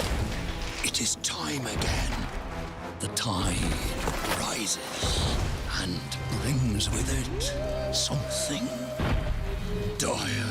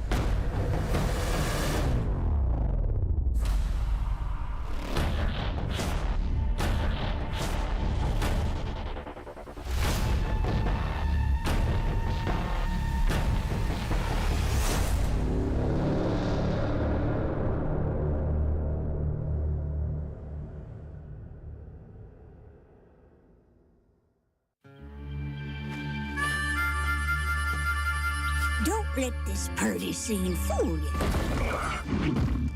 This world is a dangerous place. When you get to be my age, you'll see friends come and go. It's important to take care of the ones still kicking. In the heat of battle, you'd be surprised how far a little kindness might go.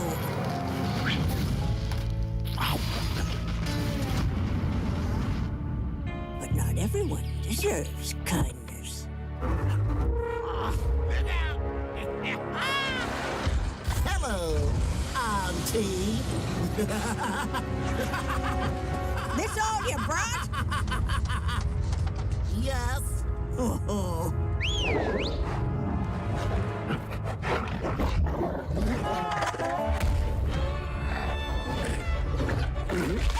Attaboy!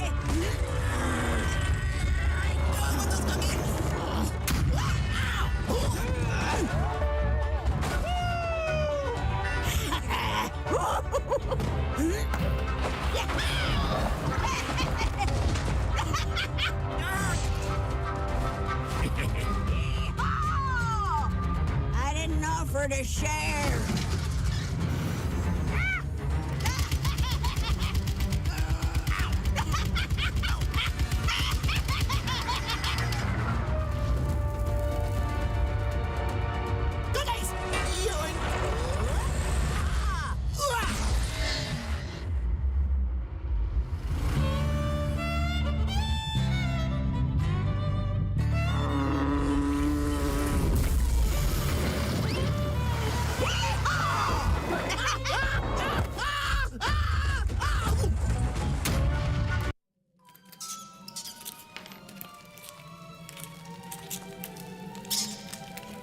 Any layman with a feeble grip can carve wood or hammer steel. Even the tender hands of a child can grasp a set of instructions.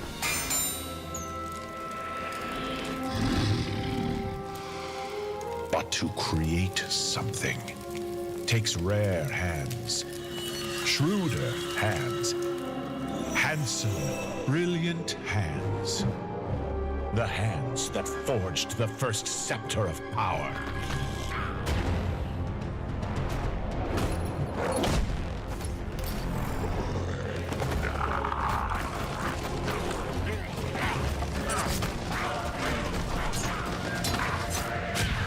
My hands have slipped through dimensions, touching things that warp the mind and test the mettle of the strongest will.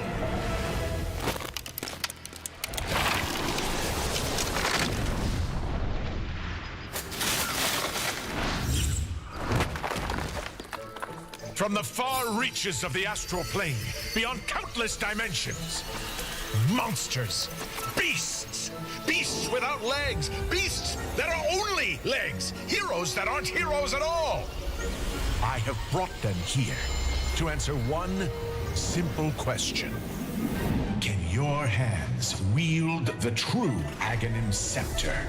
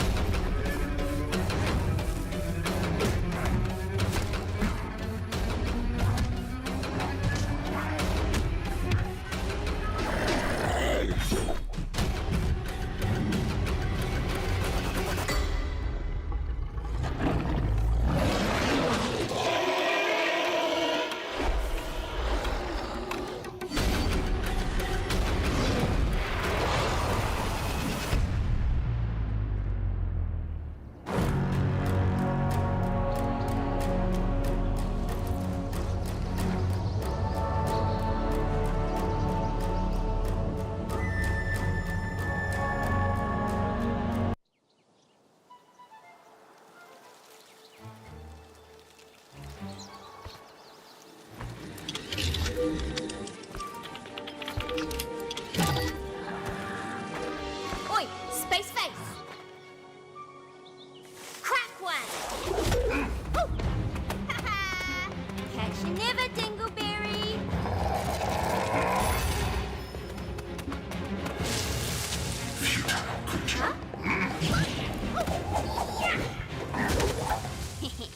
Munted!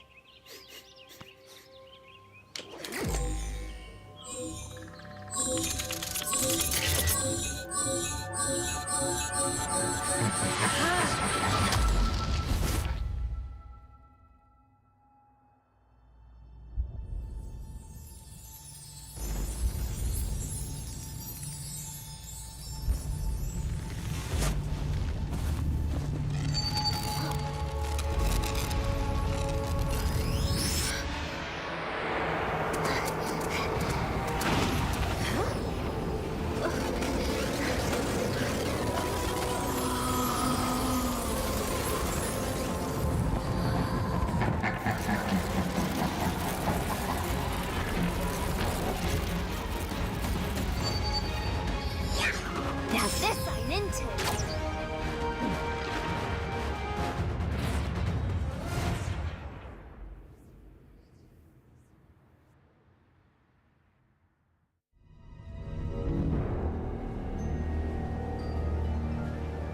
A continuum device. Here all along. I knew Valora was lying when she said Mars destroyed you. Well, where and when should we go first? Huh? Oh, great. Idiot. What'd you do?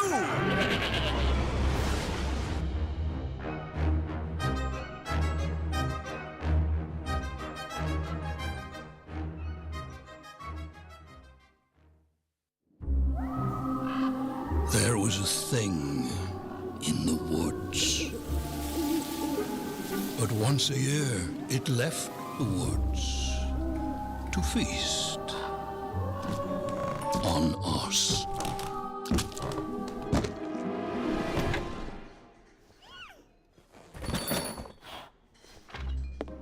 Then one year, out of the woods came nothing.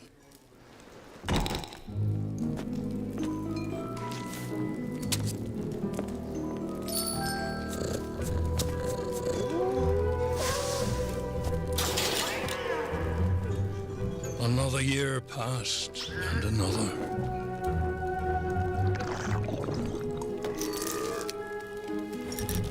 Over time, we forgot our fear.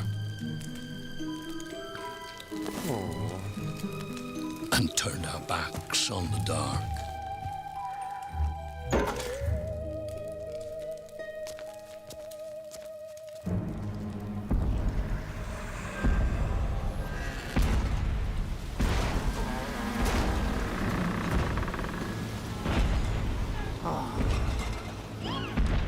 Slivers of the mad moon hang forgotten in our sky, slowly aligning. It is time again. The tide rises and brings with it something dire.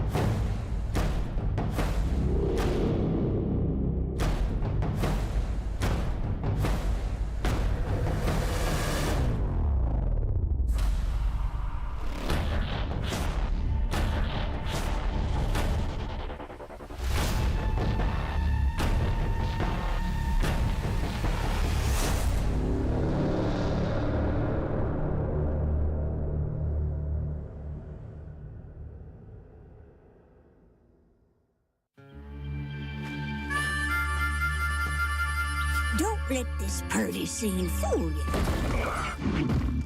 This world is a dangerous place. When you get to be my age, you'll see friends come and go. It's important to take care of the ones still kicking.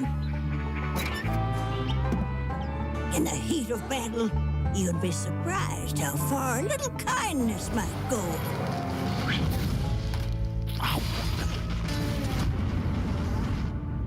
But not everyone deserves kindness. Hello, Auntie. This all you brought? Yes. Oh.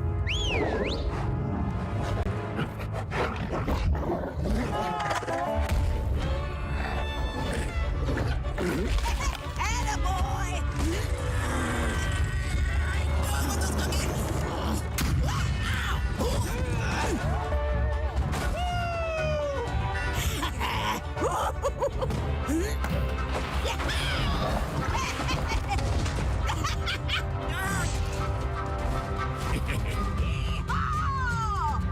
I didn't offer to share.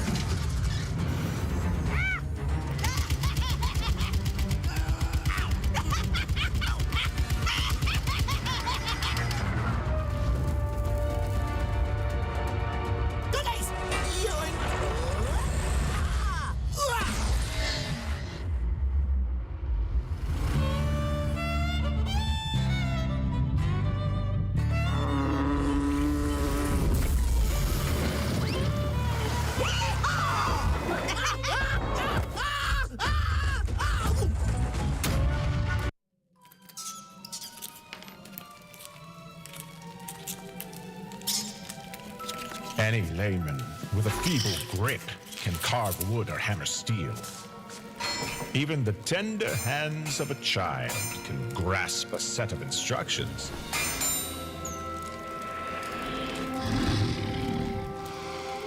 But to create something takes rare hands, shrewder hands, handsome, brilliant hands. The hands that forged the first scepter of power.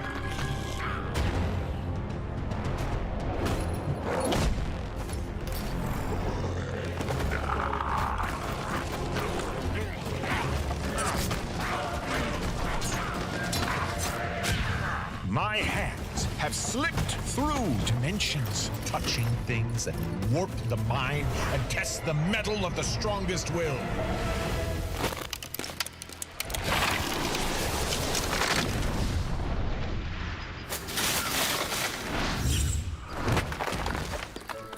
From the far reaches of the astral plane, beyond countless dimensions, monsters, beasts, beasts without legs, beasts that are only legs, heroes that aren't heroes at all. I have brought them here to answer one simple question.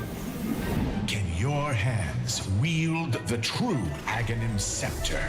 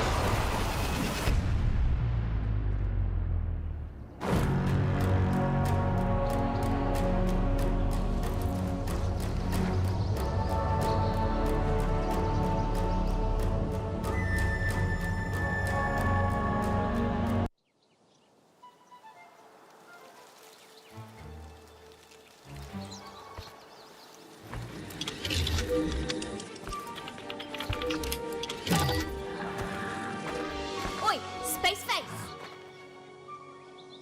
Crack one! Oh. Ha-ha! Catch you never, Dingleberry!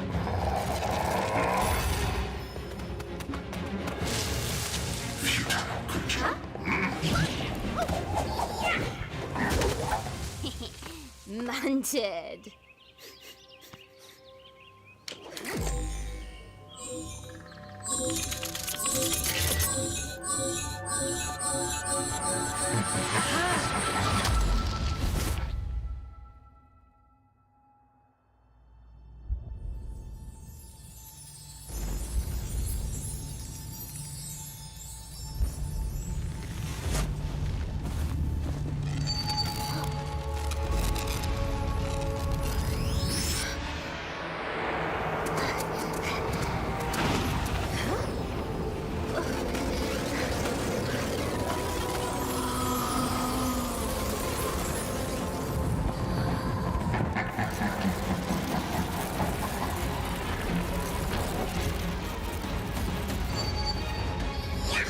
Now this I'm into!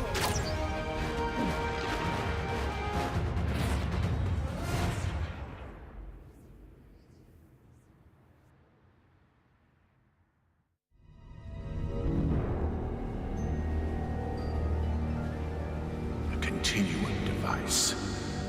Here all along.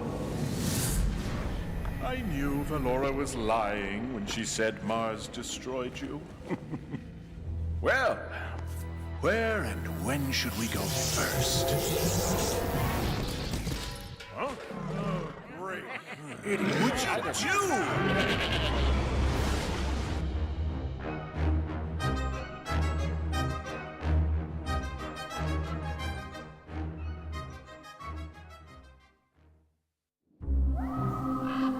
There was a thing in the woods.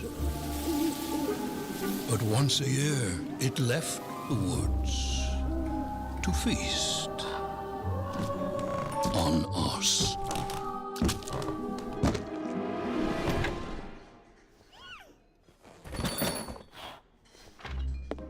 Then one year, out of the woods came nothing.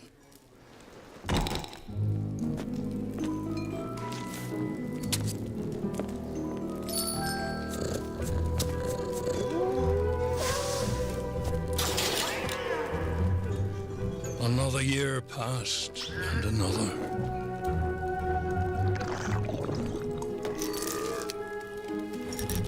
Over time, we forgot our fear. And turned our backs on the dark.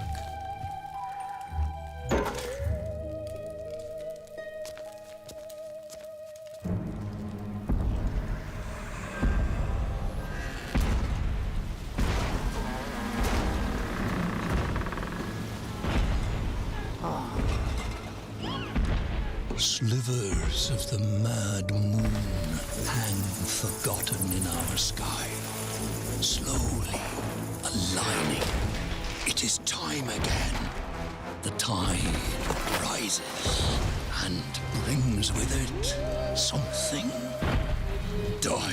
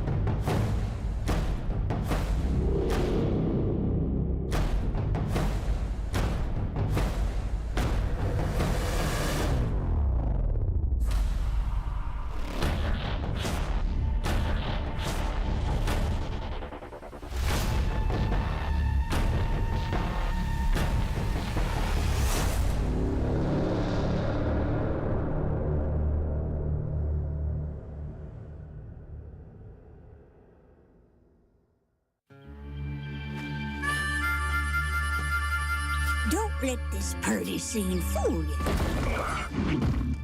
This world is a dangerous place. When you get to be my age, you'll see friends come and go. It's important to take care of the ones still kicking. In the heat of battle, you'd be surprised how far a little kindness might go.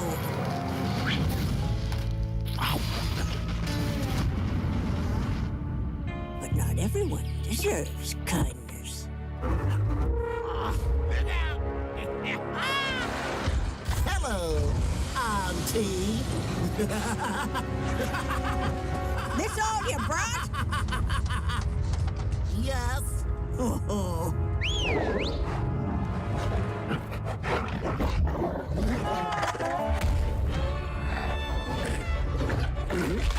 Attaboy!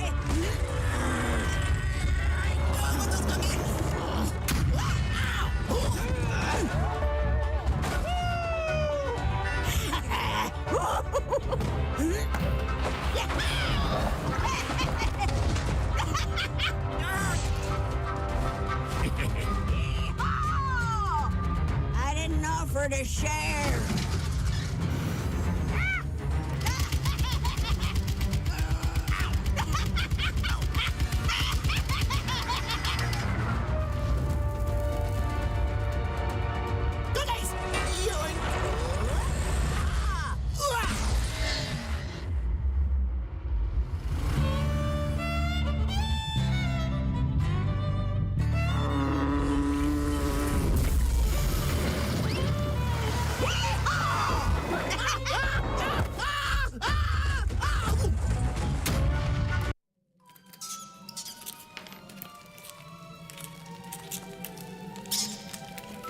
Any layman with a feeble grip can carve wood or hammer steel. Even the tender hands of a child can grasp a set of instructions.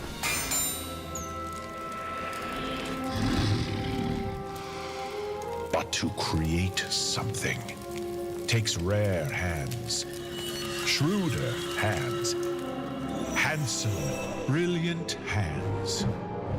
The hands that forged the first scepter of power.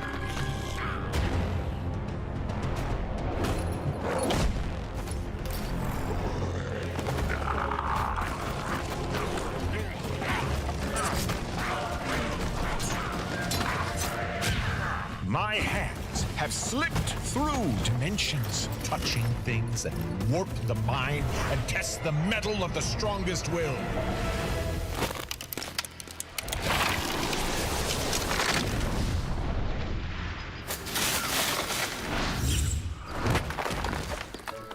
From the far reaches of the astral plane, beyond countless dimensions, monsters, beasts, beasts without legs, beasts that are only legs, heroes that aren't heroes at all. I have brought them here to answer one simple question.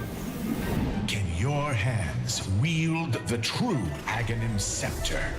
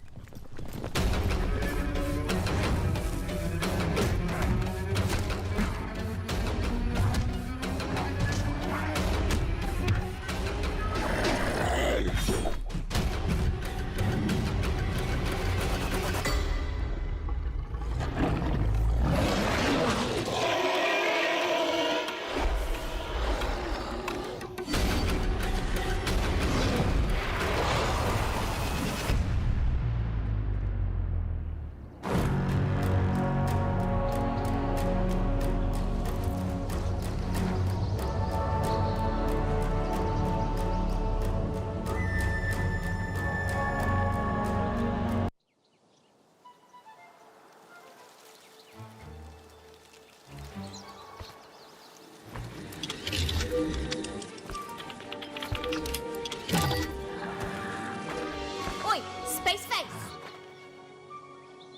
Crack one! Woo! Ha-ha! Catch you never, Dingleberry!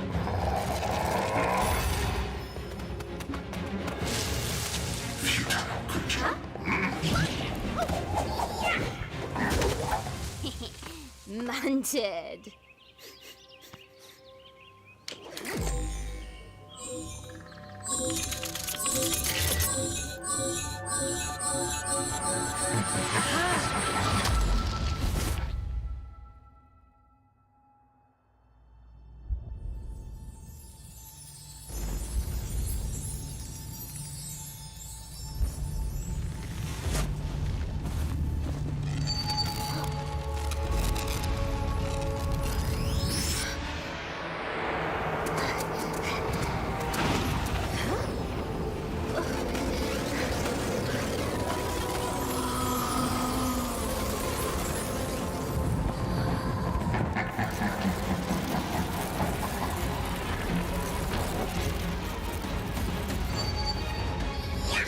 Now this I'm into!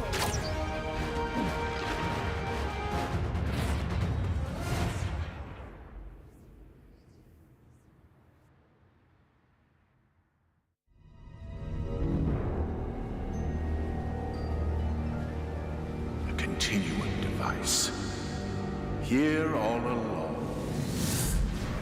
I knew Valora was lying when she said Mars destroyed you. Well, where and when should we go first? Huh? Oh, great. What'd you do?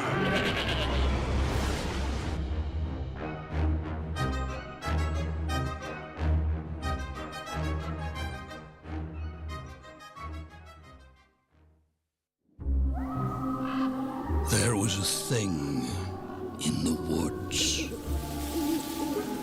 But once a year, it left the woods to feast on us.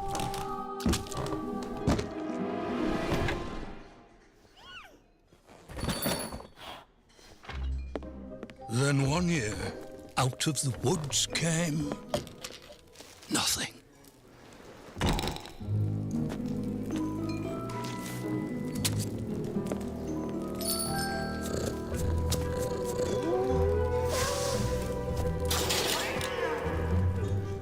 Another year passed, and another.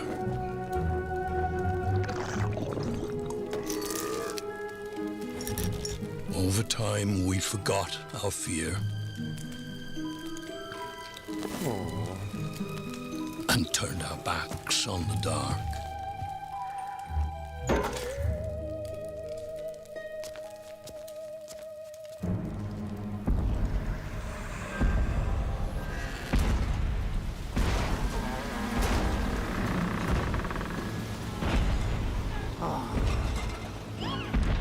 Slivers of the mad moon hang forgotten in our sky, slowly aligning.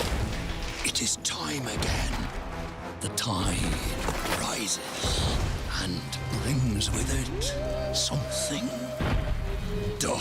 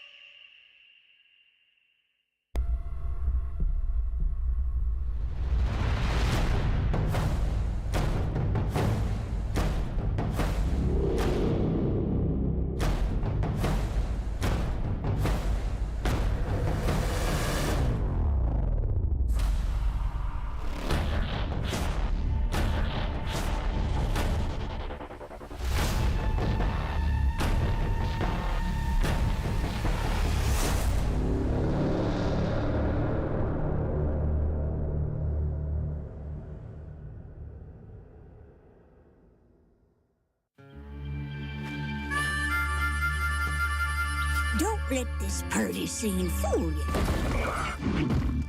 This world is a dangerous place. When you get to be my age, you'll see friends come and go. It's important to take care of the ones still kicking.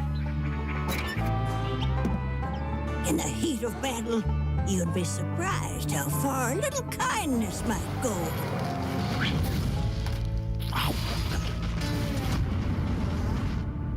But not everyone deserves kindness.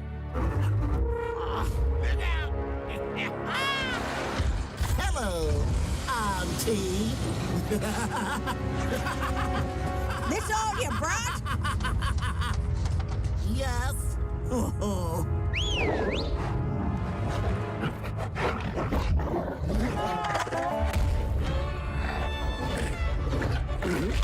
Attaboy!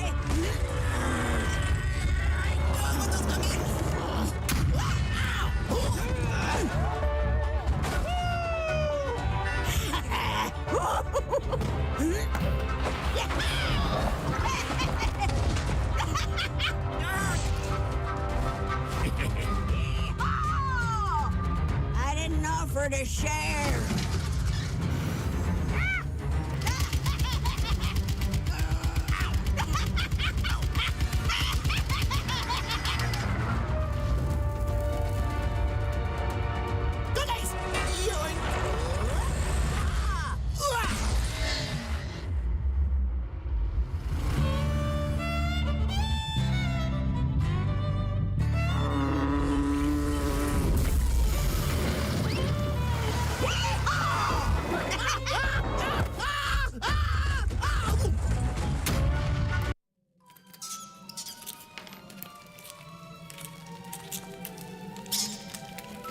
Any layman with a feeble grip can carve wood or hammer steel.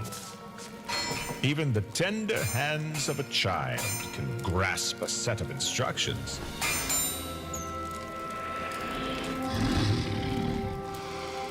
But to create something takes rare hands, shrewder hands, handsome, brilliant hands. The hands that forged the first scepter of power.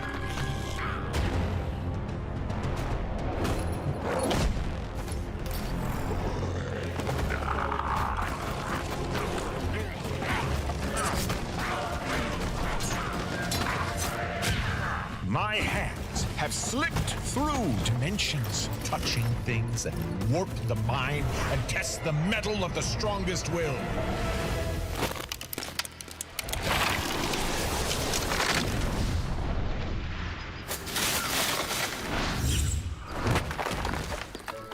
From the far reaches of the astral plane, beyond countless dimensions, monsters, beasts, beasts without legs, beasts that are only legs, heroes that aren't heroes at all. I have brought them here to answer one simple question. Can your hands wield the true Aghanim scepter?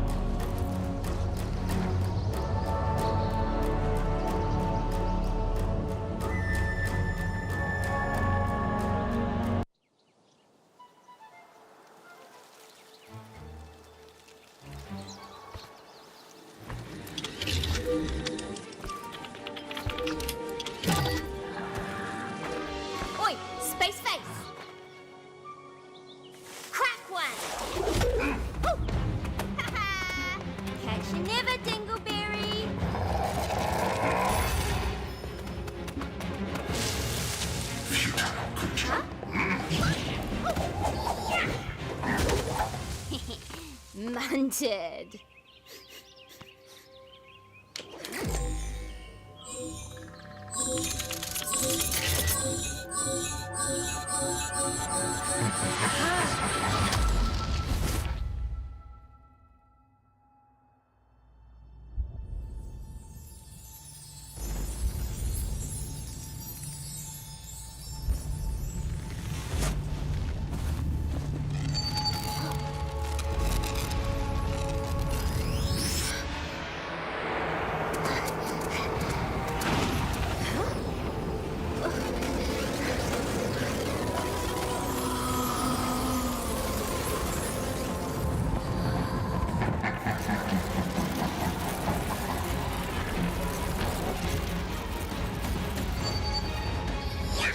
Now this I'm into.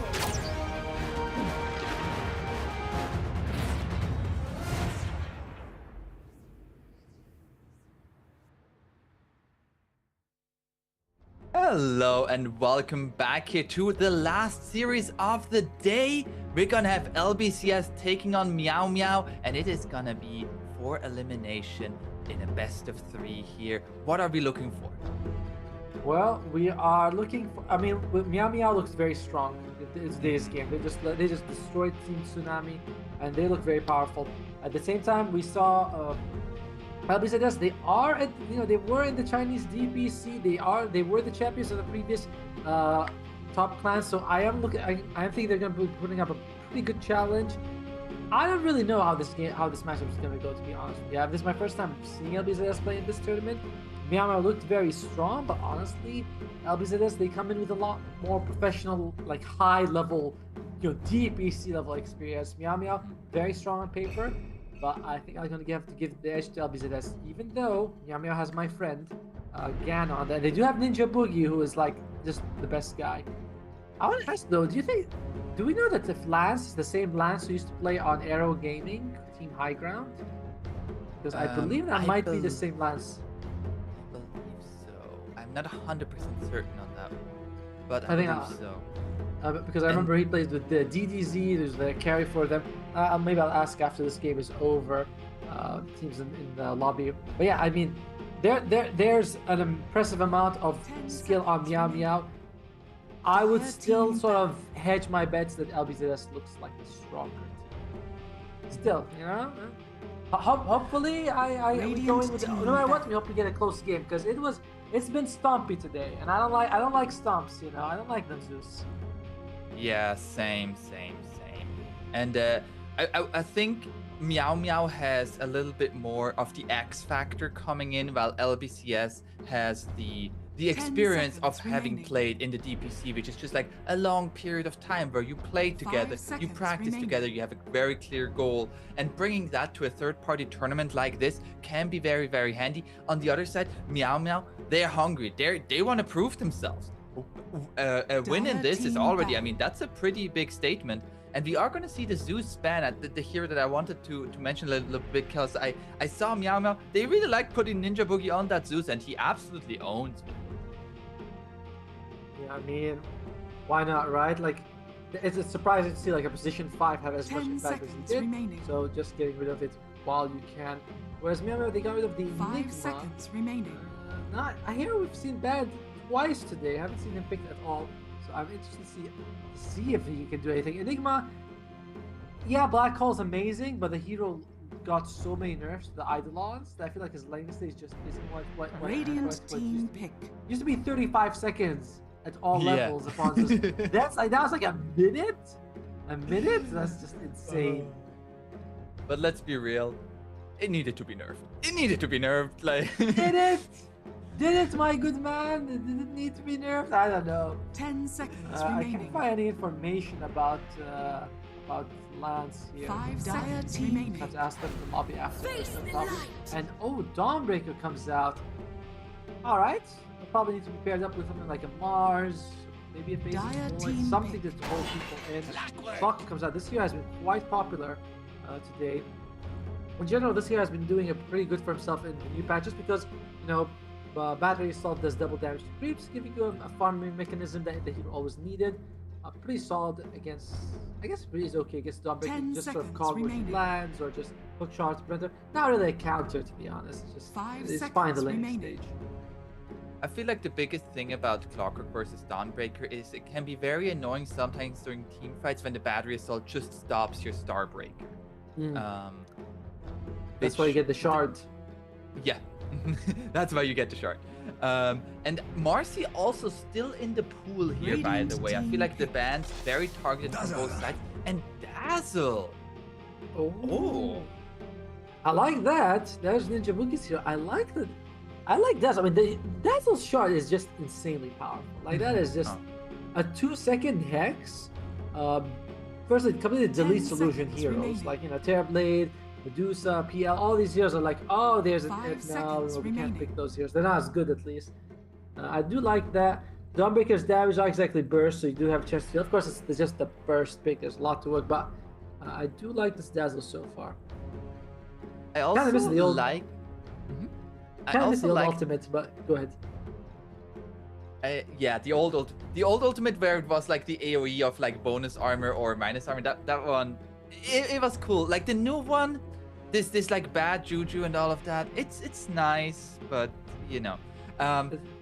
what I like about the Dazzle pick at this stage especially is I feel like Dazzle as a hero suddenly makes you think, oh, we gotta be aware, like they might be picking an 18th pick Huskar potentially. Yeah. And suddenly, like, all of those things are like, do we want to ban him? And then we waste a ban on a hero that they might not even have wanted to pick. And Radiant suddenly team all ban. of those are gonna be Dire in team your ban. mind, and you gotta consider that. And we are gonna see the two new heroes on the same side here. LBCS getting the Dawnbreaker and the Marcy.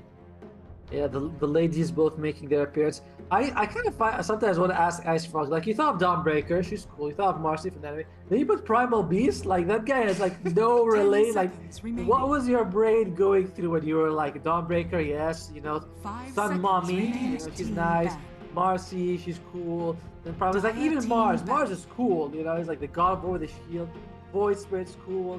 Then you put the Primal Beast, like, what the hell is that? I know people were missing. They're like, oh, we want to have more of those monster heroes and stuff. It's too anime now, but I don't get the Primal Beast. Anyway, I mean, the bands come. 10 seconds I feel like it remaining. was like the release of the heroes has been, I feel like kind of 5 interesting. Like the Marcy seconds was one of remaining. the heroes that I feel like is, oh, okay, yeah, that makes sense that hero comes out. But when Dawnbreaker first came out, everybody was like, where does this hero come from? Like it Right, was just yeah. like kind of so out there. And kind of the Hoodwink same too. with, yeah, Hoodwink and like, and then also the Primal Beast, another complete left turn. And yeah, I personally, I think the past few heroes that have been released are very, very fun. I think Primal Beast needs a little bit of fine tuning. I would like him to be a little bit, just like a little bit better. He was very broken, but you gotta give him some love. Gotta give him. Radiant team ban. Let me see. I remember Grimstroke and Void Spirit were very nice. They were good releases. Then we got Mars and Snapfire, which is also really good. But then we got Dawnbreaker Hoodwink. That was the one where I'm like, interesting. Yeah. Like I like 10 Dawnbreaker. seconds remaining. I've never even played a single game of Hoodwink. I don't know why. It's just, 5 It's seconds such a fun remaining. hero. It's such a fun hero. But she has that weird accent. Right? It's like, I see what you mean. And then we have we got Marcy and then Primal Beast, where I'm like, I don't know. I guess for me, Dawnbreaker was good. Hoodwink is, Marcy's alright. Primal Beast is also weird. Dire all over the team place. back. Anyway, we are almost done with our second phase of bans. Timbersaw, Viper, as well as Visage going out. Interesting group of heroes to ban. I guess 2 offlaners and Visage is very strong. Like Visage is just an insane pub stomper. If you're watching this stream 10 and you're seconds thinking, hey, I remaining. want to win games, get good with Visage because the hero's absolutely insane right now. 5 On the other side, they seconds gave it remaining. probably the most meta carries right now, Alchemist as well as Nature's Prophet. Yeah. We'll see what else Maybe they- the Bristleback band to round it out of the meta carries. Right? Like, let's just get rid of Bristleback. It would be nice if they get rid of like a Slark. You know, we were talking about the worst heroes in Dota. I mean, like the worst characters. Morphling was a discussion, but Slark is pretty garbage as well. Slark is such a garbage hero. And as a support player, very happy about it. Don't bring that hero into my games. Fucking hate it. You can't ward. You can't like you get gone on every time. And you're just like, yo, guys, help. But you know, I miss when Slark was a hero though. I mean, well, it was fun at some point, you know, and then when I was playing carry, but Meow taking a long time with this last battle. You're down to 20 seconds of reserve time. And they go nice stuff. Interesting. I feel like that says to me that they're like looking for another like very spell casting heavy hero. Team pick. Oh, Death Prophet. Interesting. You're right to your point about combo with the Dazzle. Yeah, I mean she's just very solid hero. Well, I'll say very solid hero, but in the DPC, this hero is all over the place. In certain regions, I believe like China, she has a really good win rate. Don't quote me on this because I was looking at the stats. I forgot which region she was really good, but it's a couple of regions she's like 70% win rate. In like Western Europe, she's like one of the worst heroes. Western Europe in general, you could say is one of, if not the strongest region right now. So you look at that and like, well, in Western Europe, either they don't know how to play the hero, which is unlikely, or everyone just knows how to counter her. So either way, Death Prophet, she took a lot of nerfs. You know, ultimate deals half damage to tower, Spirit Siphon less heal per level until like max. The fear duration's been reduced from 2 to 1.5. So she's just been taking nerf. Not what she used to be. Hey, is it gonna be a core Dawnbreaker or a core Marcy, baby? 10 seconds remaining. Great question there. Great question. Maybe both. 5 seconds remaining. Right? Can you imagine? It's like you know, mid Marcy core Dawnbreaker, and then they pick like a trick hero. Mirana being a pick here. I have to confess, and I hate sometimes when casters do when they talk about the pubs, but my worst win rate against any hero is against Mirana. I feel like that hero, whenever she's in the game, all my carries think of the arrow as some sort of like golden nugget they gotta catch. So every time an arrow comes out, you see them all line up. Somehow her team is always permanent invisible all the time. Just worst hero. But in pro games, they know how to deal with her a lot better. Faceless Void. Faceless Void. Invoker is in the pool. That might be something Miyama has to be worried about. Yeah, and at this, you have Death Prophet for the mid lane. Maybe they could go for an Invoker themselves and Death Prophet into the off lane. Remaining. I wouldn't mind that so much. It's kind of weird though that they picked Mirana Faceless Void when they could have picked Invoker Faceless Void. You know, it's like you don't have to wait for the Invoker, but that makes me think maybe they just probably don't want it. It's weird. They have the Death Prophet. Dazzle and Clockwork are both pretty good at Faceless Void. When you are Clockwork and you hook shot, you stun the Faceless Void, but you stop at the edge of the chrono. Yeah. Which is pretty good. Like you don't actually, like you are at the edge of the chrono, but you are able to stun for 2 seconds. Dazzle, pretty good cast range on the ultimate, so you should be able to save Faceless Void. So, not the ideal Faceless Void game, I feel. If you're Death Prophet and you get a couple of Spirit Siphons before you get chrono, good for you. You still get HP. Even if they BKB, it's not cancelled. You still don't do damage, but you still heal. And also, I feel like an underrated aspect that has been added to Dazzle is like Shallow Grave now also has heal amplification. So whenever you use that on the Death Prophet and she gets those Spirit Siphons out, she's gonna heal a lot. I'll be honest, I did not know that. That is so it's very similar to Oracle's ultimate, where like you get the bonus healing, but the same amount. Very interesting. LBZS, they do get rid of both the Kunkka as well as the Bat Rider. They want to get rid of those fast mids that can make space for the team. Whereas Miyama, they say we don't want to give you Invoker or Let's Track these heroes both. Either the Cataclysm or the Death Pulse. Because I believe is it Pulse Nova? Sorry, Pulse Nova. Pulsing Nova, yeah. Thank you. You can just turn these on inside the chrono and just do the same amount of damage. LB says they have to find a new combo here for the face. 5 seconds remaining. Dire team pick. Queen of Pain. Tip of my tongue, man. I want to say it. They're just drafting too fast. There is a worry that you can Sonic Wave people outside of the Chrono. You do push them, so that is something that can happen. But you can also Sonic Wave them into the Chrono. 10 much more fun. seconds remaining. Meow Meow, who do they need? They need... I feel like they need a mid laner here. You know, someone that can make space. They have a... I say Voice Spirit a lot. Voice Spirit may not be so bad. Kunka's I feel gone. like they want a little bit more lockdown. Right now it's all on the clock. And there's the Void Spirit. Your heroes. I got it out in time this time. And I was like, alright, I feel like they need a Voice Spirit. And yeah, they do need a Voice Spirit. They need... Gan has always played this way. He's played ultra fast, you know, kill, just massacre the team. That's how he played when he was with me. He still stays with that style, which I taught him, of course. So it makes sense that they go for it. They want heroes that can just stun people. No, sorry, so the silence is really good with the Agnums. You can actually control faces quite a bit with that. With that being said, I think who do we favor here? This is a tough one. I'll let you go first. So I feel like it's tough to go against like Dawnbreaker, Faces Void, Queen of Pain. That just sounds like the team fight sounds so good there for LBCS. I'm a little bit worried if they're too cooldown reliant. Sonic Wave, the Chronosphere, the Solar Guardian, especially Solar Guardian early on has quite a long cooldown. While on 120, I think. Yeah, something like that. And Meow Meow, they have Death Prophet ultimate that has a little bit of longer cooldown, but apart from that, like Pokeshot is not that long.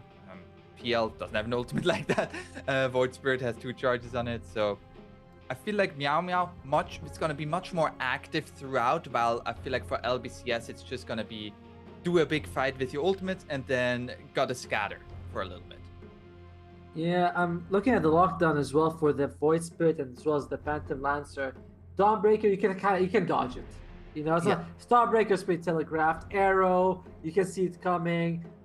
Then it's kind of like the Marcy rebound, the Marcy Dispose as well as the Chronosphere. Those are like sort of the stuns that you have to worry about, but Chronosphere is pretty damn long. So I like Marcy's fighting capabilities a little bit. Sorry, Meow Meow's fighting abilities a little bit. I guess I'll go with Meow Meow, you know, I'll go with my boy. You know, I taught him everything he knows. I might as well see how it is. I bet you when they watch this match later, they'll be like, we hate Atomo. We don't want him to ever cast one of our games again. Get him off of here. Prepare As for battle. we are here now, game number 1, LBCS versus Meow Meow in an elimination series, best of 3. Who's gonna come out on top? So, buddy, everybody's smoking. Very bad habit. Don't start on it. Learned nothing. But everybody's doing it in this game right now. But all the cool kids are smoking. I should be smoking too. You ever actually have that? You know, peer pressure. People tell you should smoke. Of course. Yeah, I mean. I thought it was just the bad commercials. I was like, no, actually, that's real life. For anyone watching, yes, don't smoke, people. It's not good for you. Eventually, you'll regret it. Well, in the meantime, though, level 1 team fight. 30 seconds to battle. I think I'd favor Meow Meow, but then I look at LBZS. I'm like, who would you actually be able to kill? Look at how mobile LBZS draft. They got Leap, Time Walk, Celestial Hammer, Blink, and Rebound. Like, good luck catching them. You know, that's gonna be a big issue for you. That's actually a very good point. The amount of mobility on the side of LBCS is insane, especially with kind of a low amount of lockdown. Like, it is just Void Spirit and the Clockwork. And the thing is, even if you catch one of them, as if it's not Marcy can still save them. It's like they're mobile with a save. So this might be a very low kill kind of game. Also might be a very active kind of game. Everyone's just all over the map. Because look at the other side. Like Clockwork is very mobile, especially if you get that shard. He's just amazing. You have Void Spirit, you have PL, so it could really go either way. I'm very excited because I can like draft is so cool from both sides. I'm very excited. Wait, where's Dyer's ranged creep? What did I always call? Oh.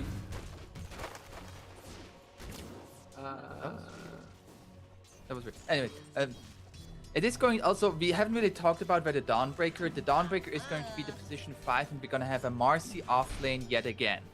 Dire's courier has been I like that. Marcy offlane. I'm okay with that. I like that we're going to see the Marcy offlane. I do think this hero has some potential as an offlane like that. A little bit of damage coming out here for PP. He is not expecting that, and he's going pretty low on the health here. He's probably going to have to use all the tangos he has. But meanwhile, ooh, that gonna be first blood. It is, and Ninja Boogie falls. See, that's why he got kicked from SMG, right? Because he just can't be giving away first blood like that. Can't be giving away first blood like that.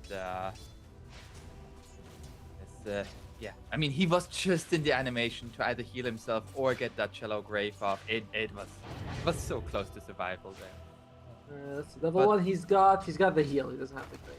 Oh. Wouldn't have been enough anyway. But yeah, that sets them up pretty nicely there in the top lane. How's PP doing? He's going for 2 points in the Shadow Strike, which is pretty standard. The heal does double, and look at that. Goes in, will probably take a tower shot, 2 tower shots, and PP. That's a lot of harass. That is a lot of harass. Like, dude, this guy. I mean, he's rank 80, I think. Gan. So he is just showing us why. Like he's just a pure mid laner, and he is very skilled at it. Number 1 in terms of CS so far. How do you feel about the Dire offlane, the Death Prophet going up against the Faceless Void? Well, it's interesting, right? Because I guess the idea is that the Spirit Siphon is really good against Faceless Void, because if you time walk away, like damage over time is what Faceless. Oh, in the meantime, Ninja Boogie falls again. Yeah, the good thing about like Spirit Siphon is that damage over time is very good against Faceless Void. You know, you don't want to do this burst damage because you can time walk and just remove it all straight away.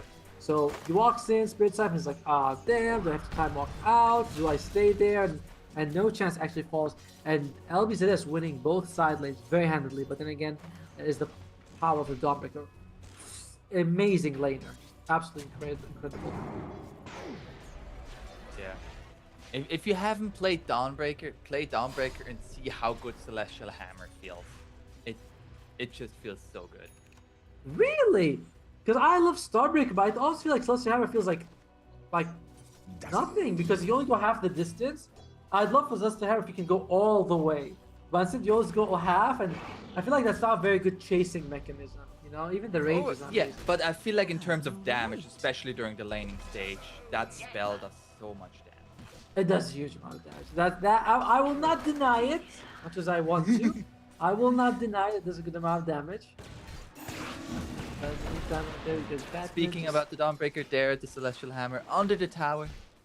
All she's got is literally a magic stick and an iron branch, and she's still just a massive force to play against. PP continuing to. Oh. We're gonna go for a little of a 1v1 here, Gan. Both are gonna go for their water runes. We're gonna be fine with that. As up top they find the kill onto the PL. This is getting very scary here at the top lane.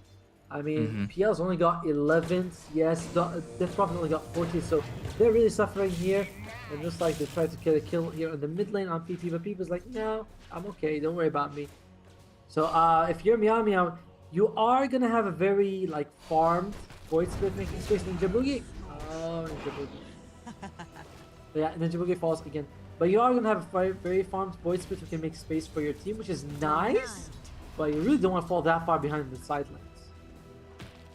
And I was going to comment on that during the draft. It's not really a traditional an offlaner with Mirana like Dragon Knight or Mars like stun into the arrow. But it seems like they are just able to execute that dispose into arrow combination very, very well, as Sanity is getting run at here. The Celestial Hammer misses, actually, and Sanity will survive a little while longer. It was all just planned there. She had to walk back to avoid the Void Spirit. Then it's like you're caught between a rock and a hammer. And you're like, I guess I'll take the hammer. It did not work out very well for her. But yeah, just those side lanes really suffering. Let's see what the Void Spirit can do very soon. How do you feel about? I feel like mid laners are. It's often about like the rotation that they're able to do, but there are heroes that are more confident at, or better at like defensive rotation, while others more at offensive rotation. Where would you rate the Void Spirit in that? I think he's pretty good at offensive rotations. You know, like you show up, you walk in with the Astro Sub, dissimulate and do that. Like you do a lot of damage, like 400, 500 damage straight away off the bat. Like you can bring someone down. Defensively, I mean, you can. I don't think he's amazing, right? Because you can just avoid the Astro Step. It's not like Queen of Pain when she comes out with a Sonic Wave, she pushes everyone away, does burst pure damage. So, I definitely like him more as an offensive. Although that's a very odd question, I must say. I've never heard someone describe it that way. Oh. I feel like for example, like Puck is like one of those that like really like defensive rotation, because like if you dream call them under the tower, it's like it feels so nice. I mean, in that case, yes. I guess if you could get an Aether Remnant into tower, that's also pretty good. Marcy level 5. Ninja Boogie takes a lot of damage here, but so is Salad. Ninja Boogie is gonna lose his life. I think that is his 4th death. I'm gonna take a second here. It is his 4th death, 0.0. Very tough game for him. No points in Child Grave yet either. Yeah, and it really looks like this Marcy lane is going so well here for LBCS, and the playmaking potential with that hero, regardless of what item build they're going, it looks really good. Oh, gonna find the kill. Meanwhile, in the mid lane, trying to go on the PP, he gets the jump away, and will be able to survive. Up top, it is a slaughter, an absolute slaughter there. This is the difference, right? We were talking about, right? We said that Meow looked good in their match. They look like they're good players, they're very good players, and they're gonna lose another one. 10-0 for LBZ, but LBZS, this is a DPC level team. You know, they've been to Division 1. They're a DPC level team in China, which is no joke. Like, I mean, every region is impressive, but China is one of the more competitive ones for sure. And Ninja Boogie, is he gonna lose his life? He does again. PP has second on the blink. This as well. Alright, apologies, let's play a game. When do you think Meow is gonna get their first kill? Like, what's the score gonna be? Is it gonna be 11-1? Is it gonna be 15-1? It's gonna be exactly 14. 14-1 for, alright. I'm gonna go 15-1. That we'll see, like, Meow goes 11-11, you know, like, crazy like that. I think it's gonna be 15-1 before Meow gets a kill. The high mobility from LBZS draft is insane. Like, they're really having trouble getting kills.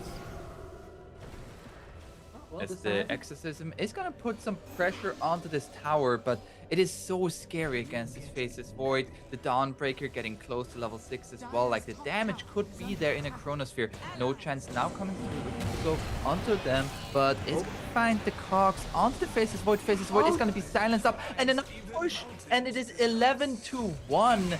We are both being made a fool out of, as PP is gonna find a kill onto Ninja Boogie. He gets a Shallow Grave out, but will still fall at the end of it, as PP is gonna get turned around upon him by Gan, but he will still just stand his ground. Hits onto Sanity here. Sanity gonna fall, as the Marcy made the rotation as well, and No Chance trying to at least take down the Marcy, but not going to be able to do so. And I they love get 2 kills. They get 2 kills. They get 14-2. I like how Ige did, by the way. After getting the kill, she jumps straight away, rebounds away, knowing that the Void Spirit is around. So well done for them. And yeah, Meow, they punch, but they're still quite far behind in terms of net worth. Look at that. Like, the older cores just taking the middle position here. None of their cores in the top 3. And also this Mirana quite farmed, nearly at the 3k net worth already as this position for Mirana. I feel like that is also a hero that can do very, very well with farm, whatever item build you go for. Gonna go for the Yule's item build, by the way, so you can just put people in the air, get an arrow out on them, and I'm okay with that. Alright. I generally, my favorite way of playing Mirana is to go for like the Greaves. I feel like the Greaves is really nice on her. The Agam Scepter is also pretty good. You know, just you get to throw out that free Starstorm. I was surprised that so many people, like, in general, the shard is ignored. It gives you an extra leap. Yeah. That does 150 damage. It also slows for 20 seconds, for 20% for 2 seconds. I thought that, it seems like it's really good, but then when you play it, you're like, do I want to leap in? Oh, no, that's not. Oh, no. that's gonna be the Chronosphere with the Solar Guardian over the top.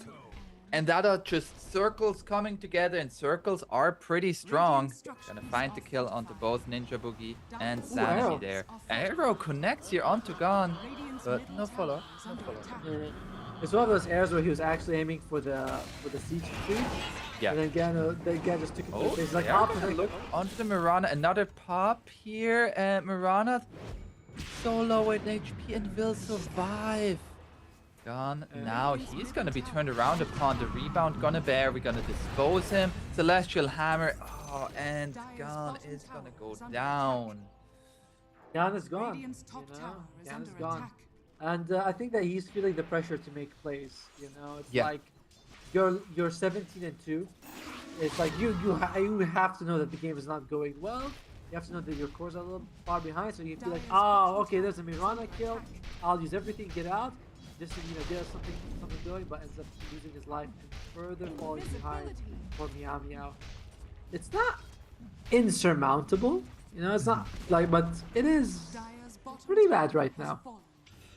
Yeah, the position that they're in right now, I kind of feel like what's their play potential? Like it is really just the Void Spirit and Clockwork together, and I would like for them to just group together, maybe have Ninja Boogie as well, and make a smoke rotation and then connect to a Death Prophet with Exorcism on a tower or something like that. I mean, that's the thing though, their lockdown is just not. It's okay. It's okay. The Hawkers is not too bad. It's just that you're up against such a mobile lineup that it feels not enough. Even though in most games you're like, oh, we got Hookshot, we got Void Spirit, that's enough, but not in this game. And also, Death Prophet kind of wants to push towers, whereas Void Spirit kind of wants to fight, and so there's two sort of different strategies here. We'll see how it looks like in the bottom lane.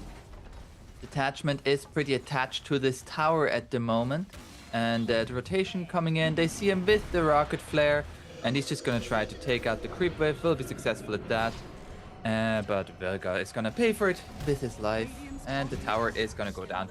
Another exorcism used here by Meow Meow. I feel like both sides are gonna be pretty neutral about that exchange. I think you can be pretty happy about that if you're Meow Meow. You got the tower. Actually, yeah.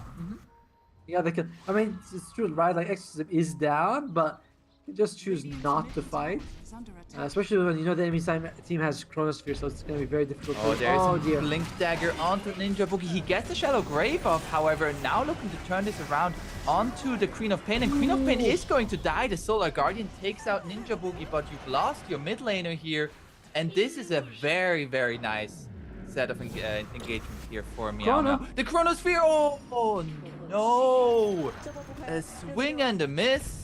As the Blink Dagger is going to connect to Sanity here. Sanity, a 3-hero silence, and with the Spirit Siphon, he is very tanky. Jump in here by Gon, looking for the Faceless Void. It's going to get hit by the Aether Remnant, but not enough damage to finish him off. Mirana is going to die. Now looking to turn this around onto the Void Spirit. Void Spirit is going to fall. A little overconfidence from the mid laners. The Quab jumping in like that, thinking she's gonna live. And then the same thing from the Void Spirit. But I mean, if you are Meow Meow, you are happy with that. You're like, okay. I think they do come out quite a bit ahead in that engagement. They should be happy. More experience, more gold. They're fine with it. This is a good fight for them. Yeah, also, I mean, it was Chronosphere used. It was Sonic Wave used. It was Sonic Wave, not no, she died, yeah, she did. Yeah, Solar Guardian was also used, so that there's quite a bit of cooldowns now, a little on the side of LBCS, where Meow Meow, they are in recovery mode. But talking about recovery mode, this PL is only a few hundred gold behind the Faceless Void. Oh, yep. And the fact that Chrono's down, that's the big deal. Now it's like, we can fight, guys. There's no Chrono. Like, we do not have to be as worried as we were a little while ago. So that's gonna be a big deal for them. I'll look at some of the item builds here. Looks like Void Sphere is going to go for the Witchblade, so it does give him quite a bit of damage that he needs. Imagine he might want to go for the Aghanim's after. Queen of Pain is going to go for the Shard. gives you that free silence, which is very nice. And Marcy has the blink dagger. So we've seen this before. You rebound off an ally, then you blink next to the enemy, and it's just insane amounts of rage. So that's something to be worried about. Overall, though, Meow, they won the fight that we saw without Exorcism, by the way. So next fight, that could go even worse for them if the Exorcism's available. Smoke on 2 only. Connecting to the mid lane as Exorcism is being used onto this tower. Marcy has arrived, disposes onto the Death Prophet, but there's a shallow grave from Ninja Boogie. Death Prophet is going to be left alive for a little while, has a Yule Scepter, but when it's going to be brought down, she will fall. And Death Prophet is actually going to be buying back as PL has joined the fight, a rebound away on the Marcy, and Marcy will be fine with the Moonlight Shadow. Everybody going to get out on the side of LVCS, and Death Prophet with an early buyback there. Yeah, that was a bit awkward. By the way, I think that Yule, was it the Mirana's Yule Scepter? I think that was, yeah, that was Mirana's Yule Scepter. Which, because when you say, I was like, I usually see the Death Prophet, she'd get a couple Spirit Ciphers, then Yules. Oh, there's a Chronosphere connecting onto 2 of them, and Gon is gonna fall. Now the Sonic Wave, a Shallow Grip is going to be there from Ninja Boogie, but this Death Prophet is in a world of hurt, and the jump in once again by the Quap. However, that is a very aggressive jump in, and the PL is going to pounce. Now looking for the Faceless Void. He is out of mana. Nice cogs there. He's gonna have a stick, and he gets out. Ooh. So close. By the way, they did a thing I told you about. The Sonic Wave pushed the Death Prophet out of the Chronosphere, which allowed her to live a lot longer than she should have. So this is a problem that you see when you have Queen of Pain and Faceless Void in the same team, because the Sonic Wave push is a lot, like 400 or something. It is a lot, and you need to be very careful with that. Kagome. You know who has to be very careful here is this Faceless Void. Unlucky doppelganger there. As they're still gonna have to Rocket Flare Vision, and this Faceless Void is out of mana. Jump forward, they're gonna get this kill. And moving to be a big fat PP. You see, but gets hurt straight by the Aether Lantern and the silence by the Death Prophet. All of a sudden, we have a game. Oh well, no chances there, but still, we still have a game. We still have a game upon us. Yeah, as Gone. Oh, jump over there. Gonna take out the board. He was hoping to make it across the river to the high ground. Unfortunate. But he's died quite a few times this game. Let's see what's his score. He is 1-4-1. This is definitely not what you expect from a playmaking mid. At the same time, this PL has been very involved the past, I would say, like 3 to 4 minutes, and it shows. He has been getting a lot of net worth from these fights since he hasn't died in any of them. Yep, he's going for the SNY as well, and like, it's all for the PL, you know? Like, even Void Spirit is not the best scaling mid in the game, you know? He does decent damage, but it's like burst damage. He's more useful mid game than he is late game, so if he can die and make space for the PL, you want him to make space for the PL. You first with kills, but with deaths is space, you know. A little bit the worrisome part for me is I look at the net worth and I see the Mirana having more net worth than the Void Spirit. Ouch. Yes, that is actually pretty terrible. That's a little bit of a worrisome part for me. But at the same time, do you feel like this PL can 1v5 this game? If he can dodge Chronos, yes. I feel like if you caught Chrono, you're dead no matter what. But if he can dodge Chronos, I think he can actually 1v5, like no joke. And oh, good, no shot. It's gonna be the disposal away, and this is Solar Guardian over the top onto 3 heroes here. But Sanity gets the Exorcism out, and everybody from the Radiant trying to retreat as Dire storms on forward here. Marcy solo is going to fall with Gon jumping on forward, and now looking for this Mirana. She has to leap away. There he is. Gonna find him here as he is as we're gonna see the Mirana die, and on the top side we have the Queen of Pain getting low on mana. Is she gonna have the blinks away on a few second cooldown? Gone, still chasing on afterwards, and the Aether Remnant connects onto the Queen of Pain, and that is going to be a dead swap right there. Ninja Boogie gets it with the Hex. Thanks to the shard, very nicely done. This is why this guy should be on a pro player. pro team, preferably SMG. It's because he is just out there with his cat.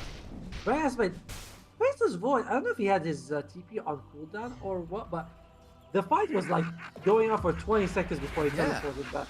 I thought I was looking at his icon, the minimap. He's at the top, and I was like, okay, he's TPing. Okay, he's TPing. He's like, he's still not TPing. He's still not here. And Custom, suddenly it feels like it's a bit of an even game, you know? Yes, the Mirana was ahead of the Voice Spirit. The cores from Miao are not doing so, but it feels like an even game. It definitely feels like it, and I feel like it feels like an even game, and with LBCS landing some very nice like combinations of their ultimates and all of that, it is not quite enough to bring down this Meow Meow heroes. Yeah, they had they caught them in. I'm not sure what spell they caught them with, but I looked like they got a 2-man Solar Guardian, which is really impressive. And Ninja Boogie, is okay? No chance. No chance. I bet he was purple. Marcy's still looking. Okay, doesn't have a rebound target.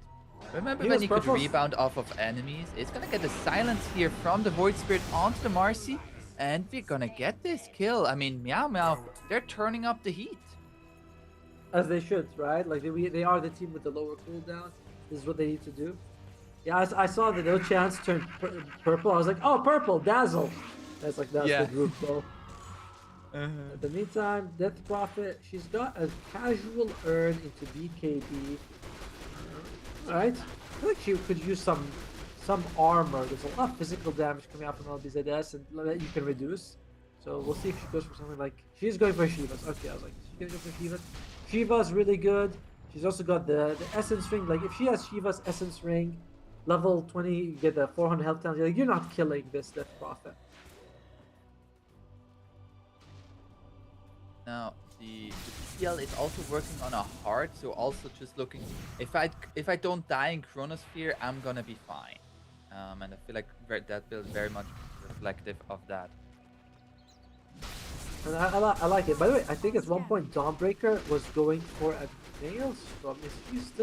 She still has the Maelstrom queued up. I think he's trolling us with that Maelstrom pickup on the Dawnbreaker. Because I do think you can proc it when you Starbreaker. You know, it's like the same thing with the bash. You can bash one person. I don't know. It would be pretty cool if you could get Maelstrom on Dawnbreaker. It's like they are getting ready for a smoke though. Yeah, I feel like LBCS a little bit from these last few engagements that they're now, I feel like a little bit unsure how or what to do at the moment. Yeah, timid. Exactly. That's the exact word. As they're only on their side of the map. I mean, Dire is also on their own side of the map, but they are the ones who have been getting pressured so far, and now they're finally gonna have some room to breathe. Yeah, it's just like you can see, like after they lost a couple of fights, they are definitely like, oh, you know, is it even? Is it not even? They realize their advantages has melted away. They were way ahead. Now they're being cautious about it. In the meantime, though, they might be okay with this ultra late game. Like you asked me if you have 1v5. I do believe you can 1v5. Like hookshot comes out, can you get the call Nice off? hookshot, exact right time to blink away with the bottle and the stick. We're gonna be fine on the Queen of Pain. He didn't cog. He didn't cog. He got. Oh, he could. I feel like that's a little bit on you, bro. You know, great player and all, but now he's gonna. Oh, there's gonna be a dispose onto the clockwork, and this celestial hammer is gonna find this kill. As now, jump forward and just back by the face's void. Okay. I like how both of them were playing chicken. Very unlucky for no chance, by the way. The Aetherms came out to help him, but a creep walked into it and ate it instead of the Marcy. And I was like, this guy, all the bad luck happened to him all in one. But yeah, if he could have gone that cogs off on the Queen of Pain, he might have been able to turn that around. Still, at the end, it's just a clockwork bag. It's not the biggest deal. This Roshan, however, Radiant, that's a big deal. They are taking these Ages very quickly, and it doesn't look like Dire is going to be able to respond in time. We have a hard finish on the PL, however. that's going to be an issue for them because they don't really have percentage damage. They have pure damage, which is nice, but this PL, 3,200 health, he might go for some evasion just to force just so he has another layer of protection against the Faceless Void. He's going to say even an A on this. There's nothing wrong with that. I am excited to see what he goes for next on the PL. He's got the shard queued up, then he's going to go for the Octarine Core. Okay, there's an interesting build, just so you get the maximum value out of Spirit Lance. It is a 7-second cooldown. You get a lot of value with that. I don't know if it's the item build I'd go for necessarily this game. I do feel like he needs a lot more like fighting stats rather than cooldown reduction, if that makes sense. And you don't get that with Shard and Octarine. It does feel like, I feel like the two different types of builds with that are like if you go for the the Octarine Core Shard, it's like you want to be poking and you don't want to be in the midst of the fight. As there's going to be the jump forward here. We're going to find the Chronosphere onto the PL, but who is the real one? We're not finding it. There's going to be the Sonic Wave, but this PL is more than fine. Solar Guardian coming out here, and they're going to take out the Clockwork, but this PL is just running rampant here. We're going to have a Shallow Grave onto the Death Prophet with the Exorcism running. The supports are dying on the side of Meow Meow, but once again, PL just in the midst of it all, making all of the illusions. And can they deal with it? They're going to find a nice dispose here. There's going to be Aether Remnant connecting, and they're going to get the Aegis onto the Faceless Void. Now the Queen of Pain getting out of mana here. No more mana to blink away, and there's going to be a dispose away, but Gon jumps in there. They're finding the kill on the Queen of Pain, and now Marcy also, as now the Faceless Void is going to have to time walk away. But in the end, a fantastic fight here for Meow Meow. LBZS, they wish they could time walk that whole fight if they could, but they cannot because Meow Meow, they lost their support, but they didn't care. The Chronosphere came out on the PL, but this is the problem. There's so many illusions. He's like, eeny, meeny, miny, mo. I think I'll pick that one. Didn't work. They got the Chronosphere basically is nothing that fight. Then they were able to get the ace off and kills. Huge fight from Meow Meow. And this is the power of PL. Like, you can definitely take this thing solo. Yeah, especially if they continue to play like that. They are, like, after a laning phase that looked incredibly dominant from LBCS, Meow Meow have hit back very, very hard, and the net worth is now in their lead. And also, looking at the graph of the net worth here, I mean, it's the 3 cores are the top 4 here for Meow Meow. They're feeling it very much. I want to look at some of the neutral items. Blocker is going to have the... Sorry, what do you call it? The Cloak of Flame, which is pretty nice for him. And just a lot of stats coming out for the supports here. On Ninja Boogie's got Fluffy Hat, he's got a Magic Wand, he's also got the Pupil's Gift, which gives him 300 health. I like that a lot. I love Pupil's Gift on like Agility and Intelligence hero because it just feels so good on those heroes. And keeping up on the update on the Dawnbreaker items, we have a Javelin, still looking for the Mel's. I can't believe Detachment's going for this. I cannot believe this position 5 Dawnbreaker is gonna go for the Maelstrom. I feel like maybe part of the thought process is to be able to find the time. Oh, there's gonna be a jump in here onto the Clockwork, and he is going to be dead. He's a goner. But there is gonna back up. I feel like maybe the thought process is that Ninja Boogie getting caught here and expose him into the grave. Yeah, just wasted. Those were illusions. Those were illusions anyway. Hey, Matt, but yeah, there's good punch back by LBZS, getting those 2 supports. But then again, they're the supports, you know. It's like their job is to be shields for the core. They are doing an excellent job with that. Blast Rig, this might be a really good item if you can put it on the PL. Faceless Void tries to kill him inside the Chrono, 2.5 seconds of... it's of course on the Faceless Void, but Meow Meow can find their own Blast Rig. Could be very, very big for them. You're gonna have the smoke here with the Chronosphere up again. Oh, this would be massive. Oh no! There's gonna be the doppelganger now. They're gonna see the real one thanks to the Sonic Wave. And this PL is going to die. This time they find him with the Chronosphere. Exorcism coming out from the Death Prophet, but you're fighting without your strongest hero. However, Clockwork now coming in here. They're gonna find the kill onto the supports. and still storming on forward. Not ideal for Meow Meow. You never want to lose the PL, but you know the Chronosphere is gonna be down, and this is we said this. The only This Marcy. goes here onto the Death Prophet, and Death Prophet is going to die.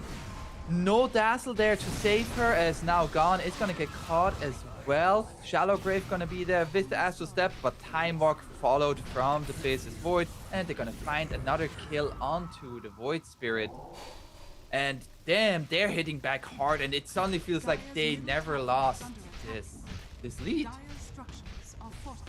And 2 of their cores are dead for over a minute now. So LBZS, if they want to, they could consider going high ground here. There's nothing stopping. They have their BKB up on the Faceless Void 30 seconds. So by the time the next fight happens, you'll have BKB ready. And they are just gonna be like, yeah, let's just go to high ground. Let's see what we can do here. Fighting without the PL is just. It is 1 versus 5. You cannot fight without PL. You just cannot take the game without PL. And it also, like the PL did get the doppelganger off, but since the Chronosphere landed with the PL like pretty much in the center, the Sonic Wave didn't push him out of the Chronosphere, but it did reveal which one was the real PL, which I feel like was crucial there in order to get that kill. And I like what he's going for, by the way. He got the shard, but he decides to go for the butterfly, which I was like, yes, get the butterfly, get that evasion. It'll help you out a lot against the base for physical damage. And that's a nice thing about Sonic Wave, right? It's like, will the real PL please stand up? And then all of them just die. It's like, oh no, that's the one. He's still standing. Get him! Get him! Can we kick his ass just because he's... And look at that, by the way, 10 seconds ago, I saw like 2 minutes ago, the top 4 net worth, 3 of them were on Meow Meow. No, it's not LBZS. This game is very back and forth, but easily also the best game of the day.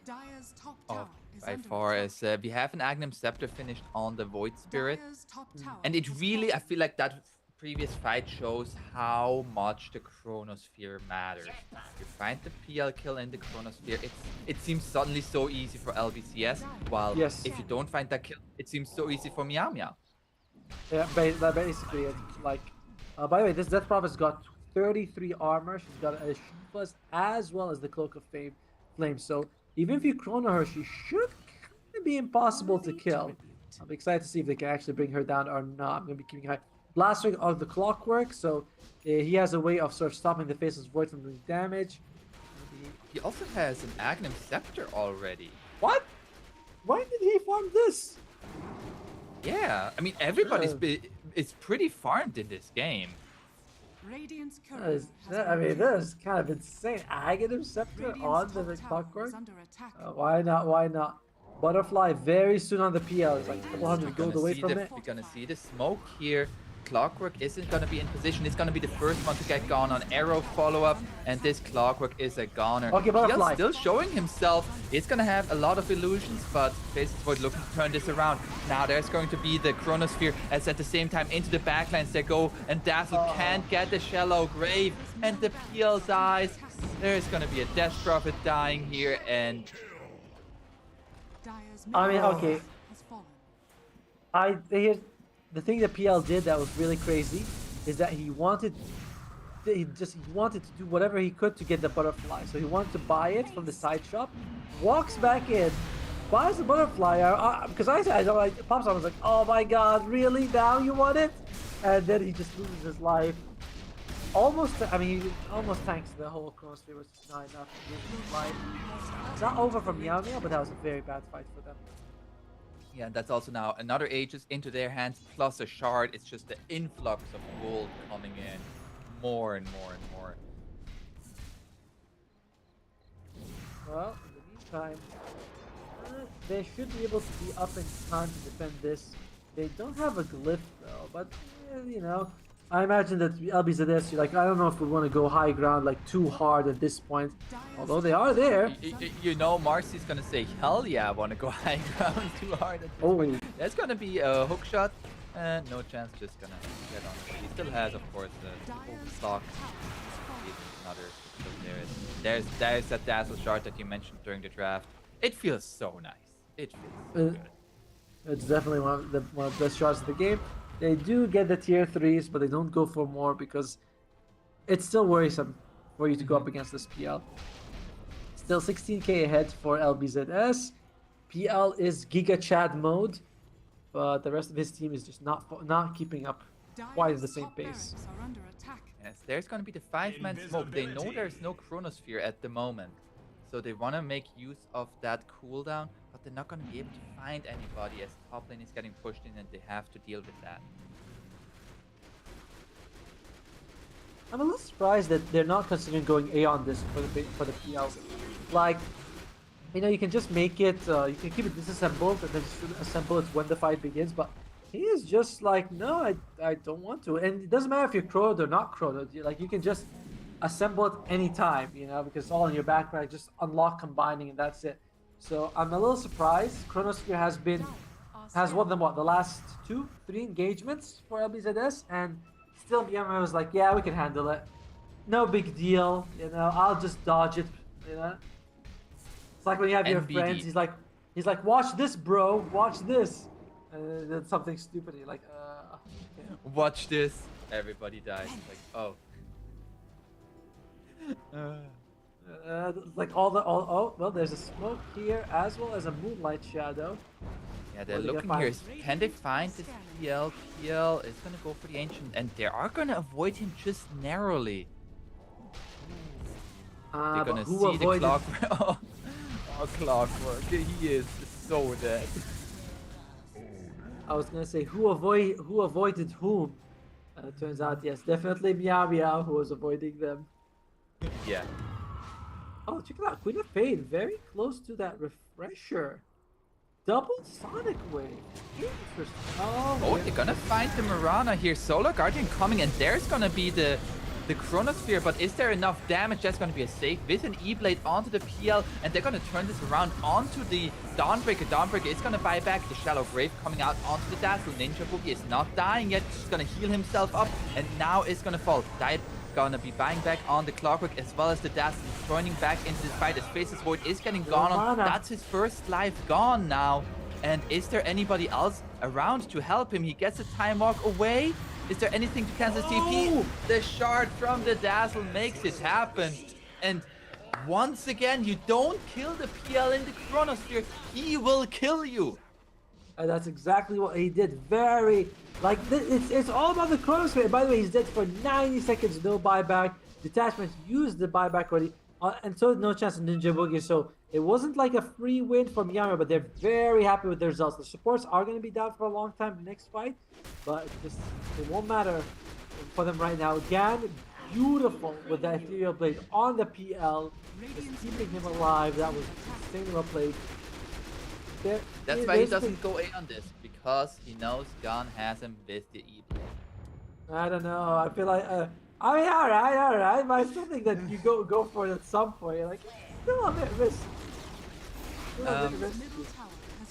I also feel like that fight showed how much they kind of rely. If there are illusions of the PL, you need Queen of Pain ready to deliver the Sonic Wave when you Chrono. Because she was a little bit away from the fight when the fight started and the Chronosphere came out. And so the PL, even though he took a little bit of damage, it just wasn't nearly enough. But that's going to be the jump forward from the Queen of Pain. But the hookshot immediately going to be there. Solar Guardian coming out, and we have Refresher to get away. Now the Sonic Wave onto the Dazzle. Dazzle is going to get bashed up and is going to die here. That's going to be a dieback on him. But the PL is still standing sound and strong here, and will cover everybody else's retreat. They're definitely going to have to go back. No chance. He got the second hook shot. He got both hook shot on PP. They included the second one, but when he got the second one, no one was ready to help him. Yeah. Kill her. And he's like, guys, do I look like I do damage? Come on, I'm Clockwork here. So I'm a little unfortunate. They don't Ninja Boogie, by the way. Does not have buyback. We'll see if LBZS wants to do something with this. The Chronosphere is up, and that has been the biggest, deal in the game so far. We have level 25 on this PL as well as the Faceless Void. It's the backtrack. Oh, he went for the backtrack? Yeah, I'm a little surprised. But in general, people always seem to go for the backtrack talent instead of going for the awesome Chronosphere talent. The giant purple balloon. Like, nah, I don't want that. I feel like I can kind of see where he's coming from, because he is not, like, if there are illusions, he is not the one clearing it out fast enough, and he does need the Queen of Pain or any other AoE damage to be in range to clear that for him. And so if the Chronosphere is too big, then suddenly the Queen of Pain might not be able to do that. By the way, Dawnbreaker did finish the Maelstrom. I saw that earlier. Oh, that's a, it's a power move. Oh, yes. I wonder what she's gonna go next. It's what they call alpha move. This generation, very alpha. I mean, to be fair though, you are up against PL, so I guess you do want to. But at the same time, I mean, if you get to the Mjolnir without like it really harming your team, I feel like it can feel very, very good. Yeah, but is it gonna feel better than the Aghanim Scepter? I mean, you make you know, you're asking questions here. You tell me, does it feel better than Aghanim Scepter? No, it doesn't. The Aghanim Scepter feels better. But then again, there's no wrong way to play Dota. Like he's thinking, you know, I need to help removing illusions. I do a Starbreak, I throw out a couple of lightnings, that helps a lot. You could go Aghanim Scepter and reduce the PL illusion damage, but what if you're not available? Like once you land, what do you do then? So there's different ways of thinking about it. I think that you could go for Aghanims. He obviously seems to think the Maelstrom is better. We'll see. Maybe one fight, you know, he does a Starbreaker, all the illusions disappear. We're like, wow, what a move, you know, what a great itemization. Yeah, and also the Faceless Void now went for an Aghanim Scepter, which is gonna help him for a little bit of that AoE clear with that jump in from the Time Walk, applying the Time Walk. Maybe they're trying to get map control here. They're 13k gold ahead, but at this point, it doesn't feel like they are 13k gold ahead, if that makes any sense. When I look at the Death Prophet, she's got Sanjin Kaya, BKB, as well as the Shiva's Guard with the 400 health down. She's sitting at 3,400 health, so she is really tough. I believe they call women like that thick. She's very thick right now. Hard to kill. The PL also has finished an Abyssal Blade and is now looking for a Skadi, even more tanking up. Still no A on disc, but you know. It's okay. It's okay. It's alright. Doesn't have to get A on disc. Hell, he might want to get it eventually, but he's 6 slot. Like he's got no space. Yeah. But all he can do is eat Aghanims and eat Hyperstone. Sorry, eat the Moonshot. That's about it. We'll see if he goes for that. Does Dawnbreaker still have a trusty shovel? No, she's got the Ninja Gear now. Oh, Ninja Gear, okay. Oh, they're gonna find the Death Prophet here. And Sanity is gonna get the BKB off, however, as now the Faceless Void is getting gone on. There's gonna be, there's that Cox is gonna trap the PL actually, as there's gonna be the Chronosphere.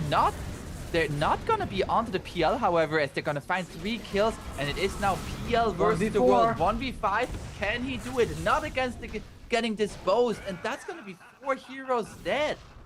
No buyback on any of them. Oh, no buyback. Holy moly, they could have like... PL just got buyback. PL just got buyback. Oh, good god. Again, takes the arrow. Aether Remnant keeping the Narcy alive. What planning? Holy another moly. One. That's some quick fingers there. That is some quick fingers. Yeah, that's insane. And like if they could have just died right there, but he managed to stay alive. Well played by him. Oh, that was nerve-wracking yourself. Gonna have an Aghanim Scepter here for the Queen of Pain. Like Sonic Wave much lower cooldown now. Nothing like a free Aghanims, you know. It's just, she needs it. She's been working hard for the team. She has been working. She's 7-4-21. Just very good performance by the Queen of Pain so far. As Kagome is gonna walk into the enemy base looking for the racks.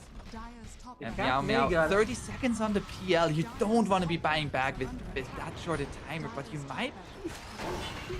As the Void Spirit has been found, there's going to be a bash onto him, but a nice shallow grave there by Ninja Boogie is going to keep gone safe for a little while, but not long enough, as he will die and has to be buying back immediately. At the same time, Ninja Boogie getting gone on and will fall. That's your supports gone for a long time now, even with the PL coming back. Be going for tier 4s immediately. On the side of LBCS, they say we want to take this game now. And we're going to have a side with Vice also finished on the Queen of Pain. That might take somebody off guard there as the PL now back sends in illusion. We're going to go onto the Faceless Void here.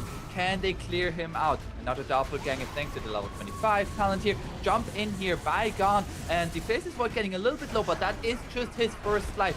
Solar Guardian now coming out, the Dawnbreaker back into the fight as the PL getting gone on and taking a heavy amount of damage here. The Shallow Grave's gonna be there and will be able to survive a little while longer, but the Faceless Void has found the PL and has finished him off. He doesn't have buyback now.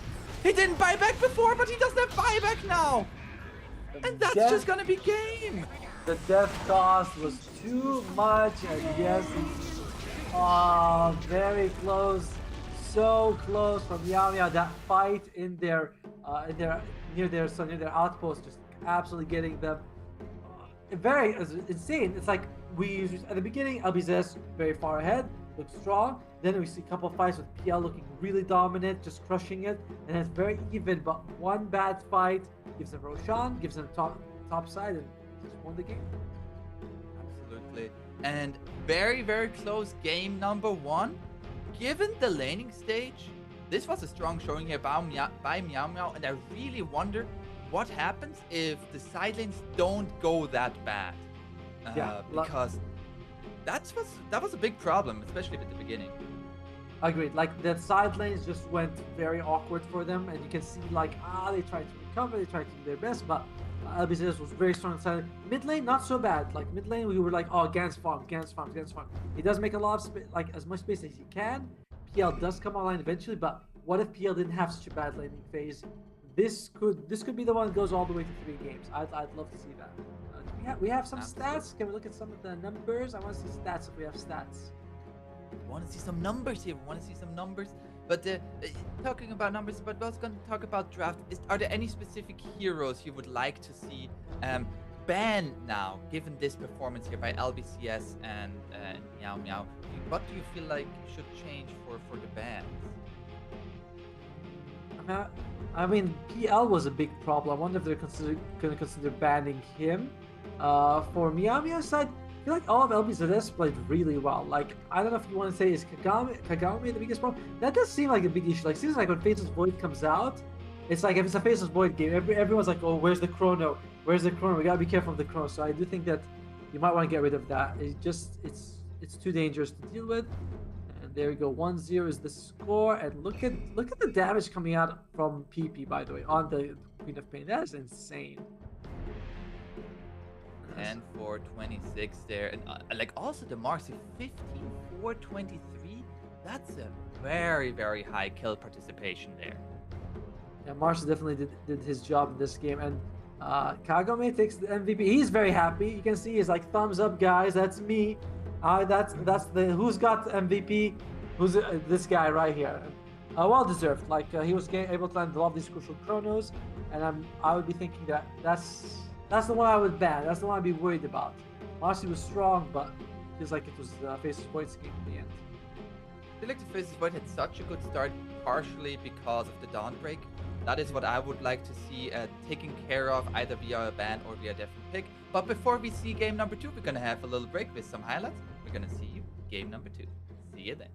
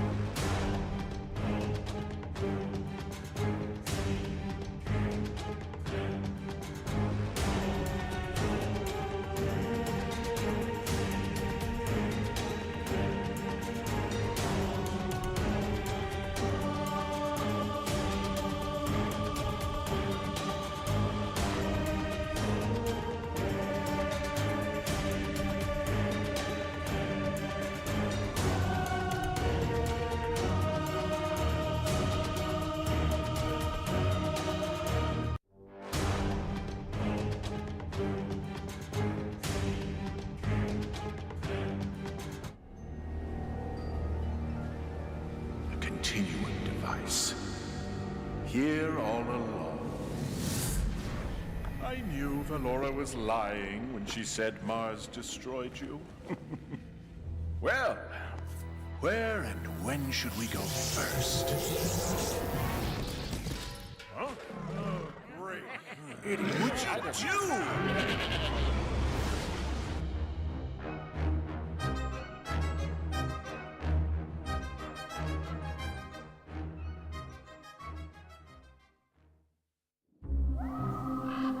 There was a thing in the woods. But once a year, it left the woods to feast on us.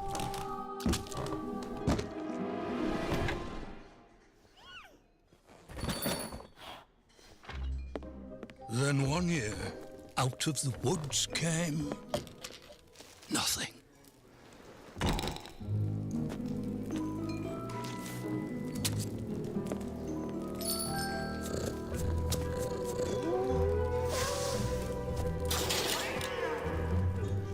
Another year passed, and another.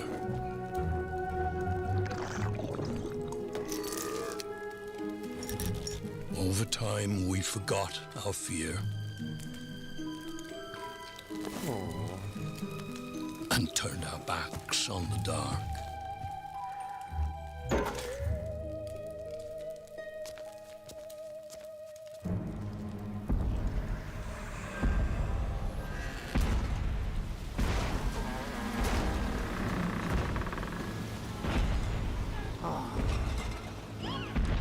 Slivers of the mad moon hang forgotten in our sky, slowly aligning. It is time again.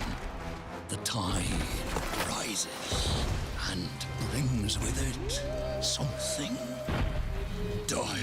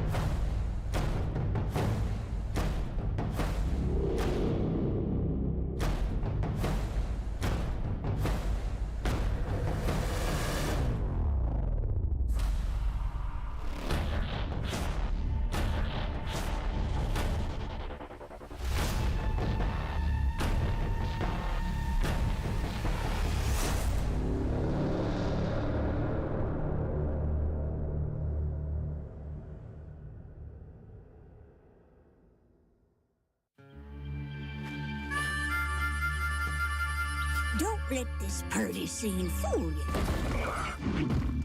This world is a dangerous place. When you get to be my age, you'll see friends come and go. It's important to take care of the ones still kicking. In the heat of battle, you'd be surprised how far a little kindness might go.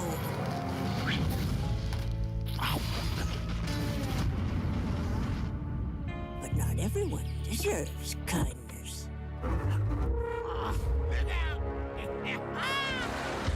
Hello, Auntie. This all you brought? Yes. Oh.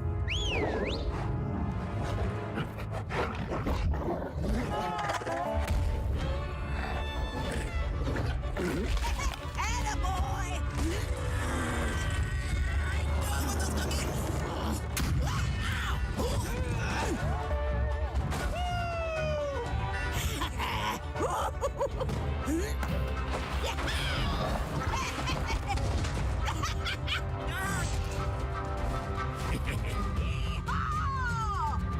I didn't offer to share.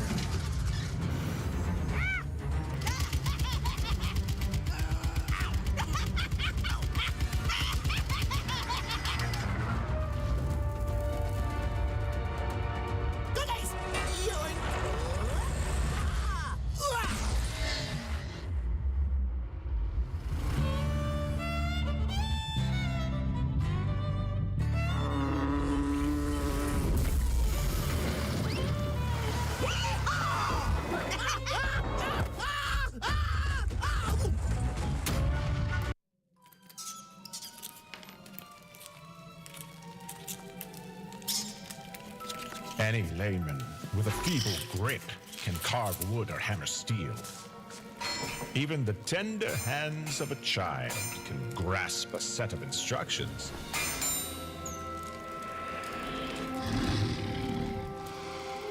But to create something takes rare hands, shrewder hands, handsome, brilliant hands. The hands that forged the first scepter of power.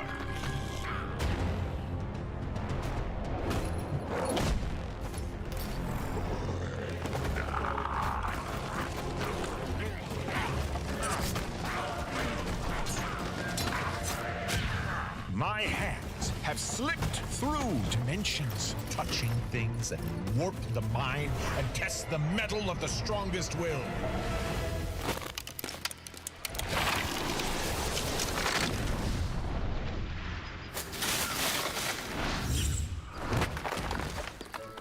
From the far reaches of the astral plane, beyond countless dimensions, monsters, beasts, beasts without legs, beasts that are only legs, heroes that aren't heroes at all. I have brought them here to answer one simple question. Can your hands wield the true Aghanim scepter?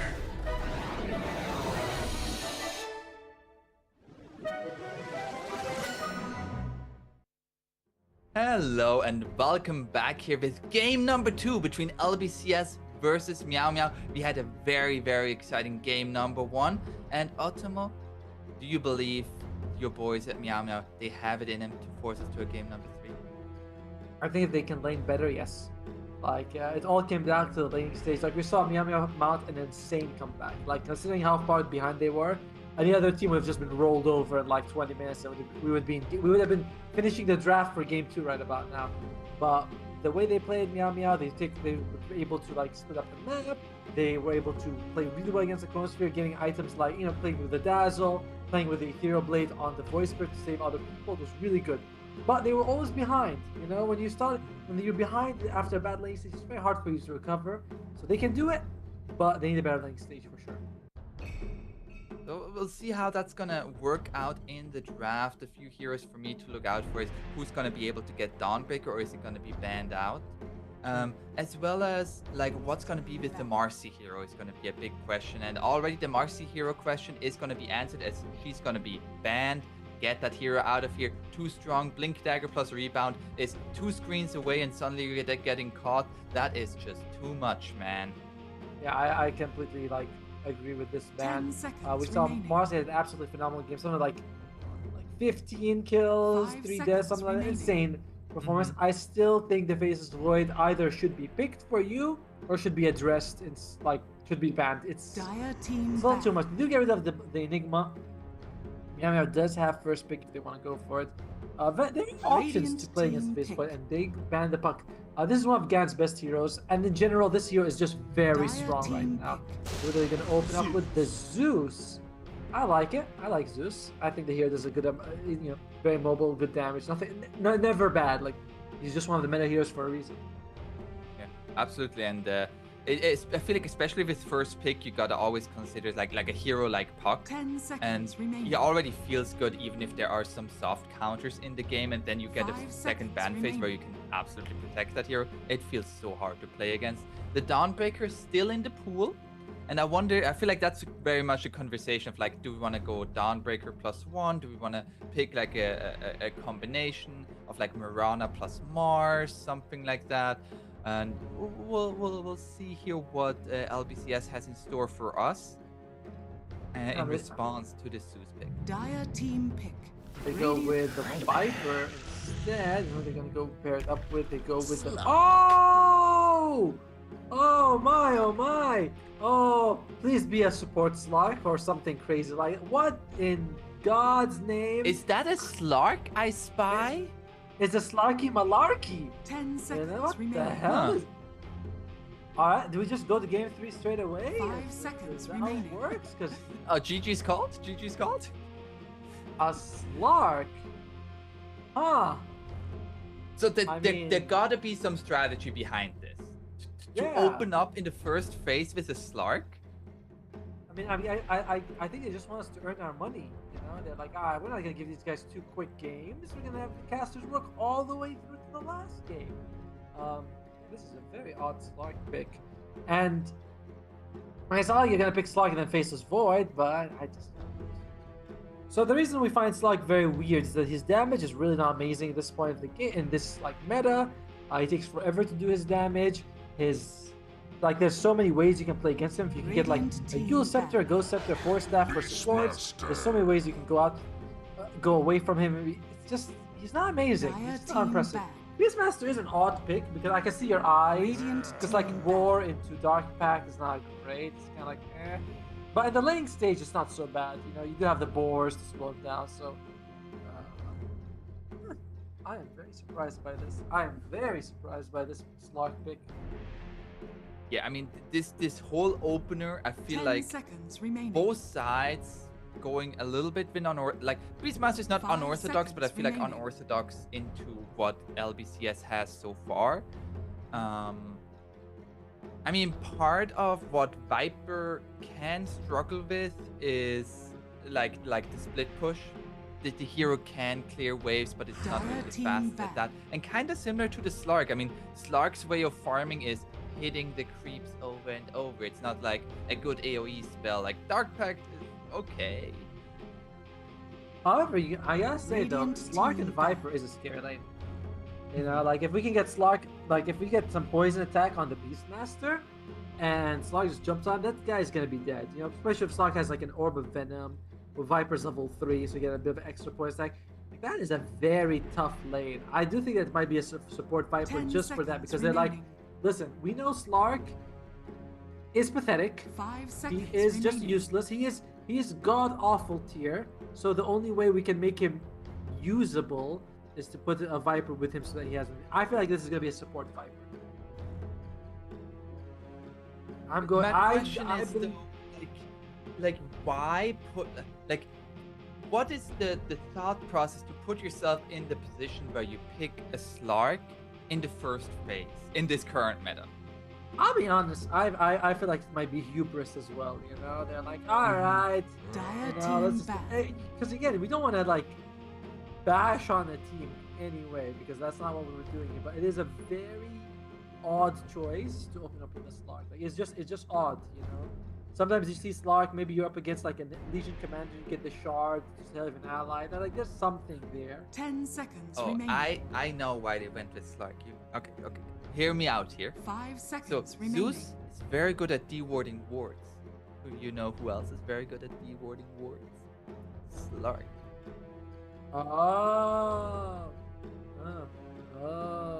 my God. Is that how it works in Herald? They picked Zeus, we pick Slark?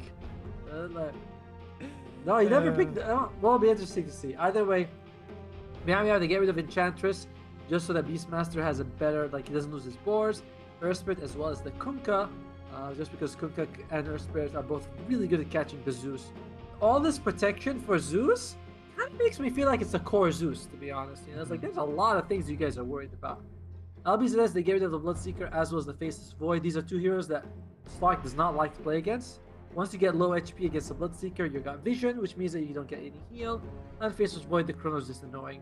Let's see what else they want to get rid of. Sorry. I'm still feeling like it's a support Viper. Support Viper versus Beastmaster. Ouch. On Miami's side, they might need a hero that can help the Beastmaster like move away. I feel like Clockwork wouldn't be so bad for Miami's side as a position. Radiant team pick. I mean, like no chance. Wait. Oh. Is this? No. So where's the Slark going? Back into the garbage. Okay, I'm gonna be real here. You're the analyst. Tell me what's going on. I don't know. So 5 seconds remaining. No, it's gonna be Carry Phantom Assassin. This Slark pick is very odd. Could it be off lane? I don't think it's gonna be mid. I don't think you. I mean, if we're assuming Zeus goes mid against Slark, Slark is gonna suffer a lot. So I don't think it's gonna be a mid Slark. Then it becomes like, is it off lane Slark? Or is this some weird ass support bullshit that no one's seen before? I don't think it can be a support. I think it's gonna be an off lane Slark. I don't think that's great, but I'm very surprised by what LBZS is doing anyway. So, yesterday or the day before, for some reason I was thinking about Slark, and I was looking at the Dota 2 Pro Tracker on Slark, and he has an abysmal win rate as a position 1, but he has a 60% win rate as a position 4. Going first item shard pretty much, and like then you have just depth shroud to save your team. But it was a very low games, so it's not really something that's like very much played a lot, but something that's a little bit there. As Meow Meow, they keep it more in the realm of what we're expecting. Shadow Shaman, Terrorblade. That is good, strong, standard heroes there. And their backs are against the walls. Gotta bring it here in this game. Yep, Meow Meow, if they lose, they are out of the tournament. If they win this game, they force the game 3. Keep their hopes alive. I love the Shadow Shaman pick, and John keep the heroes pretty strong. And there goes the Dark. Habada. That's gonna be their offlaner, which means that this Slark could be position 4. Which means that the Dota 2 tracker is a really useful tool that we should be using all the time. And I was like, okay. 10 seconds remaining. Zeus is still flexible. Could be a support, could be mid. Shadow Shaman could be the 4 or the 5. Remaining. I think I prefer it more as a 5 than a 4. I feel like you put Shadow Shaman bottom lane, if it's up against the Viper and the PA, that's just miserable. Radiant team back. Very odd. LB's just kind of picked 4 core heroes, haven't they? Yeah, it does feel like it. I mean, maybe like we saw in the previous game, the Dawnbreaker event Maelstrom, maybe he was like, yo, I want to play like a core. And 10 seconds remaining. Maybe that's like what we're going to be seeing here. Yeah, they're like, here's the Slark, just get shard, then do whatever you want. Yeah, just as long as you get a shard for us. This is very odd. Really, like I said, I like the support picks from Radiant team supports. Just they do ban a support and a mid at the very end. They're like, let's get rid of Oracle in case it's a mid Zeus. Let's get rid of the Invoker in case it goes something else.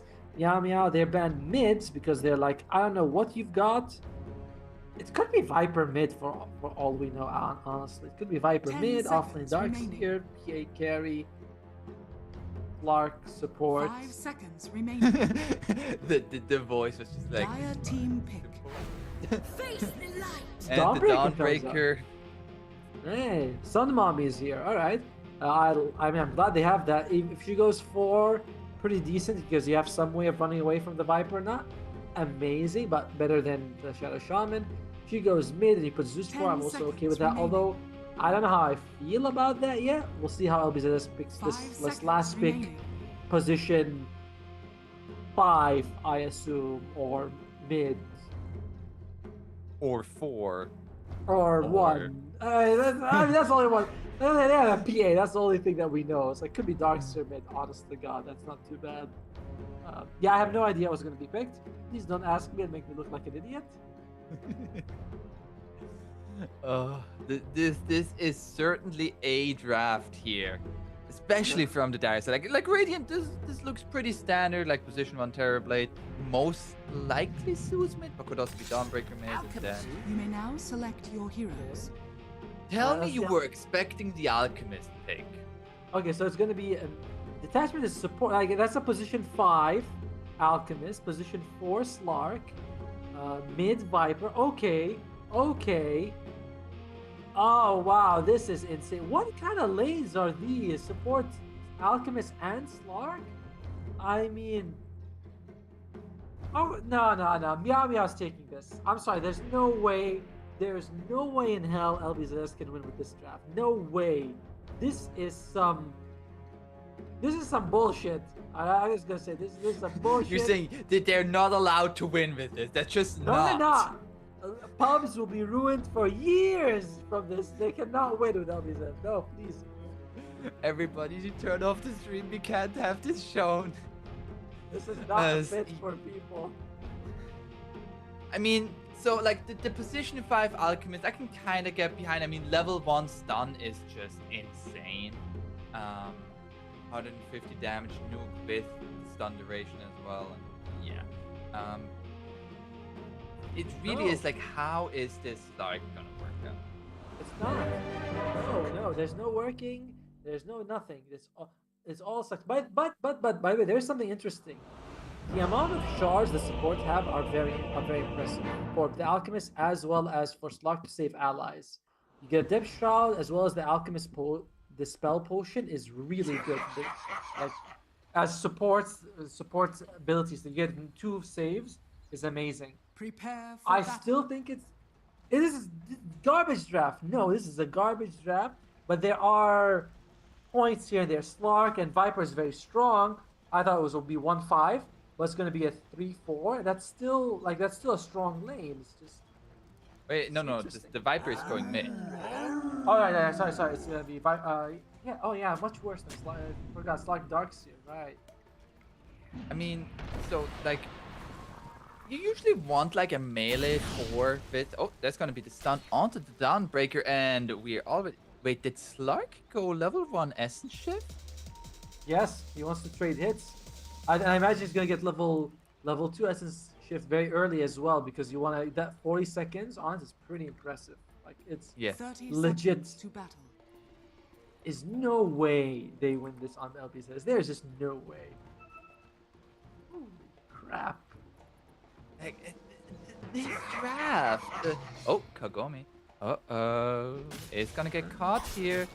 And It's a lot of damage. Not enough though. Yeah, oh man, this is the best. I am glad that this is the game we're getting. Like this is.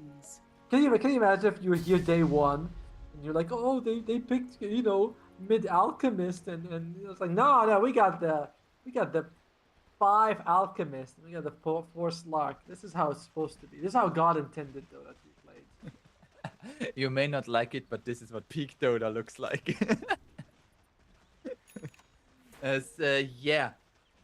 Mid lane should be just a nice free farm mostly for the Zeus. I think like you should be able to just get spam arc lightning. You see PP is like trying to annoy him. Zeus just goes, alright, I'll just get a last hit. I don't really care. PP actually misses the last hit. See, he's focusing too much on the harassing, not enough on the last hit. Top lane, Sandy. Taking quite a bit of damage there, but with the Alchemist, of course, a great hero to peel the enemy heroes off of you. Oh, by the way, I just realized if Alchemist starts charging the stun, you can just shackle him and he'll stun himself. It's like, it doesn't take, like, you get like 2 points in shackle, 1 point in hex, that's like almost 4.5 seconds of stun. That's all you need. So very risky to be Alchemist in this game. My God. Yeah, there you go. He's using it. Oh, no dodge at the end. Good try, no chance. Good try. I mean, still there's a harass here coming onto the PAs quite a bit, and there is going to be another stun onto no chance. Boop. That's some good harass there. Good harass. As in the mid lane, Zeus is getting the last hits, but he's constantly under his tower. He's just not allowed to approach the lane. Yeah, but PP's suffer. I mean, look at that. PP's only got half his net worth. Yeah. It's like half his CS. So I can't imagine that if you're a PP, you're like, this is not working. You know, like Gan's getting out, he's getting the arc light, he's got a point in heavenly jump, so he's gonna be fine. He's gonna go for refill his bottle now. Like, for this strategy to work, oh, okay, they get a kill on no chance. That's fine. For this strategy to work, the supports have to rotate and get all the ruins. Like that'll make the Zeus really suffer because if he can refill, he's fine. And here in the bottom lane, we're gonna have in the mid lane actually with the rotation from the Dawnbreaker, they're finding the kill onto this Viper. Yeah, I don't like this Viper versus Zeus matchup at all. At least I don't like how it's being played so far. I feel like Gan will just be able to farm, and PP's trying too hard to harass him when it's like it's Zeus, you know, you're not doing it. It's not happening. You might as well just focus both on farming. On lane, terribly taking quite a bit of harass here from Liam. As there's gonna be the Starbreaker, but leap away or pounce away from Salad. Shadow Shaman. Maybe. Oh, Shadow Shaman getting caught out here with the acid spray. That's gonna be a kill. Maybe, you know, Salad he was playing the Mirana before, and he was like, "Yo, I want to play another hero that has like a leaping ability." The team is like, "Slark?" And he's like, "Sure." I don't mind. You guys say. By the way, can you look bottom lane? Salad is trying to deny his sentry ward, but he's actually got vision of the enemy observer ward. He doesn't even know it. He's just trying to get rid of it. Oh, now he's actually going to see it. It's gonna get the pounce away. Oh, now they're gonna deny it on there. This ward battle is amazing. Salad, he's forced out. Oh, all for a ward. All this for a ward. There's gonna be another stun charged up here, going on to Sanity, but the Shackle's gonna be holding the PA in place. And she's just gonna getting her last hit. Side lane is way more competitive than game 1, by the way. Like in game 1, LBZ was just running through the side lane. This game, very different story. And you can see it's like Sanity's doing well to the top lane. Bottom lane, there's Terribly's also farming pretty decently for himself. And PP, he's the one who's, I mean, I'm not gonna say suffering, he did die, but still getting a decent amount of farm as well. Do you feel like it's execution or the drafts that made the side lane? Drafts. It's this. I'm sorry, but it's this weird garbage that they're doing. I'm sorry. I don't mean to be weird, but this is some weird thing they're doing. There's a pounce onto the Dawnbreaker, and that's a lot of damage onto Ninja Boogie with the vacuum. They're gonna get this kill, and that's gonna be permanent agility. Permanent agility for Salad on this Slark, and he's gonna get another one. Dire's bottom tower is under attack. Slark position 4. You've seen it here first. Completely working. It's absolutely meant. It's doing its job. I mean, to be fair, like you can't really right click against the guy for too long. And did he go for 2 points yet? No, not yet. Good points pass. Top lane though, Sanity to make it out should be okay. I actually went for 2 points in pass, but we'll see if he goes for more points in the essence shift or not. I mean, part of that, how the lane is working for Dire in the offlane is also like Darkseer really likes those melee fours, even if it's an unconventional one. And with a pounce, like you have an ability to get on top of an enemy, pretty reliably. And you're also up against melee people, which is the optimal thing. You're up against the Dawnbreaker always, she's taking damage, and Terrorblade, he's gonna be meta like what, a quarter of the time only. And that's if he uses it whenever it's available. So it's like you are getting the matchup you want. You have the partner that you want. Does not make it good. I want to repeat that. But it is the optimal situation for it. Oh, this is... Take the Viper Strike, but with the rotation now from the supports, looking to turn this around onto PP once again. And PP is going to die. Nice rotation there from the supports. Gareth hits level 6 from that as well, gets a ball refill. I think the bounty ruin is there as well, so he gets a double ball refill. Gan is full of liquids right now. Structures are fortified. He's gonna go bottom lane here. Liquid is very good to transmitting electricity, so he's dealing even more damage. Looking into the bottom lane here for the Slark, but the Slarky Malarkey is backing off. Slarky is gonna be fine. And look who's top of the network, Terrorblade. We saw what he could do on the Phantom Lancer. Lance, if he can get he's off to a good start, if he can keep this up, looking very powerful. Although, good damage here. Jabuki has a Starbreaker. Sal's gonna be just fine though. That was a close one. I don't know if we're gonna see Alchemist give Aghanim Scepters to his allies, like, or is he just gonna like play a Shards Rush and save them instead? That's a 5 Alchemists is very rare. Yeah. And well, it also, like, it was a last pick Alchemist. Oh, there's a Zeus ultimate, but wasn't enough to finish off Slark or the Darkseer here. A few more right clicks, and he is going to die here. Celestial Hammer down. By Ninja Boogie, getting that kill. Looks like an even game heading into the 8-minute mark here. Meow Meow, like, they are doing pretty well. So just surprising. I thought he'd be a little bit more ahead in terms of farm, but he's gonna be fine. First on the gods right now, actually getting him anything he needed. Yeah, he's okay. Mid lane in general, the mid's not farming very well, but the safe lane carries are EA PA versus Terrorblade. Terrorblade has such insane armor that PA's crit doesn't really hit him the same way with other people. We're gonna have a TP here going on to Zuki as PA makes the rotation. Oh, Will he's they have dead. enough damage? He's dead. Oof. That was, by the way, beautiful TP by PP. He sees that the fight. He's like, I can get a kill. I'm gonna teleport. And up Ninja can't even get the smash with the hammer. And Sal's level 6 on Slark. He Radiant's middle tower is under boggles the mind that this is happening. Do you feel, given what LBCS has drafted here, this even laning stage feels pretty good for them? Yeah. I mean, Slark is not a bad laner, generally. Oh, look at that, that's exact. But you're up against like a Slark, a support, and an Alchemist. Alchemist is going to be dead soon. He's on himself. Oh no, there's actually some now coming out. He's gonna throw it. And that AoE is cool. Still gonna die. Making some space here. Ninja Boogie found the Viper. Well, I think the Viper found him instead, and he does get the kill. So it's fine. They do get the tower top. They're okay with this. And they do know that PP now just uses ultimate, so again can farm safely. Yeah, I think that LBZS would definitely be okay with the way the lanes went. Like, I think that, you know, you're running something very unorthodox, doesn't look very strong on paper, but you're doing okay. I think that LBZS will be like, yeah, this is going according to plan so far. I mean, look at the cores out of the top 4, 3 of them are on their side.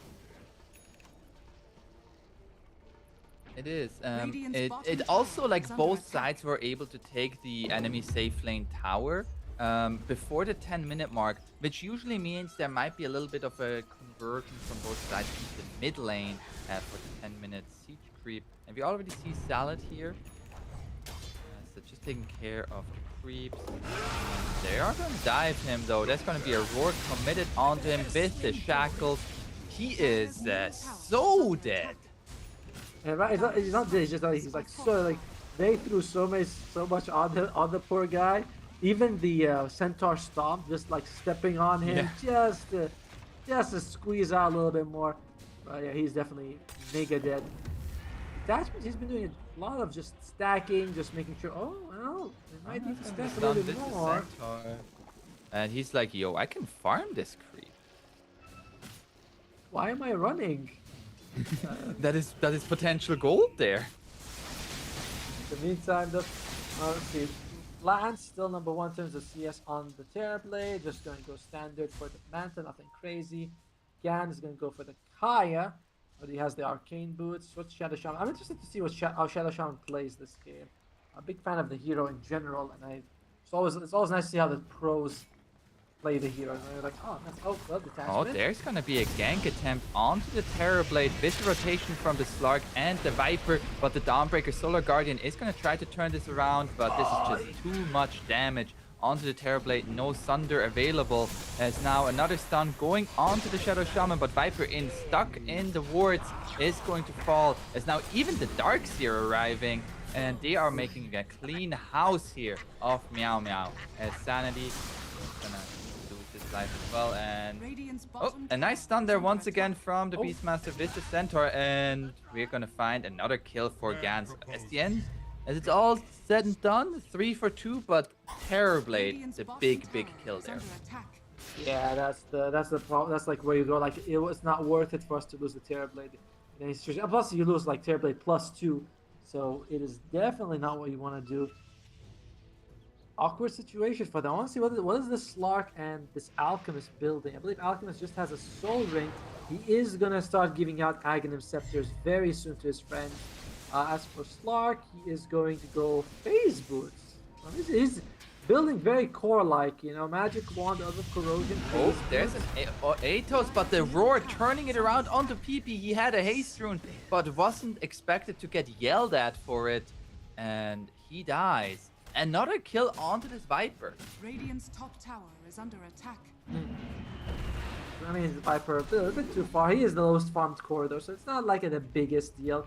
But getting the mid tower, that could be a problem for them. check out the casual cloak on the Slark. Just want to make sure that magic damage is taken to Zeus doesn't sting too much. The tower does go down, opening up the map a little bit more for Meow. This is what we want to see here. And Ninja Boogie. Whoopsie. That's not where you want to be.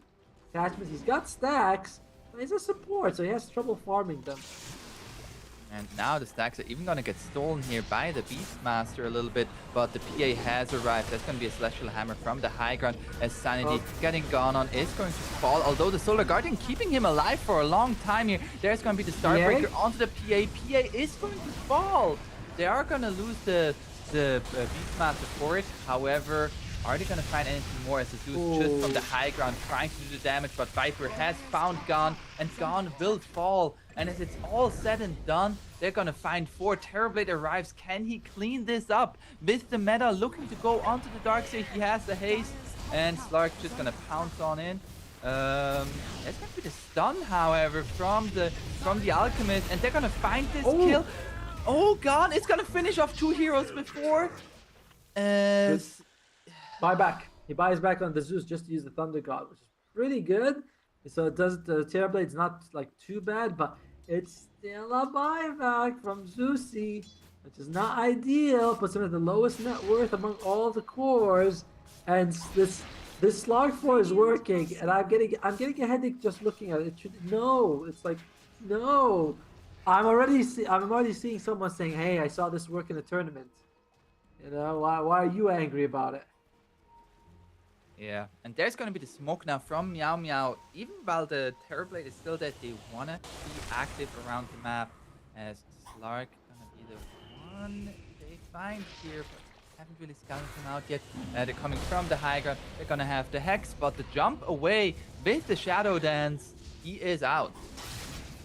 Another part with the Alchemist giving out Agnum Scepter, the Darkseer Agnum Scepter seems really, really valued this game, as nearly everybody wants to go in on the side of Dire.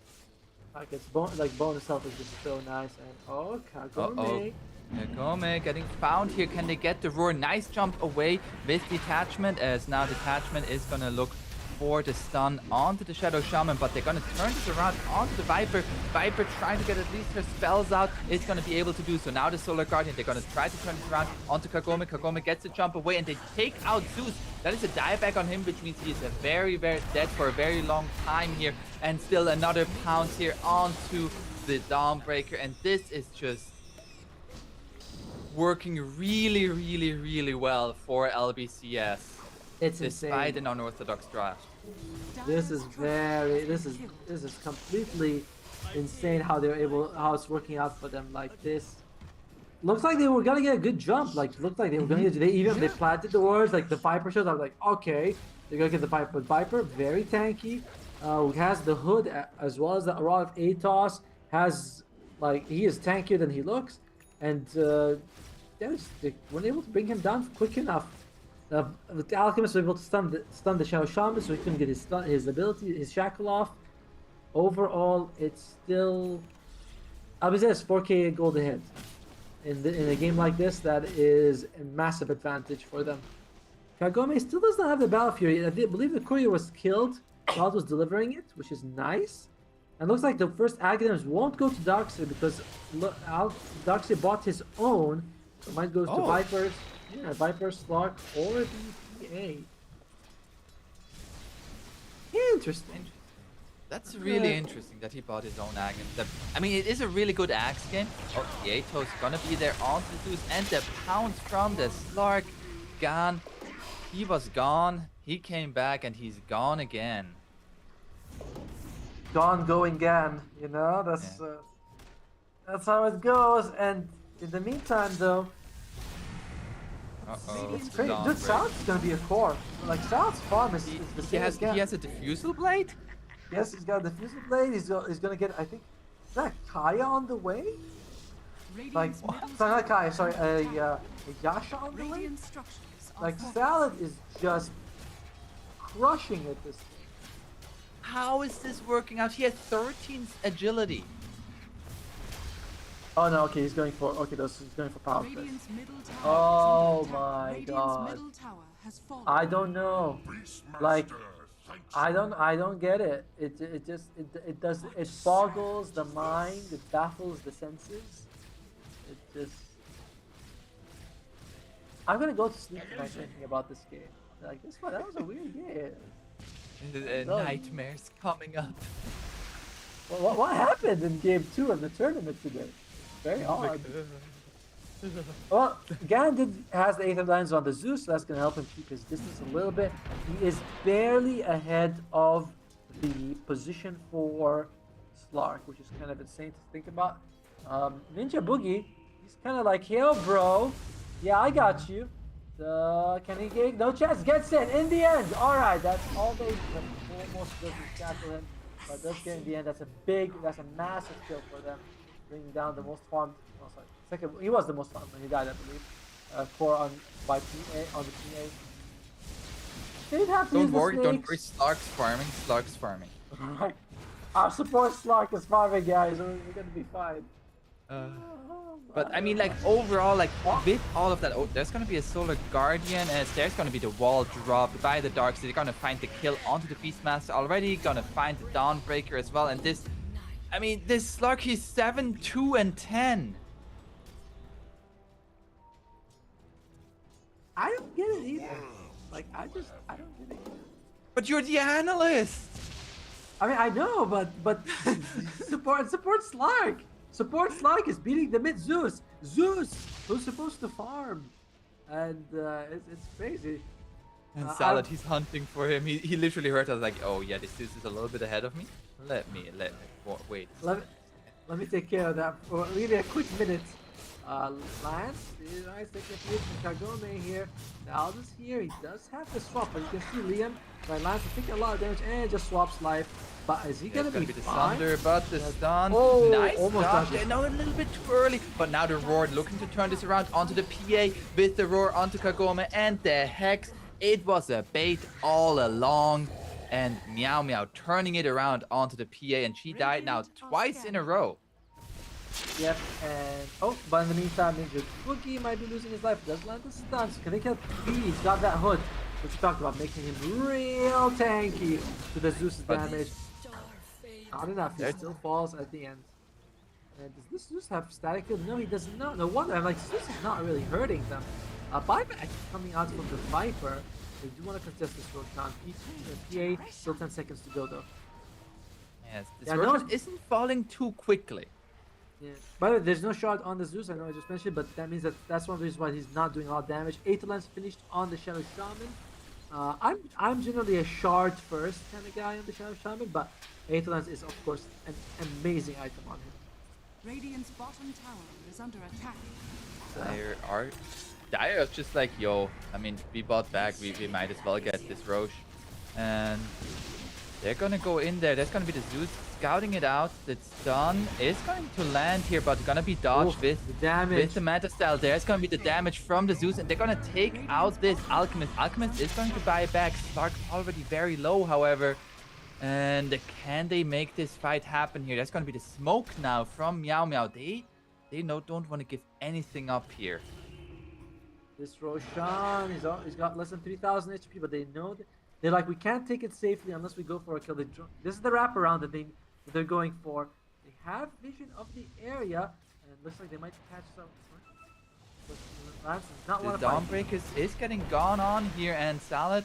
Oh, we're gonna cliff ourselves. Has the ultimate. Has the ultimate in case we need to go someplace else, but it's just buy back and use it. Yeah. You're like Dawnbreaker, like I might as well just buy back, use my ultimate if the situation calls for it. And which it Alchemist might. Back here, and they're gonna go into the Roche pit again. But Radiant, they're still around it. They're gonna scout this out with the Zeus here. There's gonna be the Reflection doing a shit ton of damage here, and now we're gonna be the Solar Guardian over the top. And Aegis is going to be snatched by the PA, however. Kagome with the quick fingers there, but they're going to pay heavily for it. 2 heroes already dead, and the Viper going to be falling here as well, as the Slark on a sliver of HP is going to be able to get away. This was a heavy money investment from LBCS. They get the Aegis, but Was that I worth mean, it? PP bought back, Detachment bought back, and they both died. So their economy took a big hit. Like Viper was way ahead of the Zeus. Remember, Yeah. Zeus was Radiant's top barely tower is with under the attack. Slark. Barely ahead of him. Now look at him. Number 3 net worth looking very nice and cozy up there. Like look at that win, everything, the numbers, all of them. So just look at all the numbers. They tell you what Look at the people- numbers. The numbers are going up for Meow Meow That's what- here, as should be expected with a support Slark.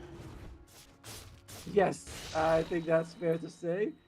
Did someone get a free Aghanim? Yeah, it looks like PA was the one who got the free Aghanim Scepter, by the way. I don't think we discussed that. The Alchemist did give her a free Aghanim, which is nice if you're PA. Thank you very much. Which means that without the Aghanims, her net worth would not be this high. It would be like 4,000 less. So this is a big deal that she got this Aghanim Scepter. Realistically, it is the Terrorblade who is #1 right now. Well, Especially, I guess, like, if you are able to jump onto the Zeus, he doesn't really have any defensive capabilities against the PA. Taking her out and then having that reset on everything does feel real nice. As well as he's got Ethereal Blade though. Like Ethereal Blade is gonna keep him alive if PA jumps on him. And even if she jumps on anyone else, as long as you can just Ethereal Blade them, you can just jump away, you'll be fine. So I like this a lot. Surprised he doesn't go for Blink Dagger. He's going for Blink Dagger next, by the way. I was like, and he also has now his shard. So the static field Yes. is there. I've been feeling like his damage really ramped up recently. Have you noticed before? Like you throw an arc lightning, you'd be like, oh, that seems to tickle. Then detachment. Jumps out. Is he gonna stun himself? No. He's gonna turn this around here. He is gonna arrive. There's gonna be the roar onto the Viper, but they're just trying to get away. But everybody converging. They're gonna find an illusion of Liam there with the wall, but Liam is hitting so hard. They're gonna lose the Dawnbreaker, and the PA is just gonna be on top of this Zeus. Zeus already dead. They're gonna lose the Slark for it, but Liam is going to fall as well. And after it's all said and done, a triple kill for Kagome. And that's a lot of money going his way. Yep, that Aegis giving him a nice layer of protection. He can play however he wants. He knows the enemy team can't really do anything. As well with the BKB, making the Shadow Shaman and the Zeus very just useless.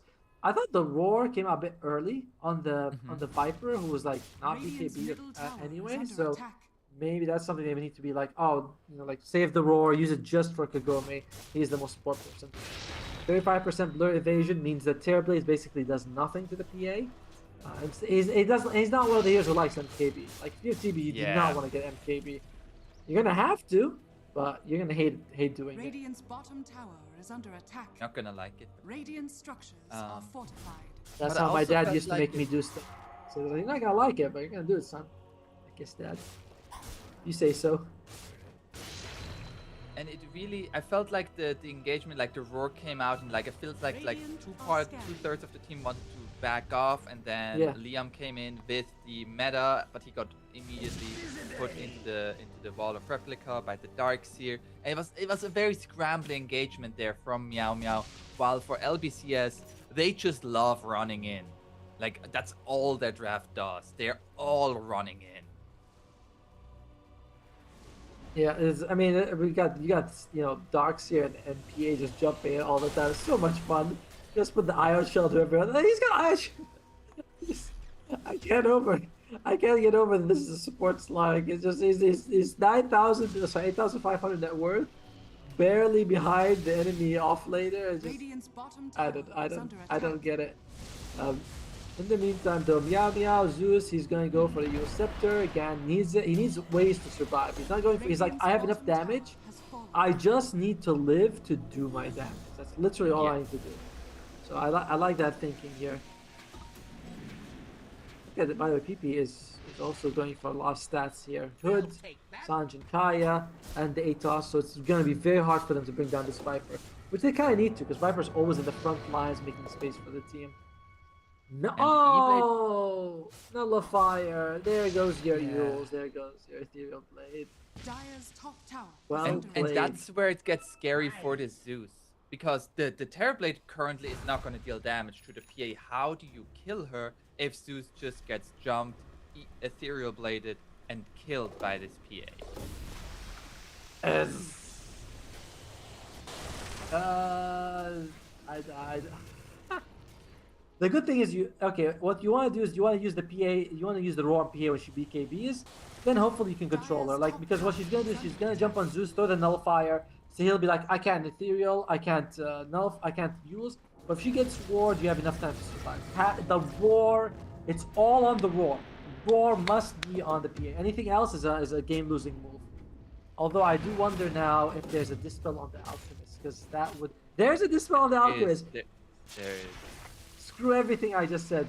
LBZS might just take the game. Like, there's so many ways for them to outplay them. Shadow Shaman has to control Alchemist, and Beastmaster has to control PA at the same time, while she's BKB. Now, while she does... Oh, that's going to be a jump forward. The 3-hero wall is going to connect here, going to go straight for the Beastmaster Solar Guardian. They are going to turn this around onto the Slark already dead. There's going to be going straight onto Liam. Liam going to be safe for a little bit, but no. The PH is going to finish off that Terror Blade. He's a counter to me. No. I counter him and finish him off. Chop, chop, chop. Just too easy for Kagome. Very unlucky that he wasn't able to get the Sunder off on him. There's no one actually next to him. So he's like running. He's like, guys. There's no one's there. Good Solar Guardian just to sort of put a pause on that fight. When the end, it doesn't matter. Again, you lose Lance. That's the main guy. You cannot afford to lose Lance. On the same time, if Gan can live, you can sort of rely on him to carry the game. I think that's what maybe Meow Meow was hoping for. Second Roshan will be up fairly soon.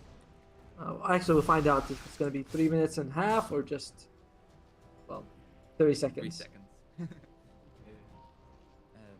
I mean, we're really seeing this PA popping off very, very hard. And the Alchemist, I feel like it's getting close to another Agnum Scepter. Who do you think is going to get the next act? I mean, I think Viper wouldn't be so bad. I don't know if you want to give it to Slark.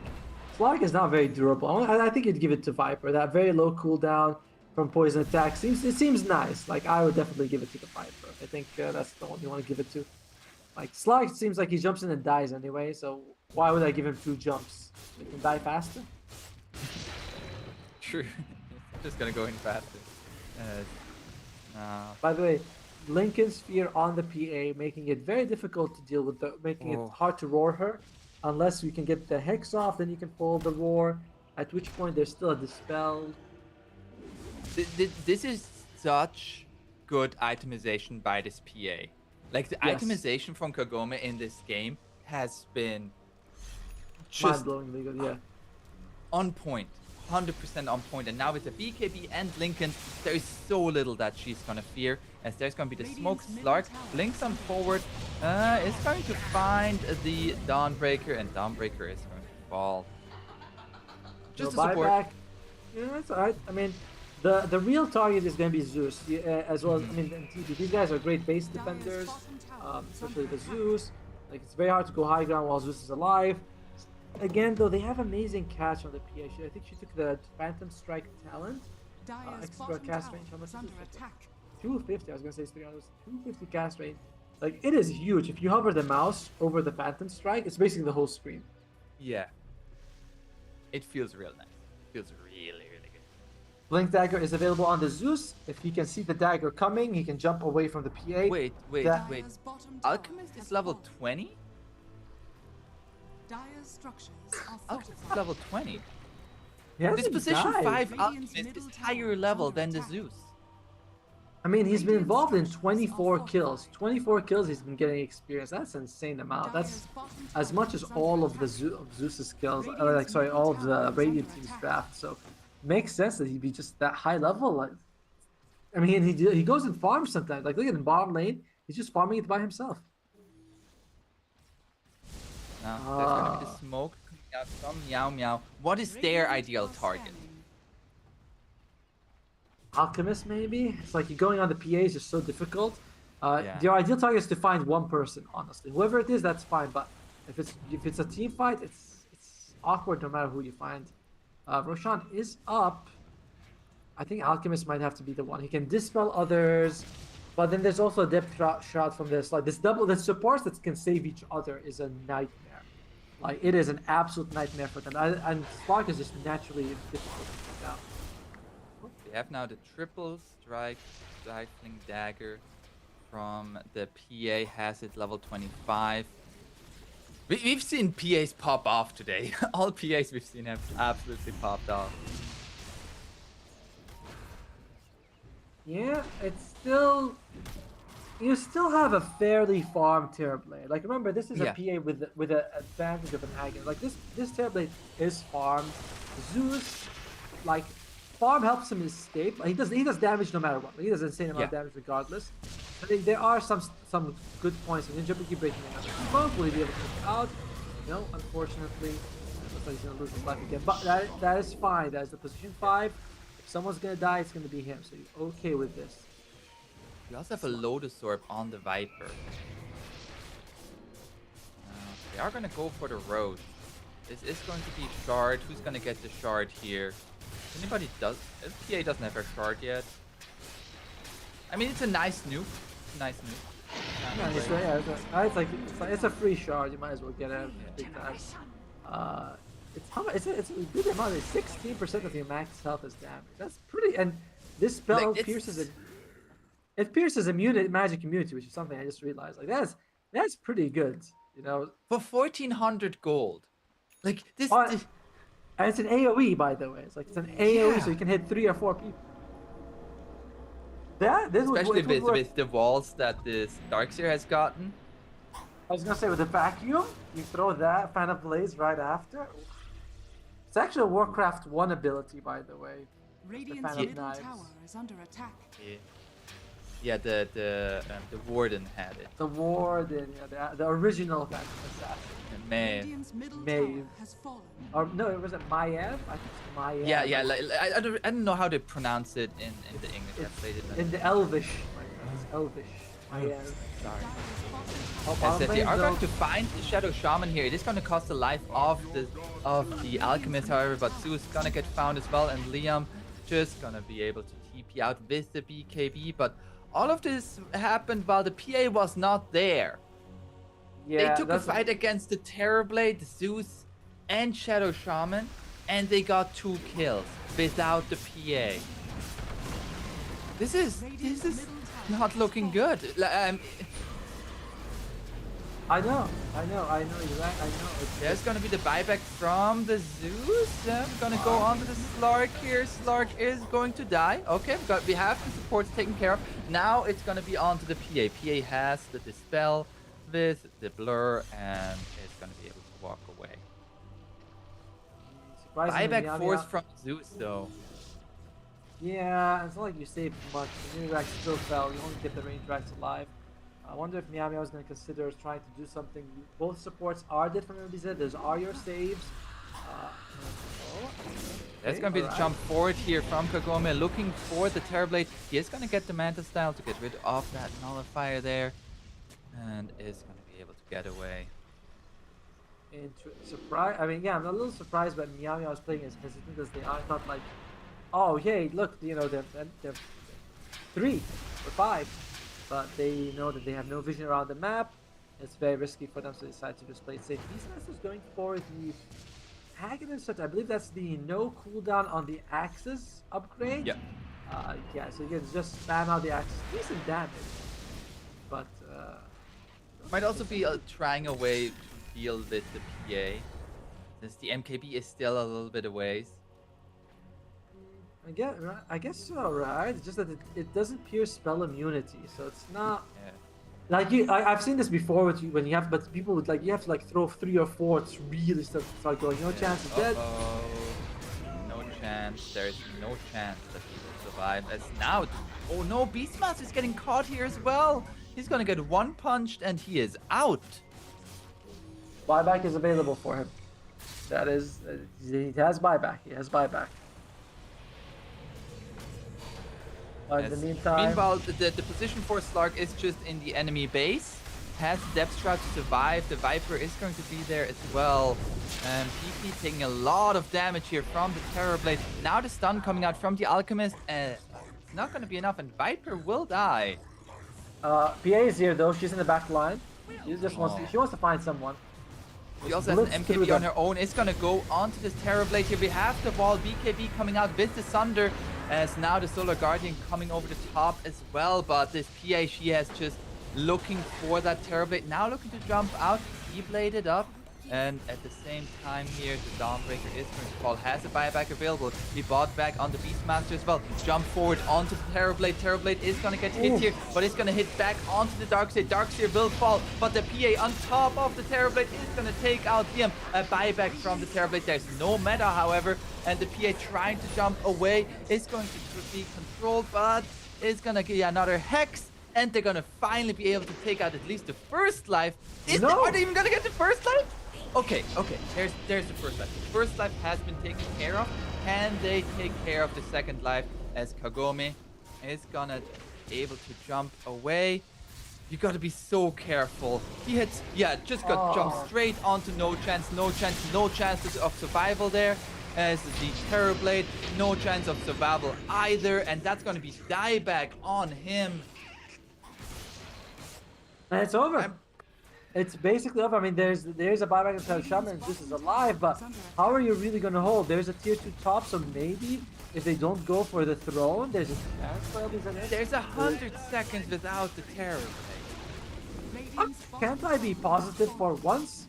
Come on, Bonzus. You gotta hype it up here. Yeah, looks like they're Okay. So we're gonna get a set of frags here. The set of frags is for sure a goner. We're pinging out the tier 4s. PP has the shard, so taking towers is gonna be easier. And this PA, the Lincoln has been broken, so maybe with some Shadow Shaman things going on. But the stun is getting charged up here by detachment. The blink forward, just making sure everybody stays in the fountain. And the Ancient is exposed as LBCS are looking to close out game number 2 and eliminating Meow Meow from the series. There is going to be the 3-man vacuum wall. The Solar Guardian over the top. They're trying to hold this, but the Ancient is at 20% HP and Kagome. He's just farming heroes, farming damage, and farming. Oh, what a draft followed by what a game. LBZS taking 2-0 with arguably one of the most trolly drafts you can see. Like, that is just so. Position 5 Alchemist, position 4 Slark. We questioned the whole time. It looks legit in their hands. You know, it looks really good in their hands, but they managed to make it work. I am flabbergasted. That's the word. That's the word we're going to be using about describing. Absolutely. I mean, there's so much to talk about with the draft by itself, but also seeing how it worked out, you kind of felt like they picked Viper Slark, and once they picked the PA, they knew they also wanted the Darkseer, because the Darkseer really enabled that Slark. Yes.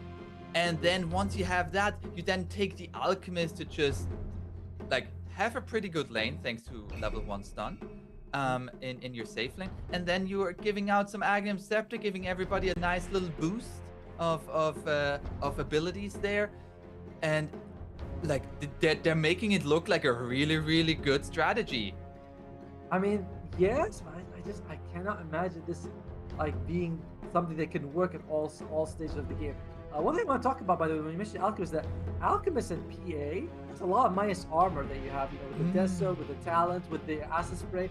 Like, that's an easy, minus 13, 14 armor that you can just arm everyone. Because we were seeing the PA just blitz through people. I was, jump in 2-3 hits, and I was like, they have a Vlad's on their side. They shouldn't be that, like, they shouldn't be falling like that. But Acid Spray is insane amounts of damage, so armor reduction. And let's look at that, and it is salad. That is just 8-6 and 22 on the position 4 slot. Detachment level 26, second highest in the whole game. In the whole game is the position 5 Alchemist. He had so many levels. But look at his items at the end. He's got Blink Dagger, Soul Ring, and it was Kagome gets the MVP. Congratulations to him again. Well deserved, but I cannot. What a game! Just an insane game. I don't know. I don't know how you can play. I don't know how you can see this coming, this draft coming. I just can't.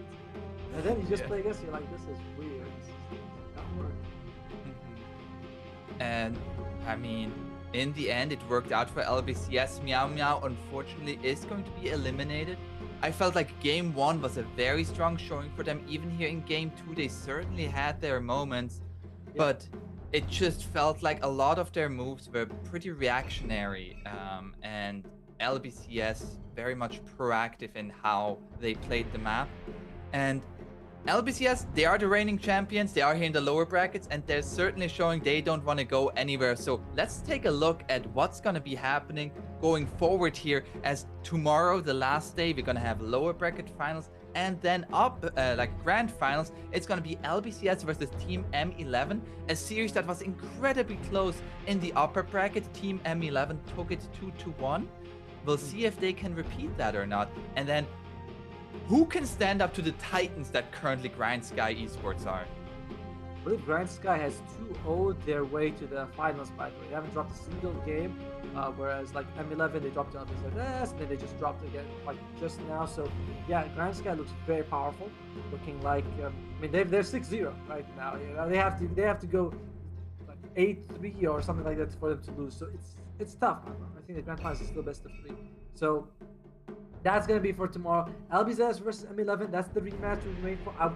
I'll be interested to see if LBZS goes for the Slark thing. Again, they'll be like, all right, let's, you know, these guys, let's meet them in style. A very impressive performance by LBZS, and deserved victory for them. Deserved victory for them, and Miyama, unfortunately, are going to be bidding adieu to this tournament. And that's going to be for me, Aponzus, and Atomo here. We're going to be sending it back to our fantastic host, and we'll see you all tomorrow.